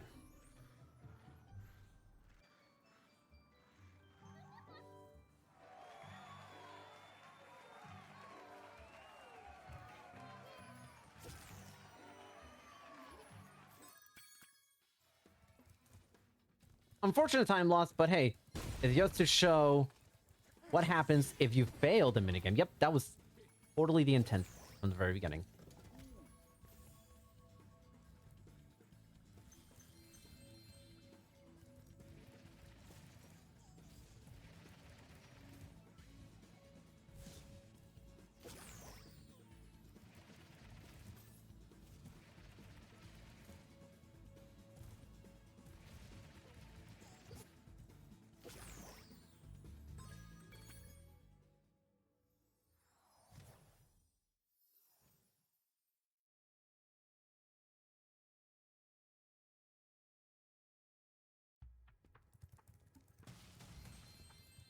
It's a 10 there, but I don't think that's an issue. I think on gem counts is gonna be fine.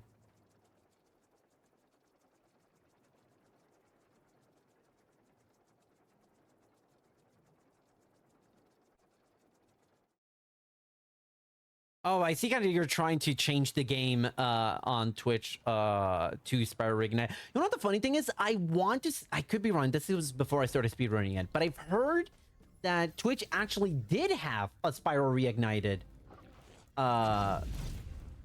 game title to add on to the games that you are playing, and they just removed it. I'm not 100% sure, but I've heard that that was the case. That at one point, Reignited was a game you could just search up and add to your stream title, but then they just stopped for whatever reason. That has yet to be explained to this day.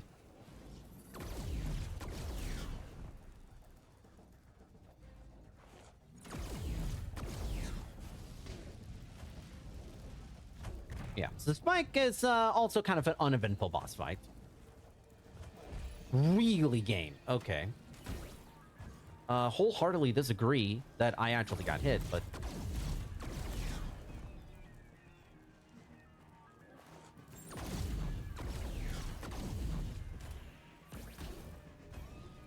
So we're... This may not be the last time we see Spike. But I am hopeful it is not the last time we see... What? Okay, okay, Whirligig, the Whirligig took off without Spyro. Game. Spyro's not there. Game? Spyro's not there. Spyro's not there. I am concerned that this may be a potential... Actually, it's not a big time loss. It's for... But it is funny if this actually ends up being... I think... No. Okay. That was just weird. That was just really weird.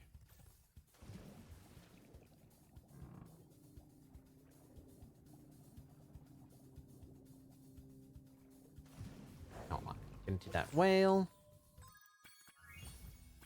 You get a free egg, and then now off to Charm Bridge. Oh boy, Charm Bridge is quite the doozy. Charm Bridge is one of the hardest levels in the game, in my opinion.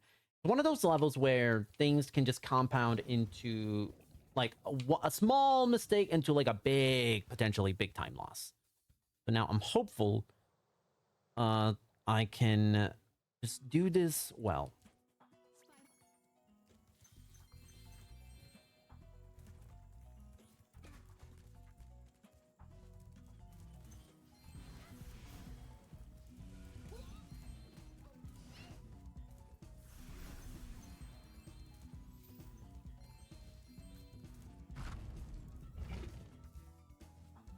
Okay, good. The first trick of the level done successfully.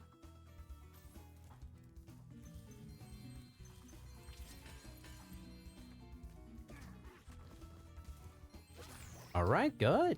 Good start.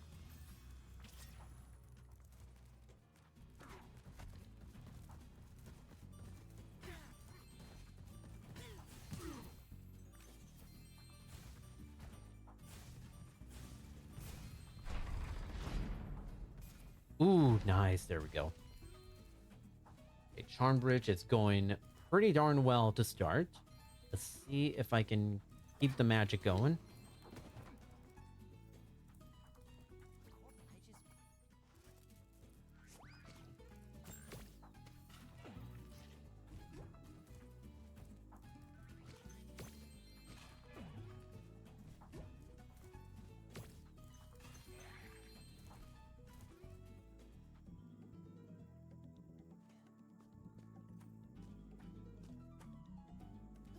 Trying to think, do I need gems for the rest of this game? I want to say no, but I guess can never be too safe. Ooh, that was close.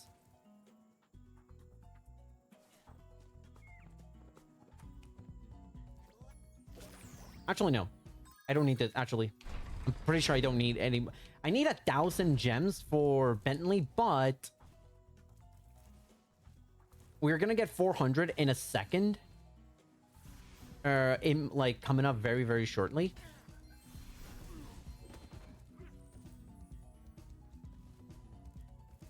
Okay.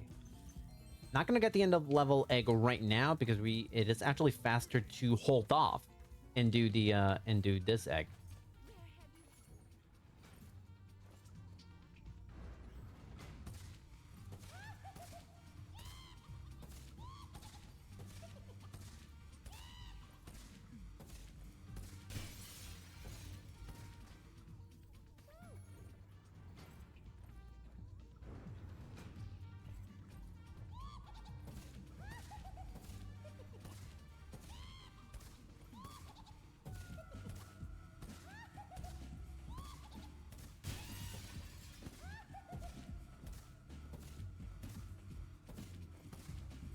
Nice.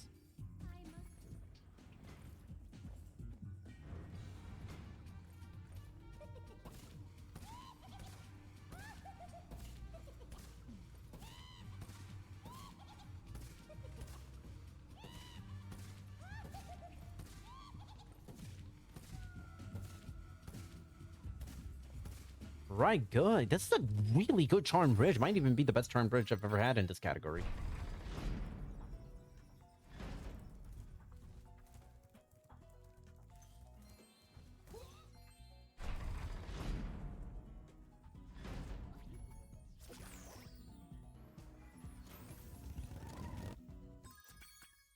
Yeah, it is. Yeah, nice gold split. All right.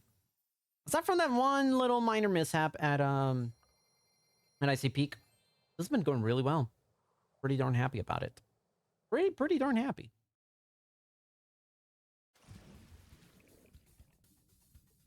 Oh wait, nope. I'm going for a moment I was gonna go to the level after this. That was my bad. Nothing happened.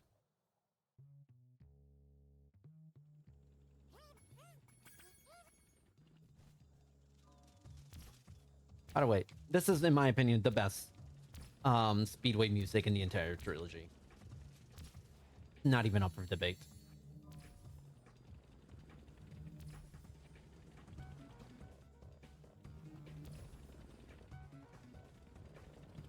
I think I'm just gonna take this normally because I want to be 1,000% sure I'm doing this right. Or like, there's no chance I fail this.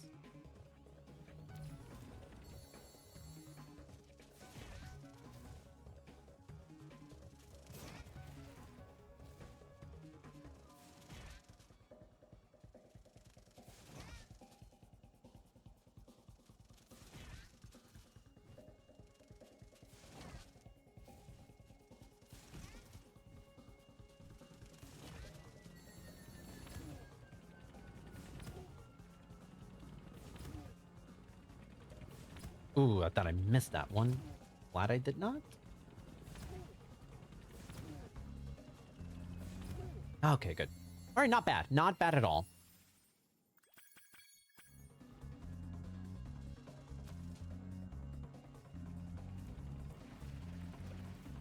Not how I typically do it, but at the very least, it was consistent. It's nice.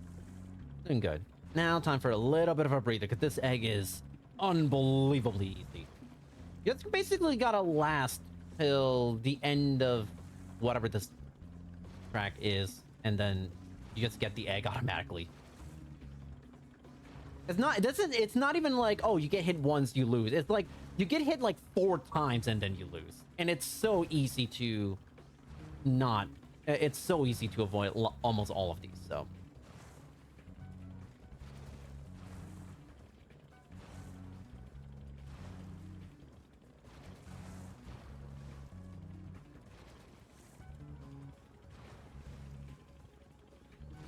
And, yep.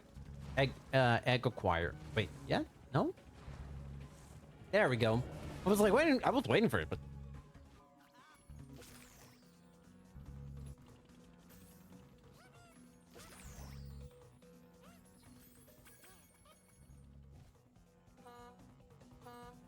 Alright, let's go.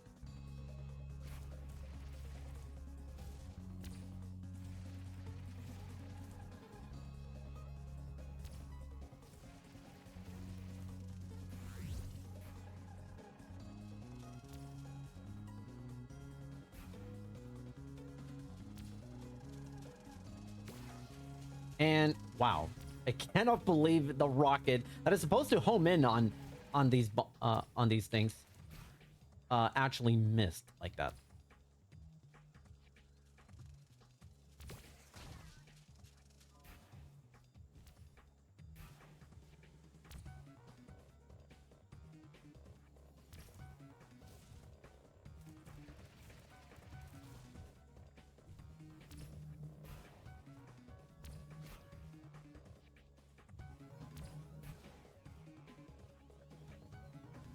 Oh, wow. Okay, that was interesting. Unfortunately, I think this is the longest, or maybe the second longest race in the entire game. But that just means that it gives us plenty of time to win this race.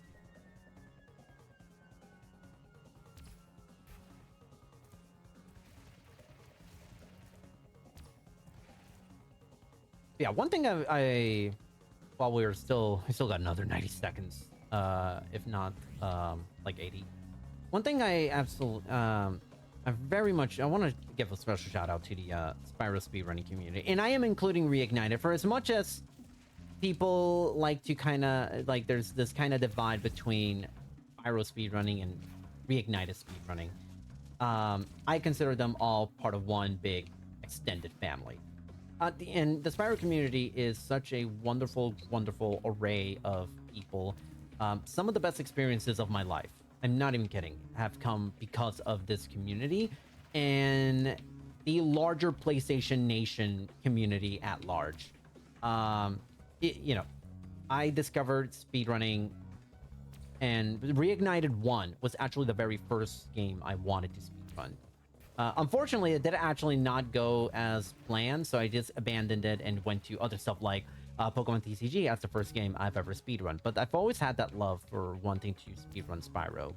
And I'm so fortunate to have had the opportunity to show this game off, not just at this marathon, but have as many wonderful experiences playing this game with so many different people, getting to meet people, going to places I've never been to before, all directly because of speedrunning, and by a large extension, Spyro speedrunning at large. So genuinely, I want just say from the bottom of my heart, thank you to Spyro speedrunning. Oh, that's not what. Come on.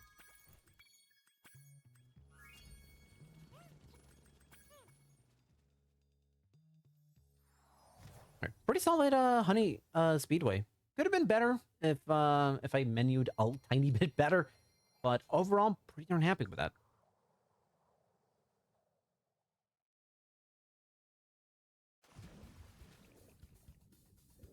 We need 14 gems to be able to access Bentley's level.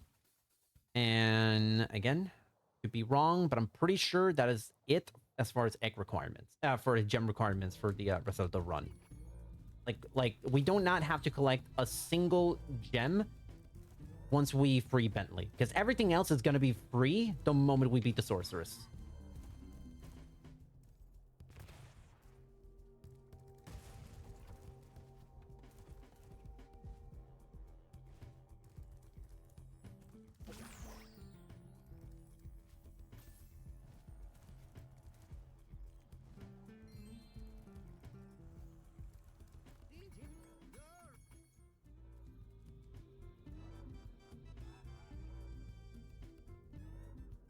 All right. Submarines is one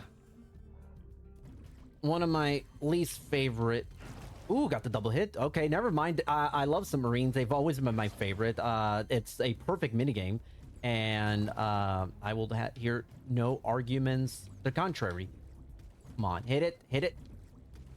I take that back. Submarines is the worst minigame in the franchise. This is gonna be flip-flopping. Oh, okay. Yeah, it is the worst. It is the worst in the franchise. I will hear no arguments. They're contrary. All right, now comes the thing I actually dread. Submarines 2. I actually don't even do this in any percent. Which is essentially just grab 100 eggs to fight the sorceress.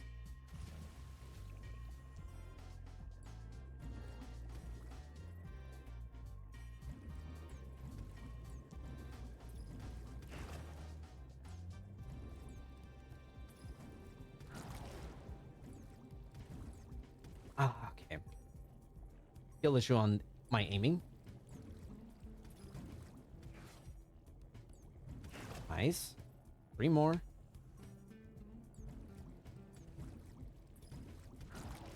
There's last. Oh, there's one. Ooh, oh my god. That. How did that not end me? Okay. I'll take it. That should have ended me. Not gonna lie. Nice. All right.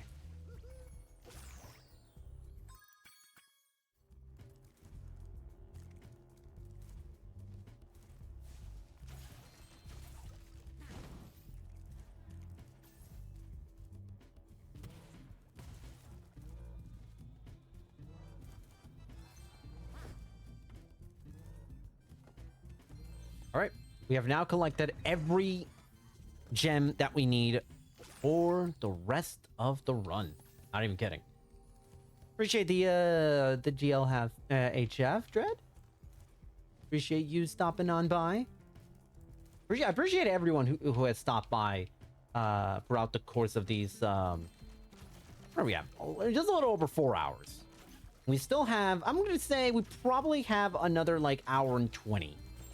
Just eyeballing it, probably another anywhere from like an hour 10, hour 20 left in the run. Oh boy.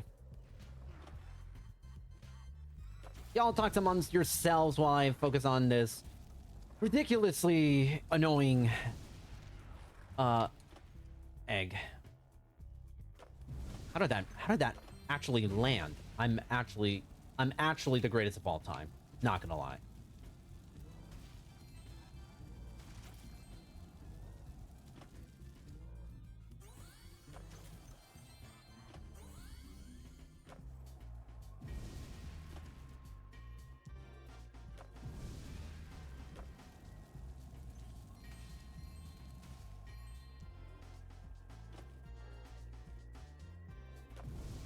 Okay, that's not what I meant to do, but I'll just take it. Have enough. Oh, there we go. Yep, nope, that's definitely enough.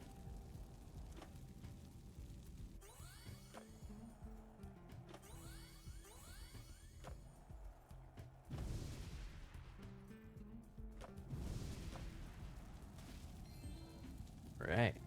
All right, we got this one in the bag. Now, see, it's not this egg, it's not this race that has me worried. It's the next one that's coming up, which is instead of 6 Rhinox, you're going, no, 5 other Rhinox. You're going up against Hunter, and you not only have to beat Hunter, he gives you like an extra challenge because he is just because he's just a brat like that. You have to kill every single crab on the obstacle course and still beat him.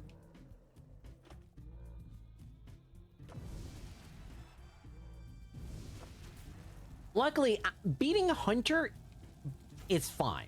It's actually not that bad. The problem is you cannot kill every crab in one lap. You cannot. But so far, I am doing this very well. Okay, this is a fantastic start. Just get through this one. All right. Oh, I forgot about. Oh, okay. I need to pay attention to that one. Okay, we basically won the actual race. So now it's a question of trying to get to those crabs. That is the question of the day. I meant to go more like, okay. Remember, get the crab. Everything else is not okay. Go here. Okay, yeah, we won. Oh wait, I can't do a trick. No, if I do a trick right there, that's where it's gonna go horrifically wrong.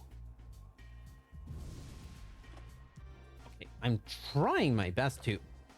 Okay, that was cool, I think. Oh my god. Okay, that's definitely enough boost. What trick even register for it to do this? For it to go to full bar?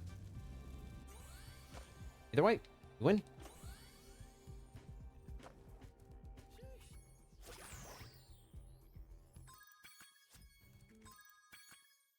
Wow, that was by far the best lost fleet I've ever had. It's not even funny. It just, holy crap. Okay, I'm not saying like pace pals like, strap in, but entering this run, entering Spyro 3, I was like 3 minutes behind. Like roughly 3 minutes behind, if not more. To my PB, which was world record. Unofficially was world record. It still technically is right now until things change. But heading into Lost Fleet, I was over a minute behind. Now I'm actually ahead. So, okay, who knows? Who knows? Either way, at the bare minimum, this is a fantastic. This is by far the best start I've ever had at 249 eggs, and that's with like the figure skating egg actually going horrifically wrong. So, you know, hey, pretty happy with how this run has gone so far.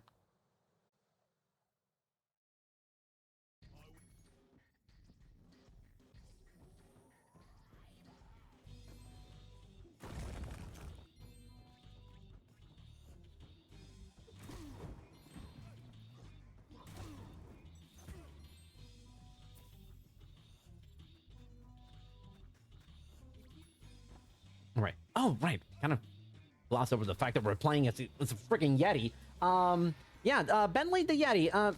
He's big, he's slow, and he has a giant club. That's kind of and he speaks in this like posh, like British accent. I think it's supposed to be British, but I'm not entirely sure.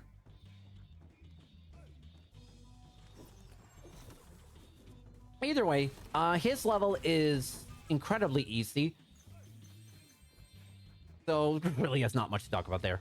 What is there to talk about is the fact that he is vital to the single biggest trick in the entire run. Now, its significance has been drastically reduced because of the nature of this category. However, it is still a pretty decent time save over the alternative if I don't execute this trick. That won't be in play until we fight the boss of Evening Lake, which is Scorch.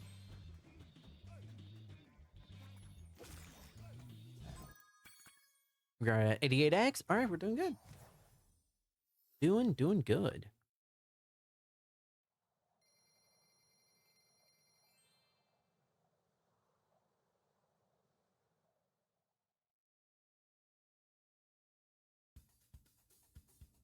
Okay, and the reason why, okay, that cutscene is actually pretty important because we are, because at that cutscene is meant to signify that Hunter is no longer accessible for the next few levels. So any egg that requires Hunter to be present, whether it's like accessing the portion of the level itself, or you have to play as Hunter, you cannot do that until I want to say after you beat Scorch, the boss here. So it was pretty important for us to do Honey Speedway first, and then do Lost Fleet before we got to that point. Okay, here comes the boxing, el boxeo, sweet science.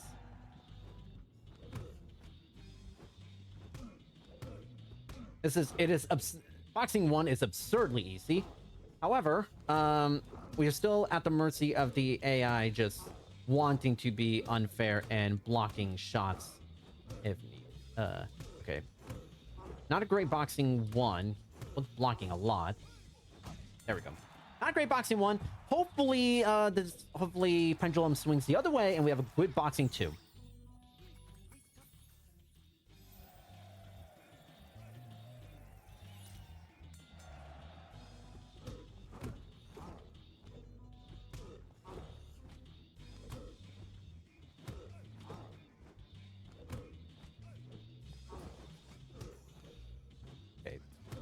He has a drastically bigger health bar this time around. And oh my god. That's just not good. I might have to do round 2. That's really, oh my god. This is, yeah, no. Yeah, we're not beating this in one round. What is up with, yeah. People don't like boxing 2 with good reason.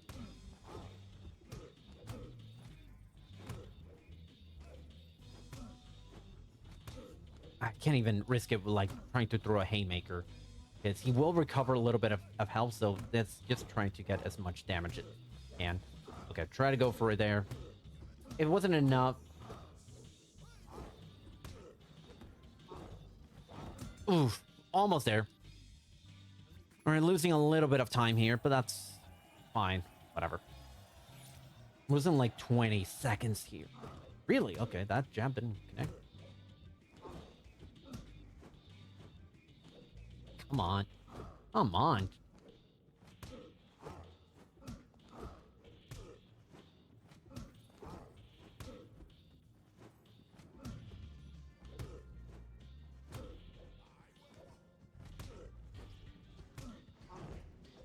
Come on. There we go. Hello? Oh my god, there we go. Finally. That was rough.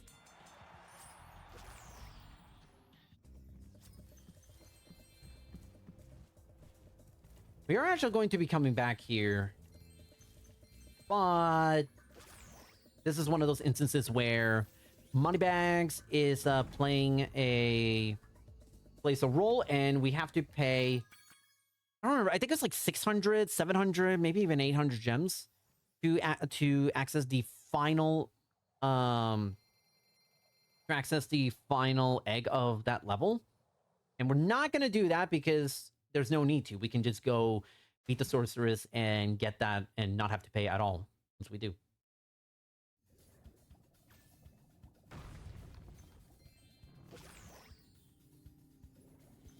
All right.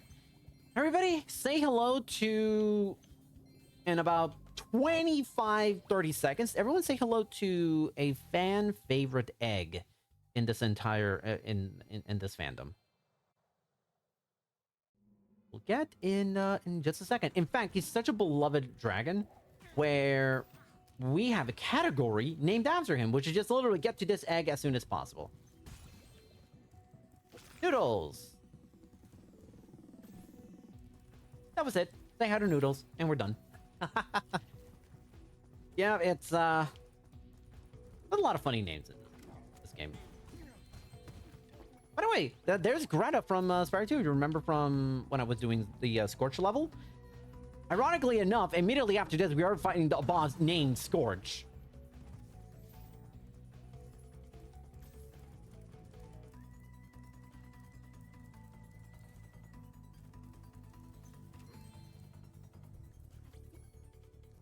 right, now let's see if we can get this damage boost up for this free egg. Yep. Never in doubt.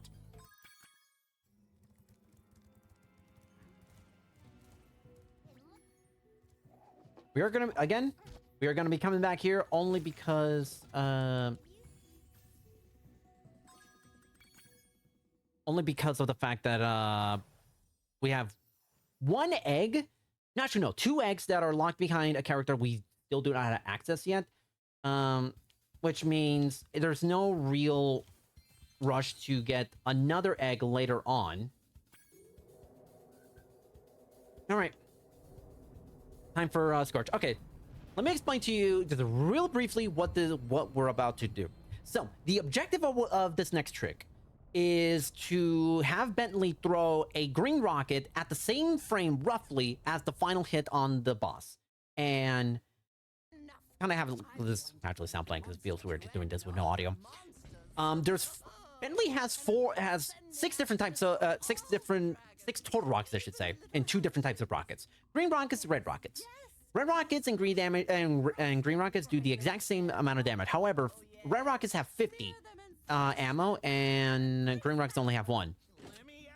Green rockets, if we are able to get that trick going, we are able to take that green rocket and then go to one specific level and bypass a money back check and do the entire level really, really easy, fast. Now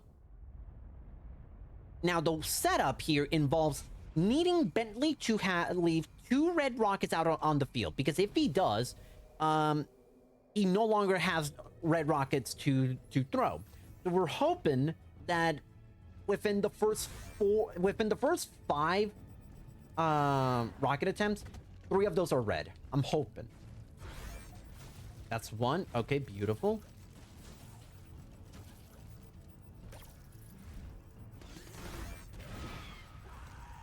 All right. Actually, a little dubious. Not gonna lie, I'm a little dubious that rocket is gonna last. We'll see. I can't tell if did that. Please tell me that stayed on the field. It did. Okay. So now all it takes is counting to 9.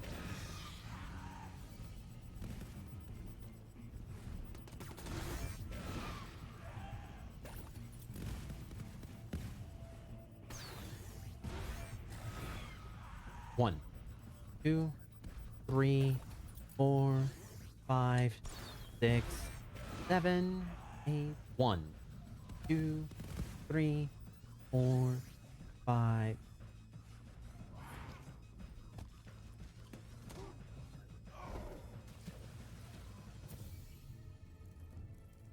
Am I the greatest of all time, or am I the greatest of all time? I'm just saying. Ooh, okay. Getting goosebumps right here. All right, the trick has been successfully executed. Oh my god, I'm not even kidding. Worst case scenario, we failed at, and we could lose as much as like 2-3 minutes. Oof. All right, there we go. There we go. That was one of the best Bentleys I've had, actually. One of the best Scorch fights I've had in a good while. This is absolutely perfect. I can't even stress how good we are right now. Do a little of this to get this egg. Now, may not look like nothing has changed. Like, you may be wondering yourself, wait a minute, what's going on? Nothing has changed. You'll see in a second. You will see in a second. The first thing is, we go to this level, Crystal Islands.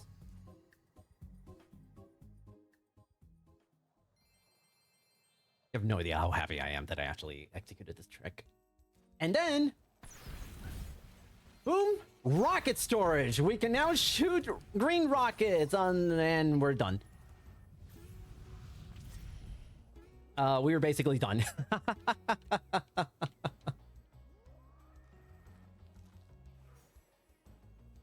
Yeah, so the reason why we needed to do this is because this that plane thief would be the biggest time loser in this entire level. Because we have to, the normal way would be to just fly across the level and just chase him down, and it can lose a lot of time if you're not careful. But with the green rocket, we can just take down the thief from the get-go, and it automatically teleports us to that point, to that area where the super fly chart power-up is. But now we can just access the rest of the level, no problem, right there. Here comes small. All right, this one's for you, Board Banana. I know you're watching. This mole egg calls out to you like the bat signal. Swear to God.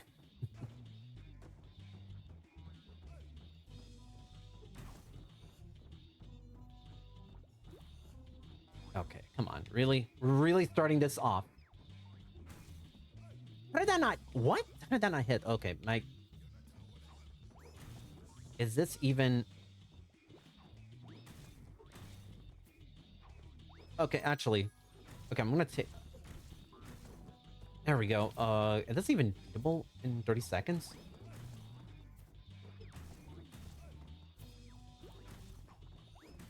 Maybe. Oh my God.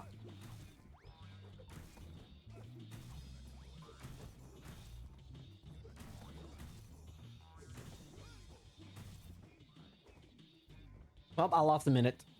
Okay, I can't even try to lose this on purpose now. I'm losing this on purpose. Oh my God.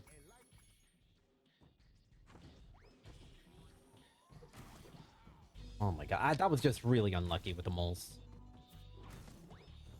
This is much better.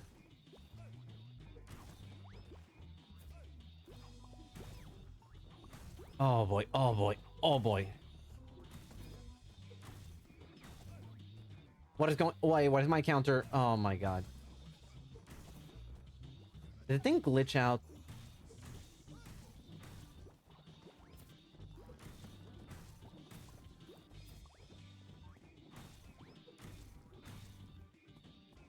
I can't tell how many... Oh God, it is broken. There we go. Oh, come on. Just one. I need one mole. There we go.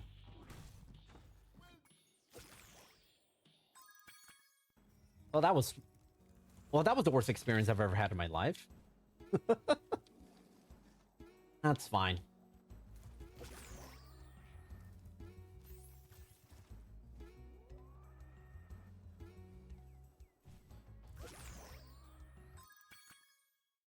All right.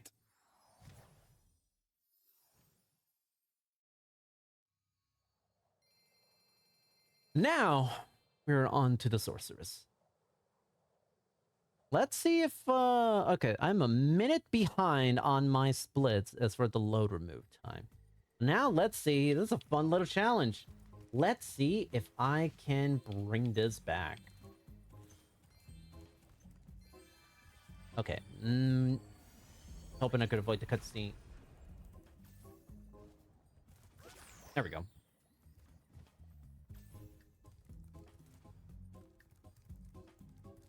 All right.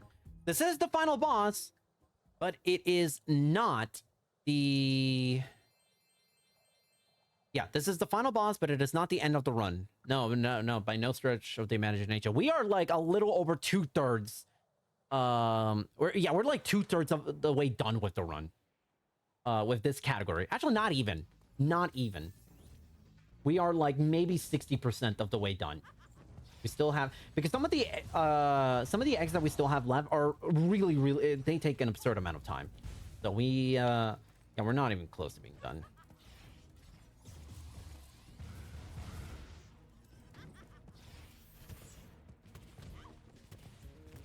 Oh, really? Okay. At least I got the good snipe there. There's 3 phases to this fight. Take is the phase, first phase. Actually, no, Cannons is the first phase. Tanks is phase 2, UFO is phase 3. And a little anticlimactic that we have the vehicles or the things that is being used to fight the sorcerers.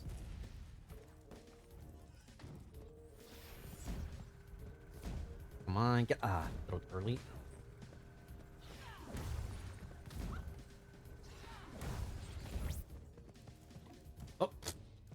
right, that was funny.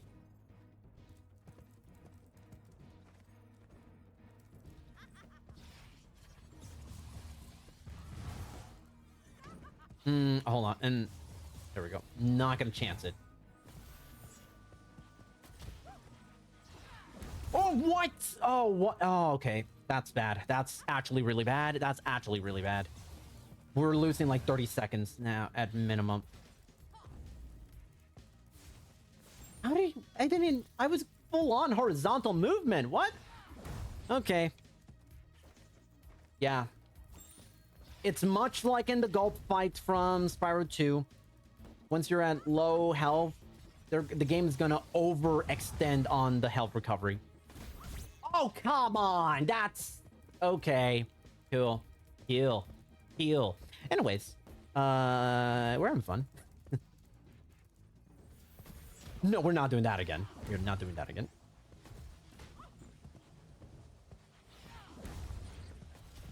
All right.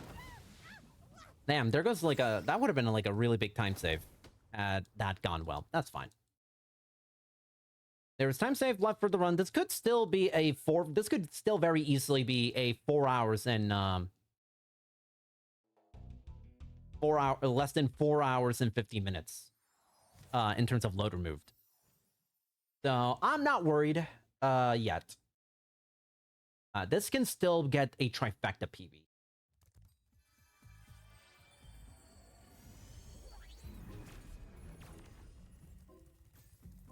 All right, now comes the funnies. Now comes the funnies. We can now beat up money bags. We can now get every single thing. Every single gem that we've paid him. Unfortunately, not every single gem from Spyro 2. Only the ones in Spyro 3.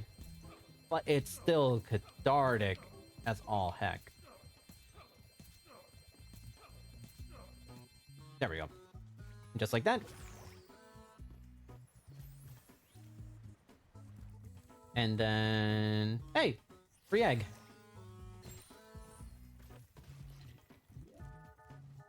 And boom, boom. 3 eggs in like 10 seconds. Wow. What a way to kick off the post game.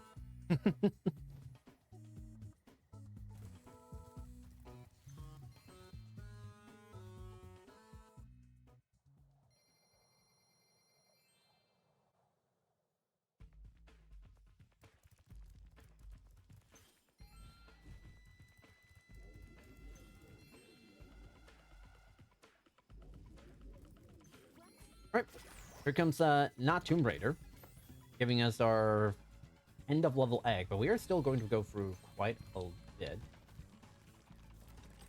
Oh, really? Of course. 1 in 3 chance, and he always picks the one that I'm in. Every single time. That's fine. Not a big deal, honestly.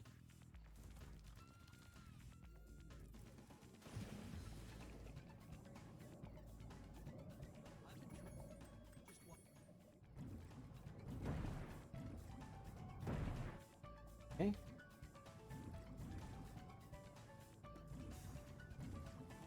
What? Okay. How did that not hit? Okay.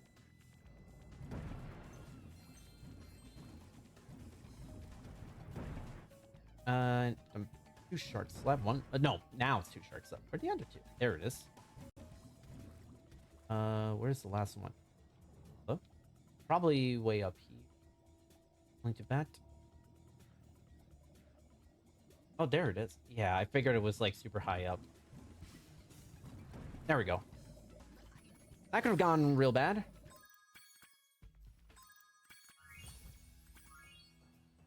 Now we're just gonna do another quick game just to get to the start of the level, and we'll be fine.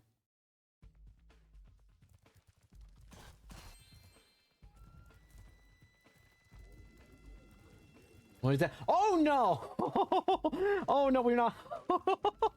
Oh, I don't know if you saw that. That enemy was not where. Oh, he was so out of its position. Ooh, I've encountered that bug before. It is hilarious every single time. Oh man, that scared me for a quick second.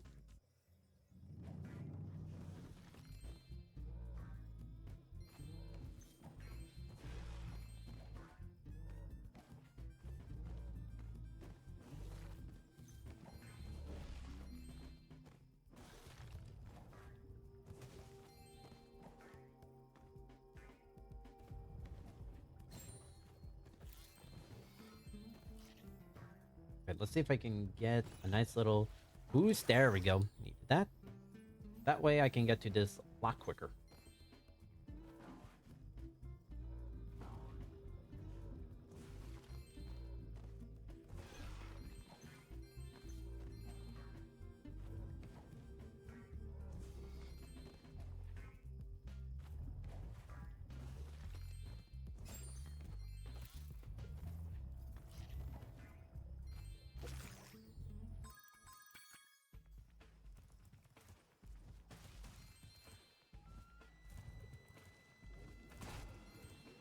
And that is egg number 6. Cool.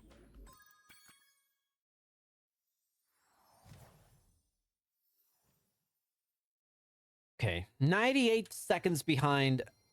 I am essentially effectively 2 minutes from behind my beloved sub 4 hours and 50 minutes load remove time. Let's see if I can do it. I do think there is enough time save to be able to pull that off. Won't be easy, but I do firmly believe in myself. And that's all I can ask for. That's a chance.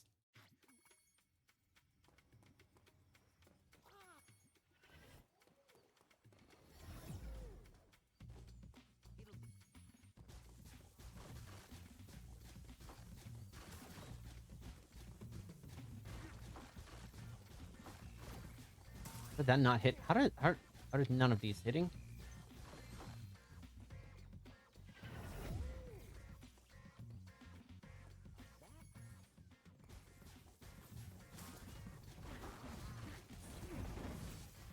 Okay, my aim was a little bit off on that first section, but I think this is fine. We're kind of understanding what Agent 9's whole deal is in this level. Normally, actually, I would have had to pay 1,000 gems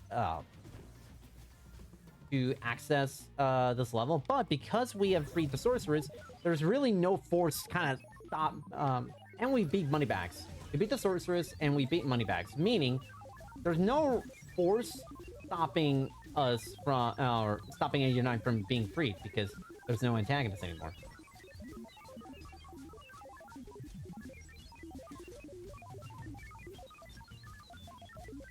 I believe the last one's over here. No, all the way back here.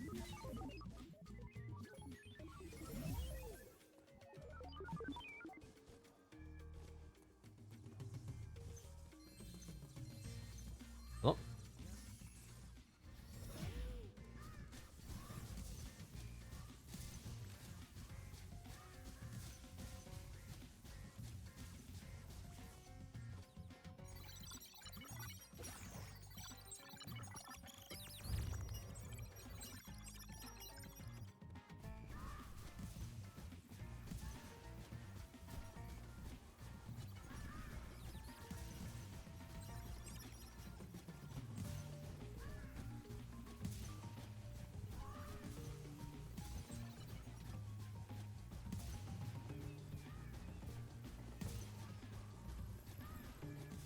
Where's the last bird? Oh, there's the last bird. Oh my god. Oops.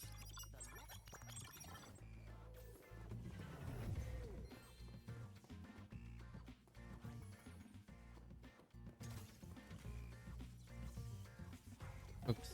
Wait. There we go. That's what I needed. Nice.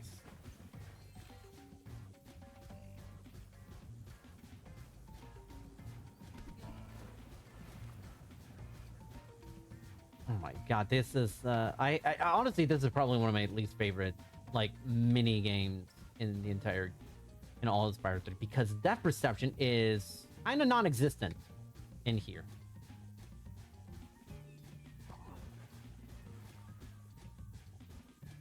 Okay. There we go. And last but not least, there we go. Wow, from way downtown. All right. Cool.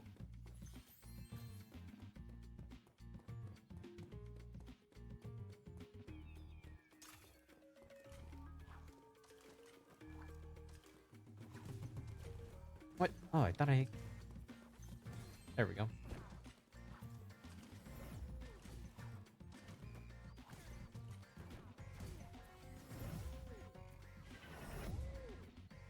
Where am I going to next? Molten Crater. Now comes the run back, where we are going to be accessing essentially every single... Oh, no. There's a few levels that are still left to be unexplored from the get-go. However, most of what we're about to do... Ah, okay, of course. Oh my god, that could have gone real bad. What? Okay. Cool. It's fine. Fine. We're fine. We're good. Right. Casual 40-second time loss right there. Nothing to be worried about.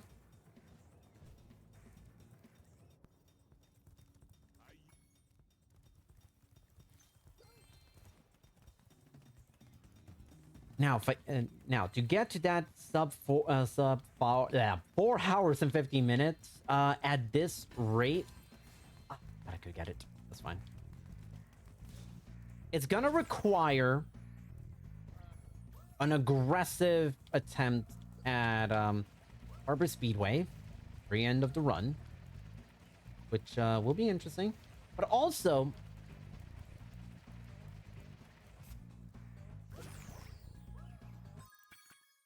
the Sparks levels, which I do feel confident in getting back a lot of time. Oh, hold on. I gotta talk to you first. Okay. Oh my god, that's unfortunate.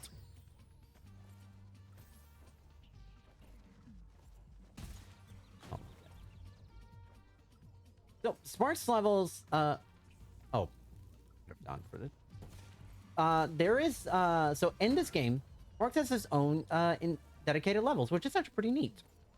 The Sparks levels kind of go with like one of those like top-down shooter, top-down like bullet hell shooters, if I'm using the term correctly. They're not great, but they can. I mean, they can be for some decent fun. That's just not personally my cup of tea. But nope, not here. That's not where I need to go. Where am I? Well, or did I? Or did I actually need to go? I'm a little discombobulated. I can't lie.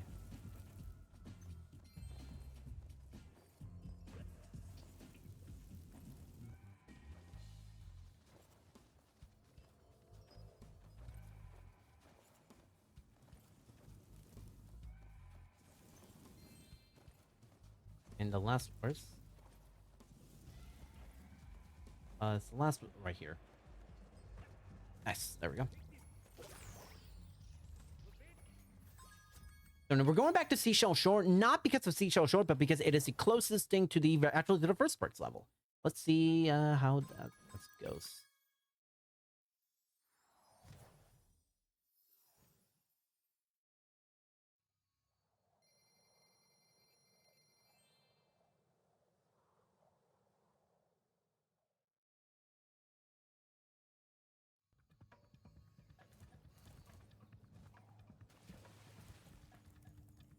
Again, so you'll get in a second what I mean about like the whole bullet storm, whatever it's the thing is called.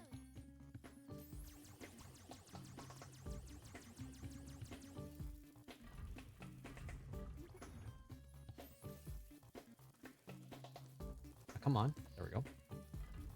You ain't got 10 ways.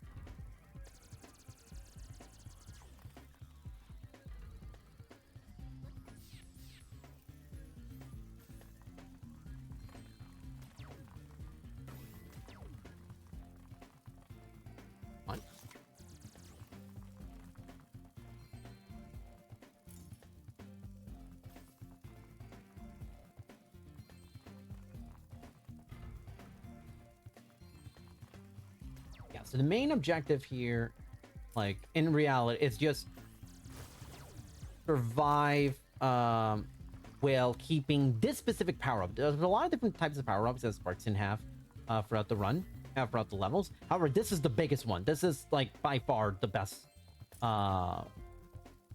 thing to have in your arsenal. And so it becomes a game of how long can you survive.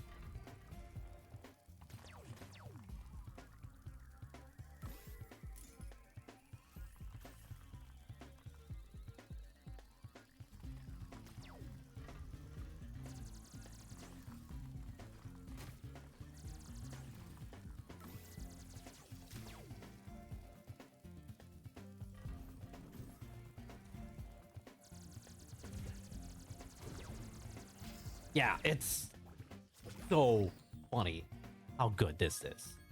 Now on to Bamboo Terrace. We're gonna get the last 2 eggs of that level. So we're just basically rounding things out until we can get to essentially the last 3 levels, or the last 4 new levels of the game, while doing the occasional like Sparks level. All right. Unfortunately, there was not much to do in this level. It's just a whole big waiting game.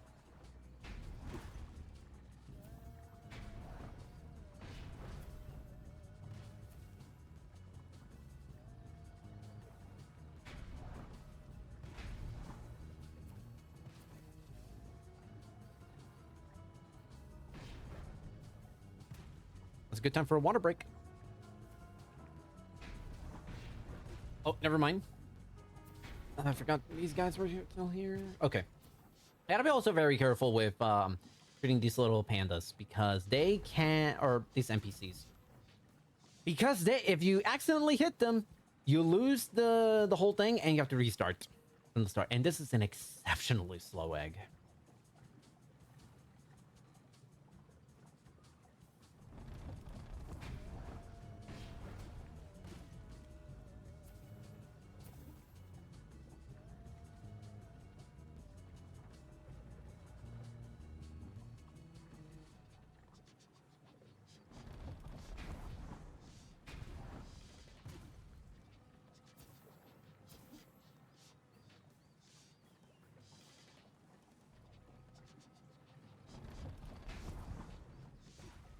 Okay, that should be the last one. Yep.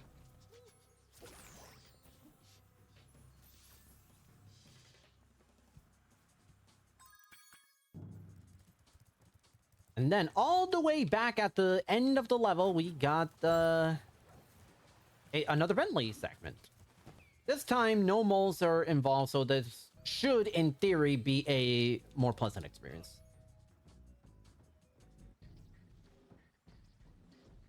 Although it is going to take longer.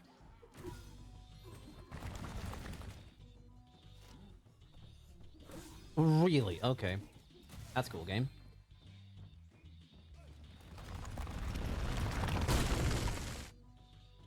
Oh my god, just me or the sound effects like cranked up to an 11 right now? Yeah, I'm pretty sure. Oh my goodness. Okay. Okay, admittedly, I was not paying attention. Admittedly, I was not paying attention. Oh boy, this is gonna go really bad. Okay. I'm gonna take a safety spotter here.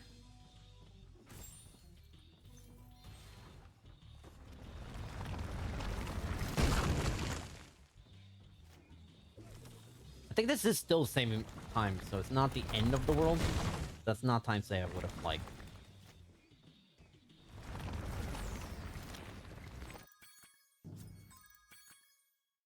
Yeah, barely. I could have saved a little bit more time if I a little bit better on that.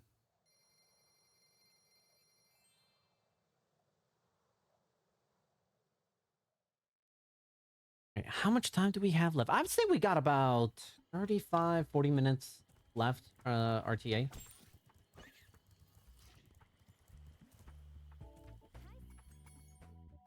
Right. And now we're just kind of rounding off again. Here comes another Sparks level. This one can be a little annoying, but... Oh. But if this goes well, this could save a decent chunk of time for sure.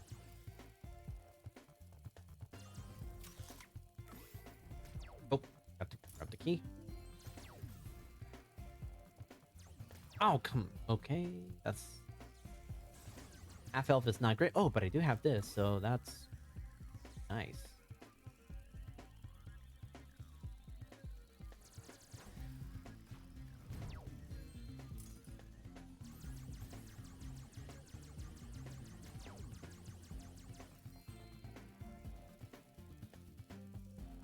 The annoying thing is that you only got basically 6 HP, and every single thing can do a lot of damage.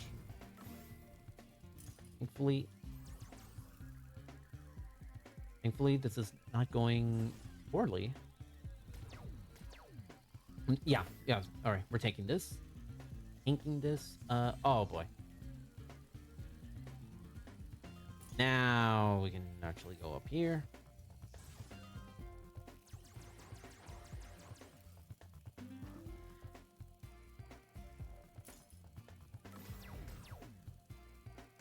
Oof. Ooh, I'm 1 HP. Oh no, I need to survive.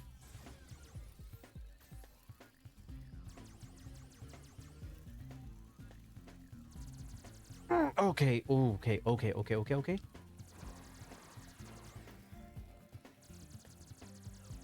Not a fan of having to use up almost all of my things on this. Okay, I don't know if I have enough.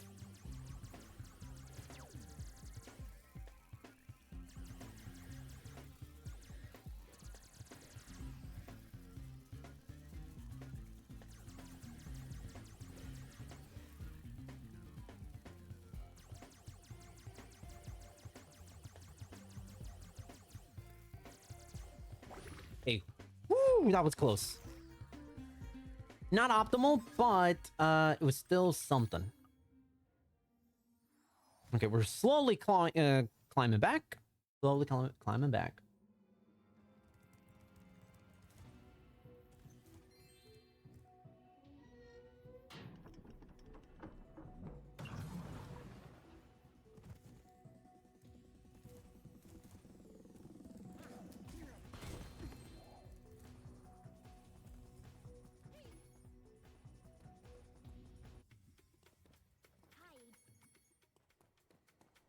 Okay, this is kind of like a little bit of a Doom section. However, we kind of really don't have to engage with actually fighting enemy. It's just kind of get to the... Wow, that is okay. I need water. Wow, that was really unfortunate. Blockage there. Either way, it's just you don't have to... Actually, you don't have to take care of a single one of these. You can just simply... It's just simply getting to the end of this, and the second egg is just straight up going back to the start. So that's the two eggs in this level. That's one.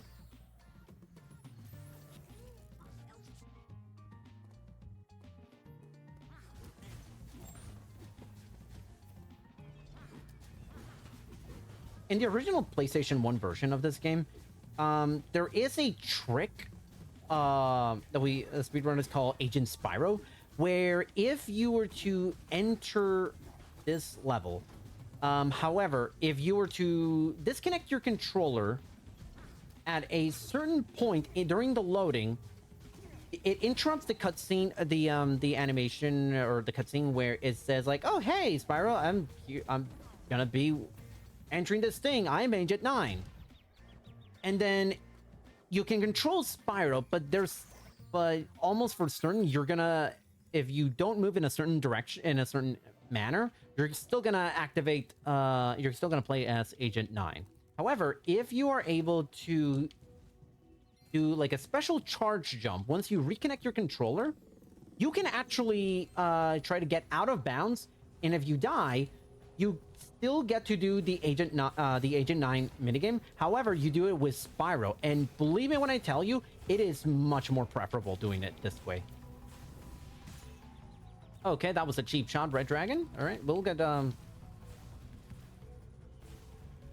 yeah, this is one of the worst minigames in the franchise, only because these dragons recover health If they didn't recover health, they would be fine. How would... Oh my god, I can't look at the red dragon. That's the problem.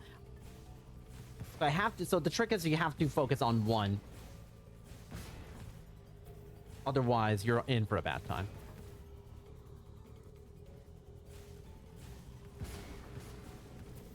Oh, okay. I got 2 hits left on this. Oh, really? Oh my god. No, 3 hits now. He's just going to keep... Oh my goodness.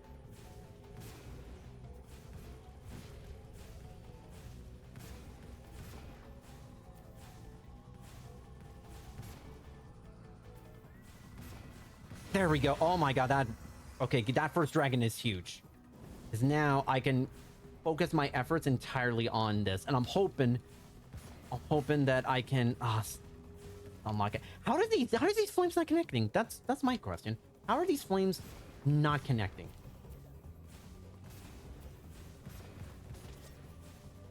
They should be. I need to be careful. If I die, ooh, nice hit.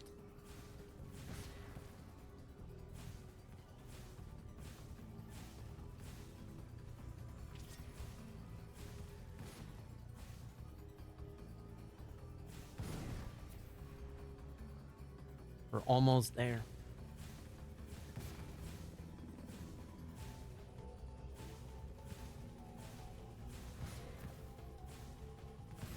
Oh, I thought that was the last hit. Got excited for a second. Oh, okay, come on. Never mind. It's back to 2 hits. And has got enough recovery. There we go. Okay, this is good. This is good. This is good. All right. Slowly clawing back. Slowly but surely. Okay. Please, do not let this be what I think it is. Okay, I'm taking a death here.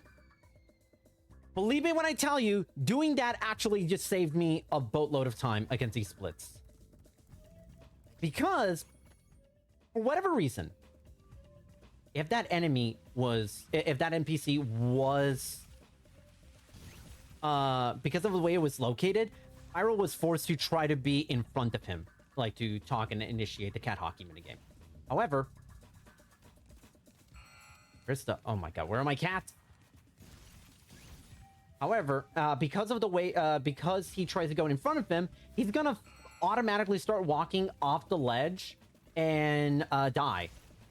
But dying resets his original positioning. For whatever dumb reason.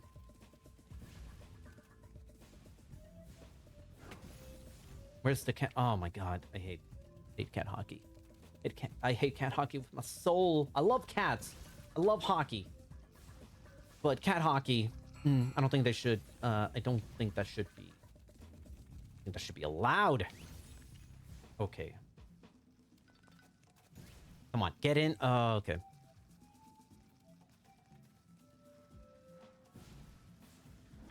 Oh my god, can this guy... Oh god. Alright.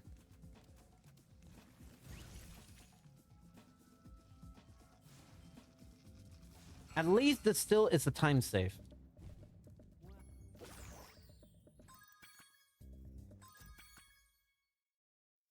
And just like that, we are back ahead of the of my PB trifecta PB splits. Just like that.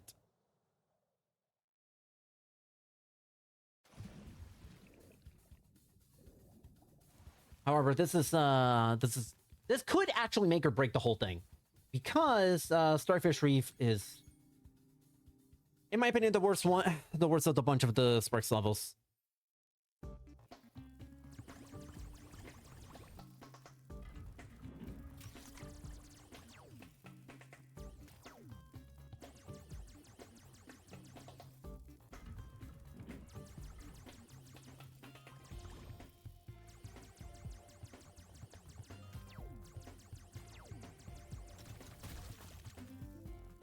The butterfly? Hello? Oh my god. How did that fodder not hit? We want to try to avoid that blue one. That blue one gives us a really, really not great power up. It's just a bunch of like bombs.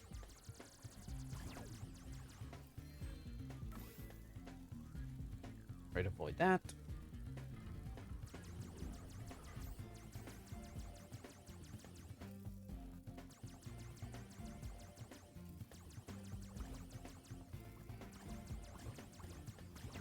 Mm-mm.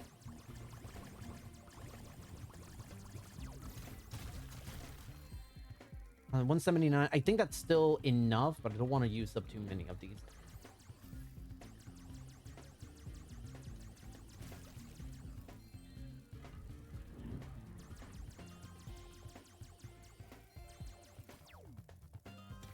Oh boy. No! Oh my god. Okay, this is bad. I'm losing major time here.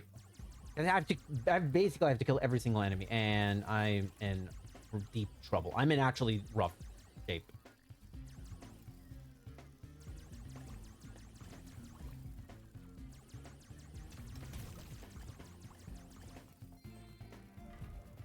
Okay, oh no, wait, we're back, we're still back, maybe, we might be back. Yeah, we are back. Oh, we're still back. You have no idea how back we are. Okay, all right. Whew, that was close. I forgot that we still had that there was a second one of these.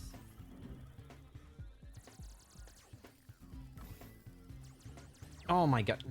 I hate the flick of the even accidentally flicking your joystick is enough to move sparks in a not optimal shooting angle.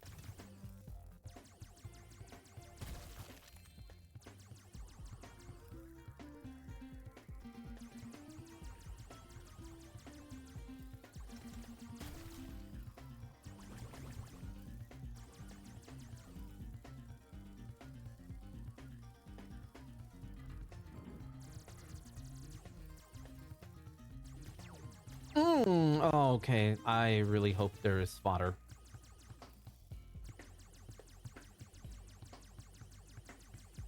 If there's fodder, then I think I'm good. There is. Okay. Okay, we're good.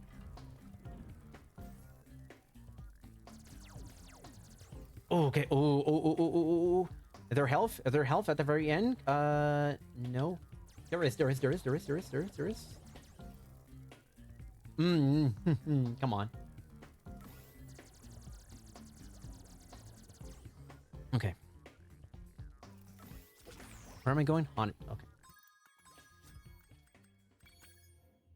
Somehow, miraculously, that still saved time. Oof. So. All right.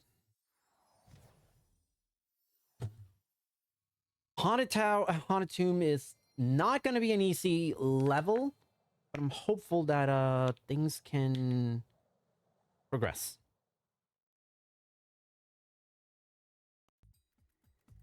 $132. Okay, my egg count is perfecto. That's 132 eggs. By this point, that is what I need.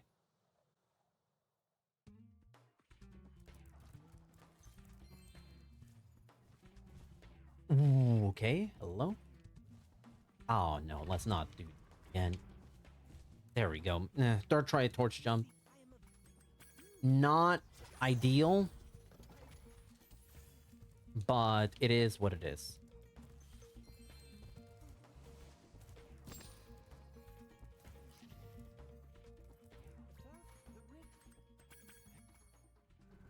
I don't remember how this went on my PB. So this will be interesting to figure out.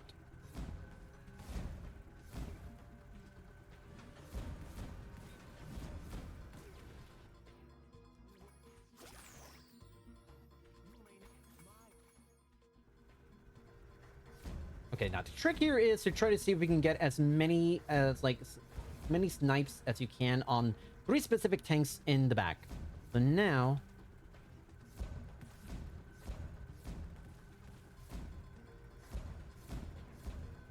unfortunately, failed the first one. Okay.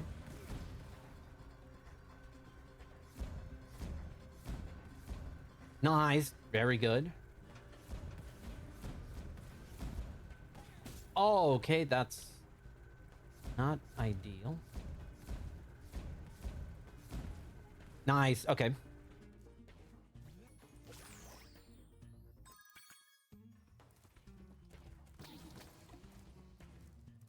Now, back to Agent 9 for the last... Actually, no, second to last time.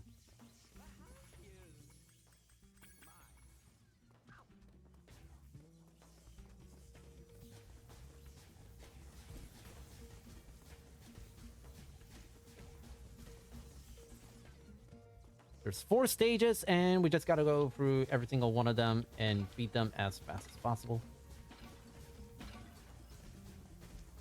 I'm not worried about health because there is fodder, I believe, starting with this next stage. Yeah, there is. Yeah, I'm not worried at all. But I would like to get some fodder right now, please. Thank you.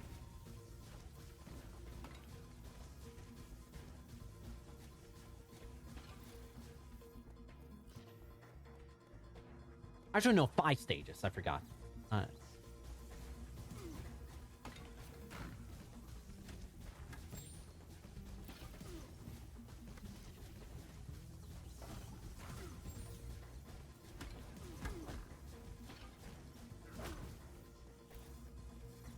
Oh, okay. I thought for a second I was like, where's the other one? Nope, we're good.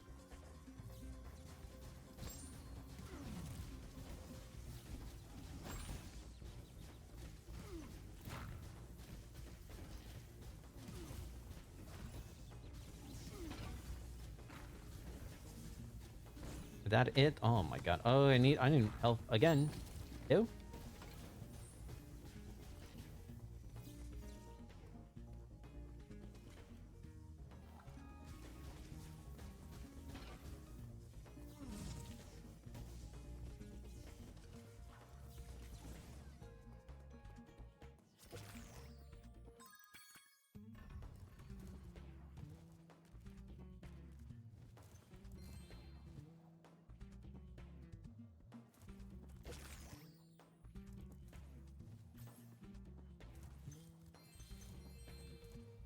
One more egg, and we are good to go to leave this level. Nice. And we recovered a lot of time. So, yeah, we only got 3 levels left, actually. Dynamines, Bug Factory, and Hell. But, we'll see how things go, but this is going well. This is going well. I am happy to report.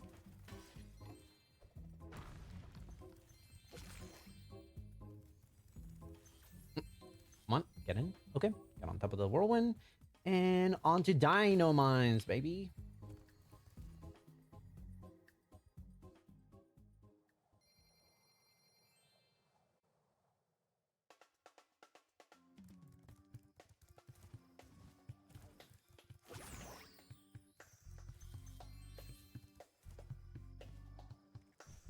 Go. Getting that little wall glide to skip having to just go for the start of the level is big. It doesn't save that much time, but any time save at this point, or avoiding any time loss is preferable.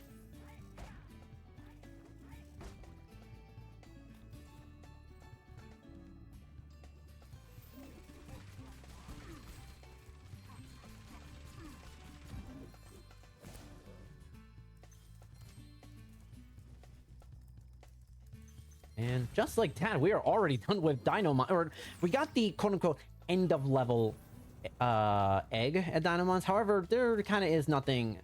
There's nothing signifying like what happens when you get the end of level egg in Midnight Mountain. It's just there, nothing like real specific. Because like there's no other way to. The only thing you would do is that you have to like obviously you have to collect every single egg in 149 because there's no 150th egg, and in 117% you collect 149 eggs and 1 fake egg. Don't let other Spyro speedrunners tell you otherwise.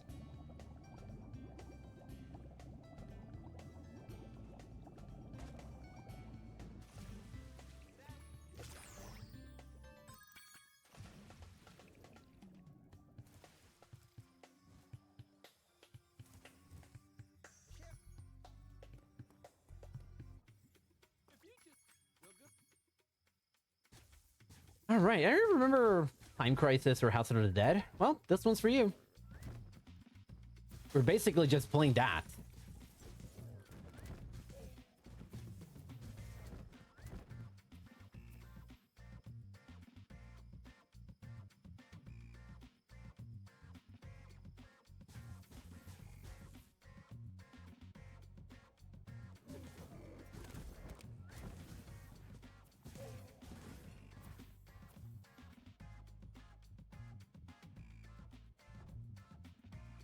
And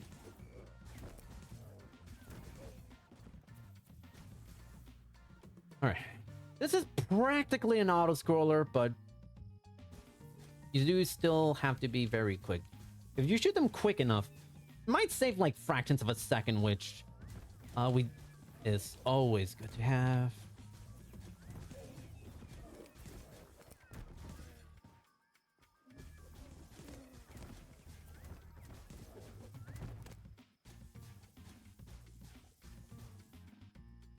Going to the left and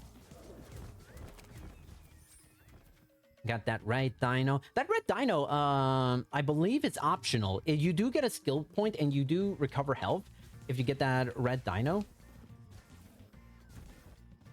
Which, if you don't have a good time in the start at the start of this, then that red dino is pretty good to have. Pretty good to shoot down. And okay, got hit once. That's not a big deal. We're kind of basically nearing the end of this anyway. There we go. There's still one more egg that people who don't know, who don't really play Spyro 3 may not have actually did not see it because it is very hidden, and it is all the way up here.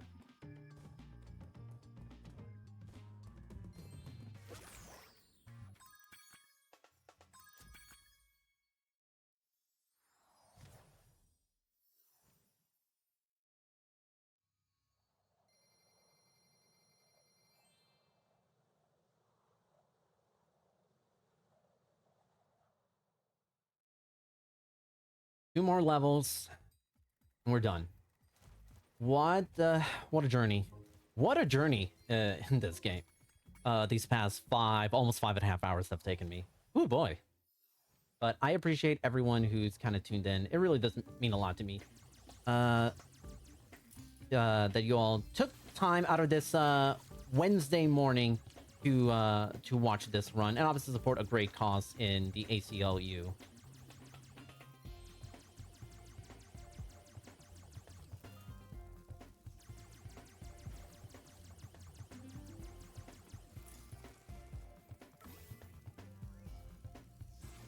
Bugbot is just like an onslaught of enemies left and right. I forgot. Do I need to? Yes, I definitely need this. For sure.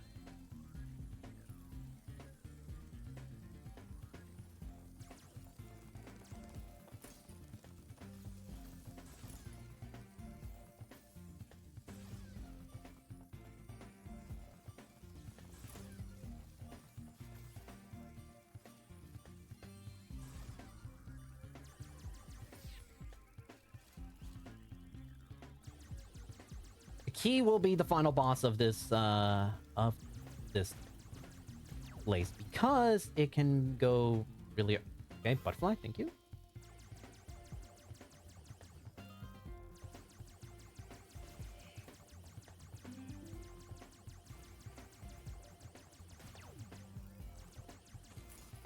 Okay, off the top of my head, I cannot remember because it's been a lengthy day. Yeah, I don't need to do that, and I lost a hit. That's fine. The unfortunate part is that there are no like special ammos that I know of, but we are already at the end.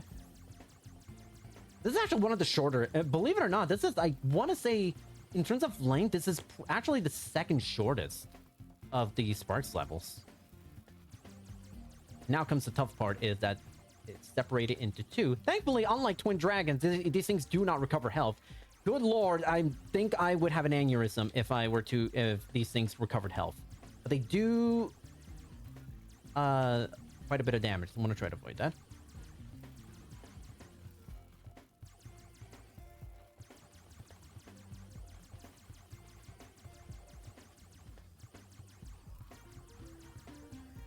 There we go.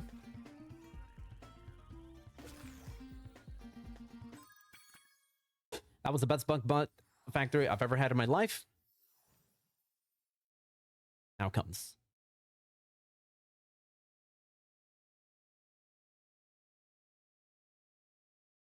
And I appreciate everybody on chat that was commenting right now how much they've enjoyed. I'm really happy. I'm really happy to hear. Okay.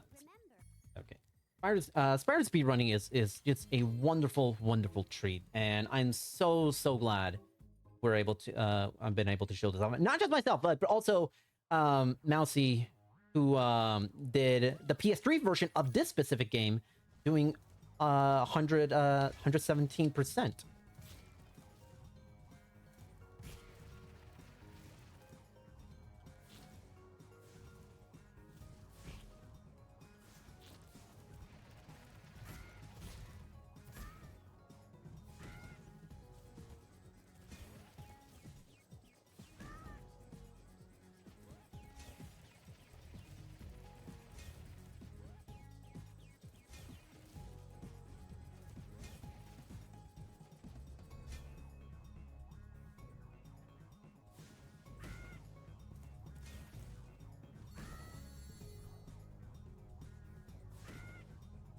Where's that final bird? The blue-footed, there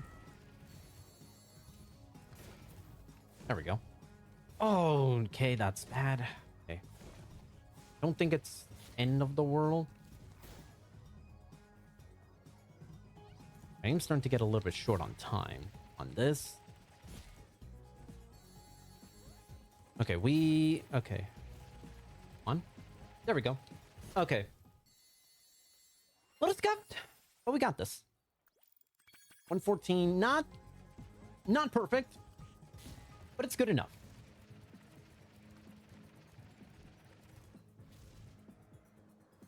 Oh, on. Okay, this could go. I'm gonna need to lock him. This can go very, very wrong.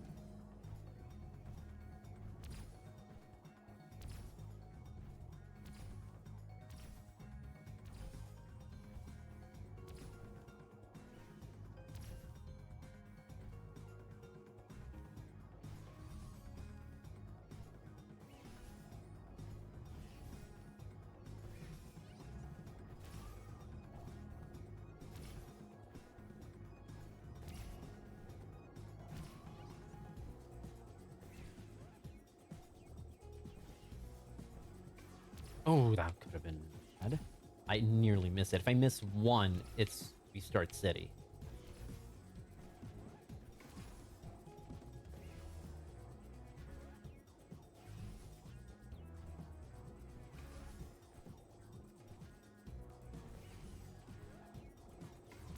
Okay.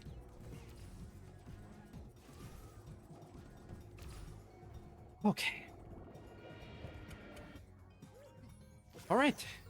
One more egg left.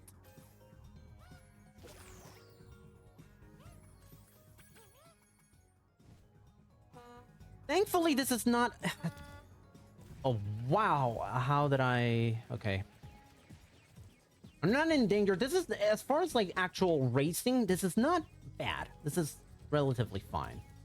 It's the, This is a... However... If you are not careful, boy, this can go horribly, horribly wrong. And this is the longest race of the whole thing. I'm pretty sure.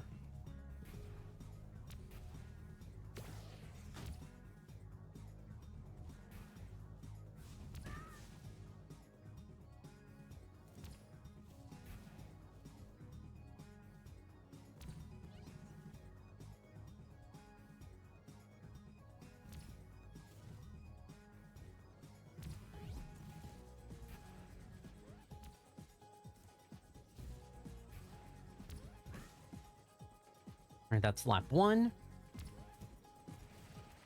We're in fourth place. I'm not worried. Yeah, this race, we're gonna catch up. We're gonna be at... I'd be shocked if we were not almost in first place by the time we finish this lap. And really, I didn't grab that rocket? Okay. Well, not that it matters, but in the long run, but still.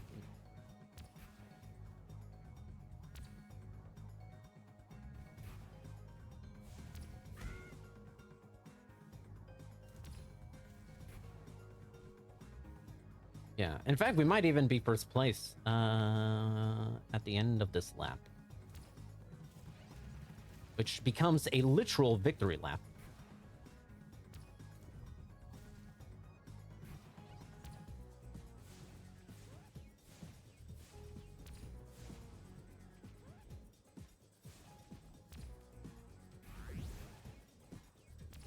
Okay, I need to grab that rock to really ensure that that bird does not my way.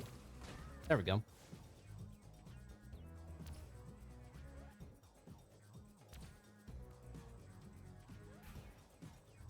All right, time is coming up. I'm getting just a bit of a warning. Time is coming up in maybe about 30 seconds. Like 30, yeah, 30, 35 seconds. Because it is literally, once I collect that egg, the run is automatically over. There's no like grand cutscene or anything. It's just that counter going from 148 to 149 at the top center part of your screen. I'm not even gonna risk it. Oh my god. Unbelievable. Time's coming up, and 5, 4, 3, 2, 1. Yo, time. There we go. Whew. Incredible. Let's go to another let's go somewhere else that is not this this hellscape. Oh man.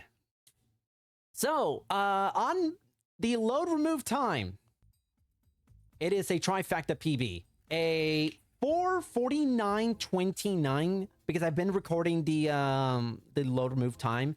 So this is a 54-second PB, but more importantly, officially got the sub 4 hours and 50 minutes.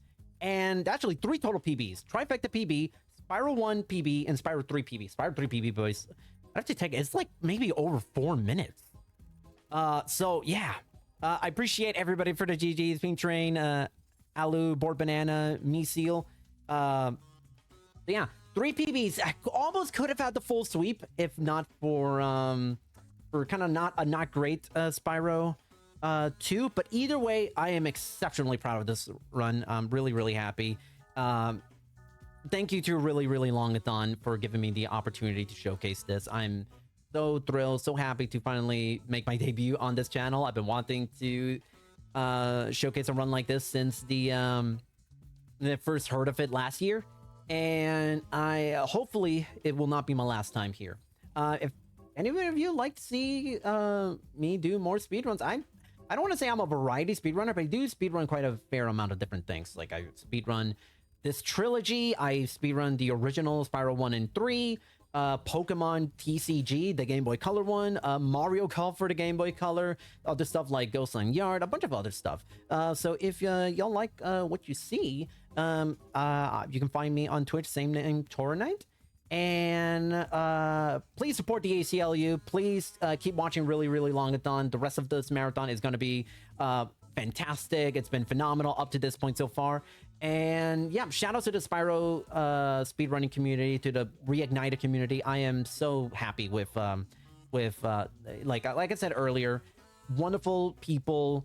It is technically it's still a niche speedrun community, but it's still such a wonderful and close-knit community. I am very grateful to be a part of it. But yeah, that'll be it for me. And like I said, go support the ACLU and keep watching the rest of this run and this marathon. And with that, that'll be it for me.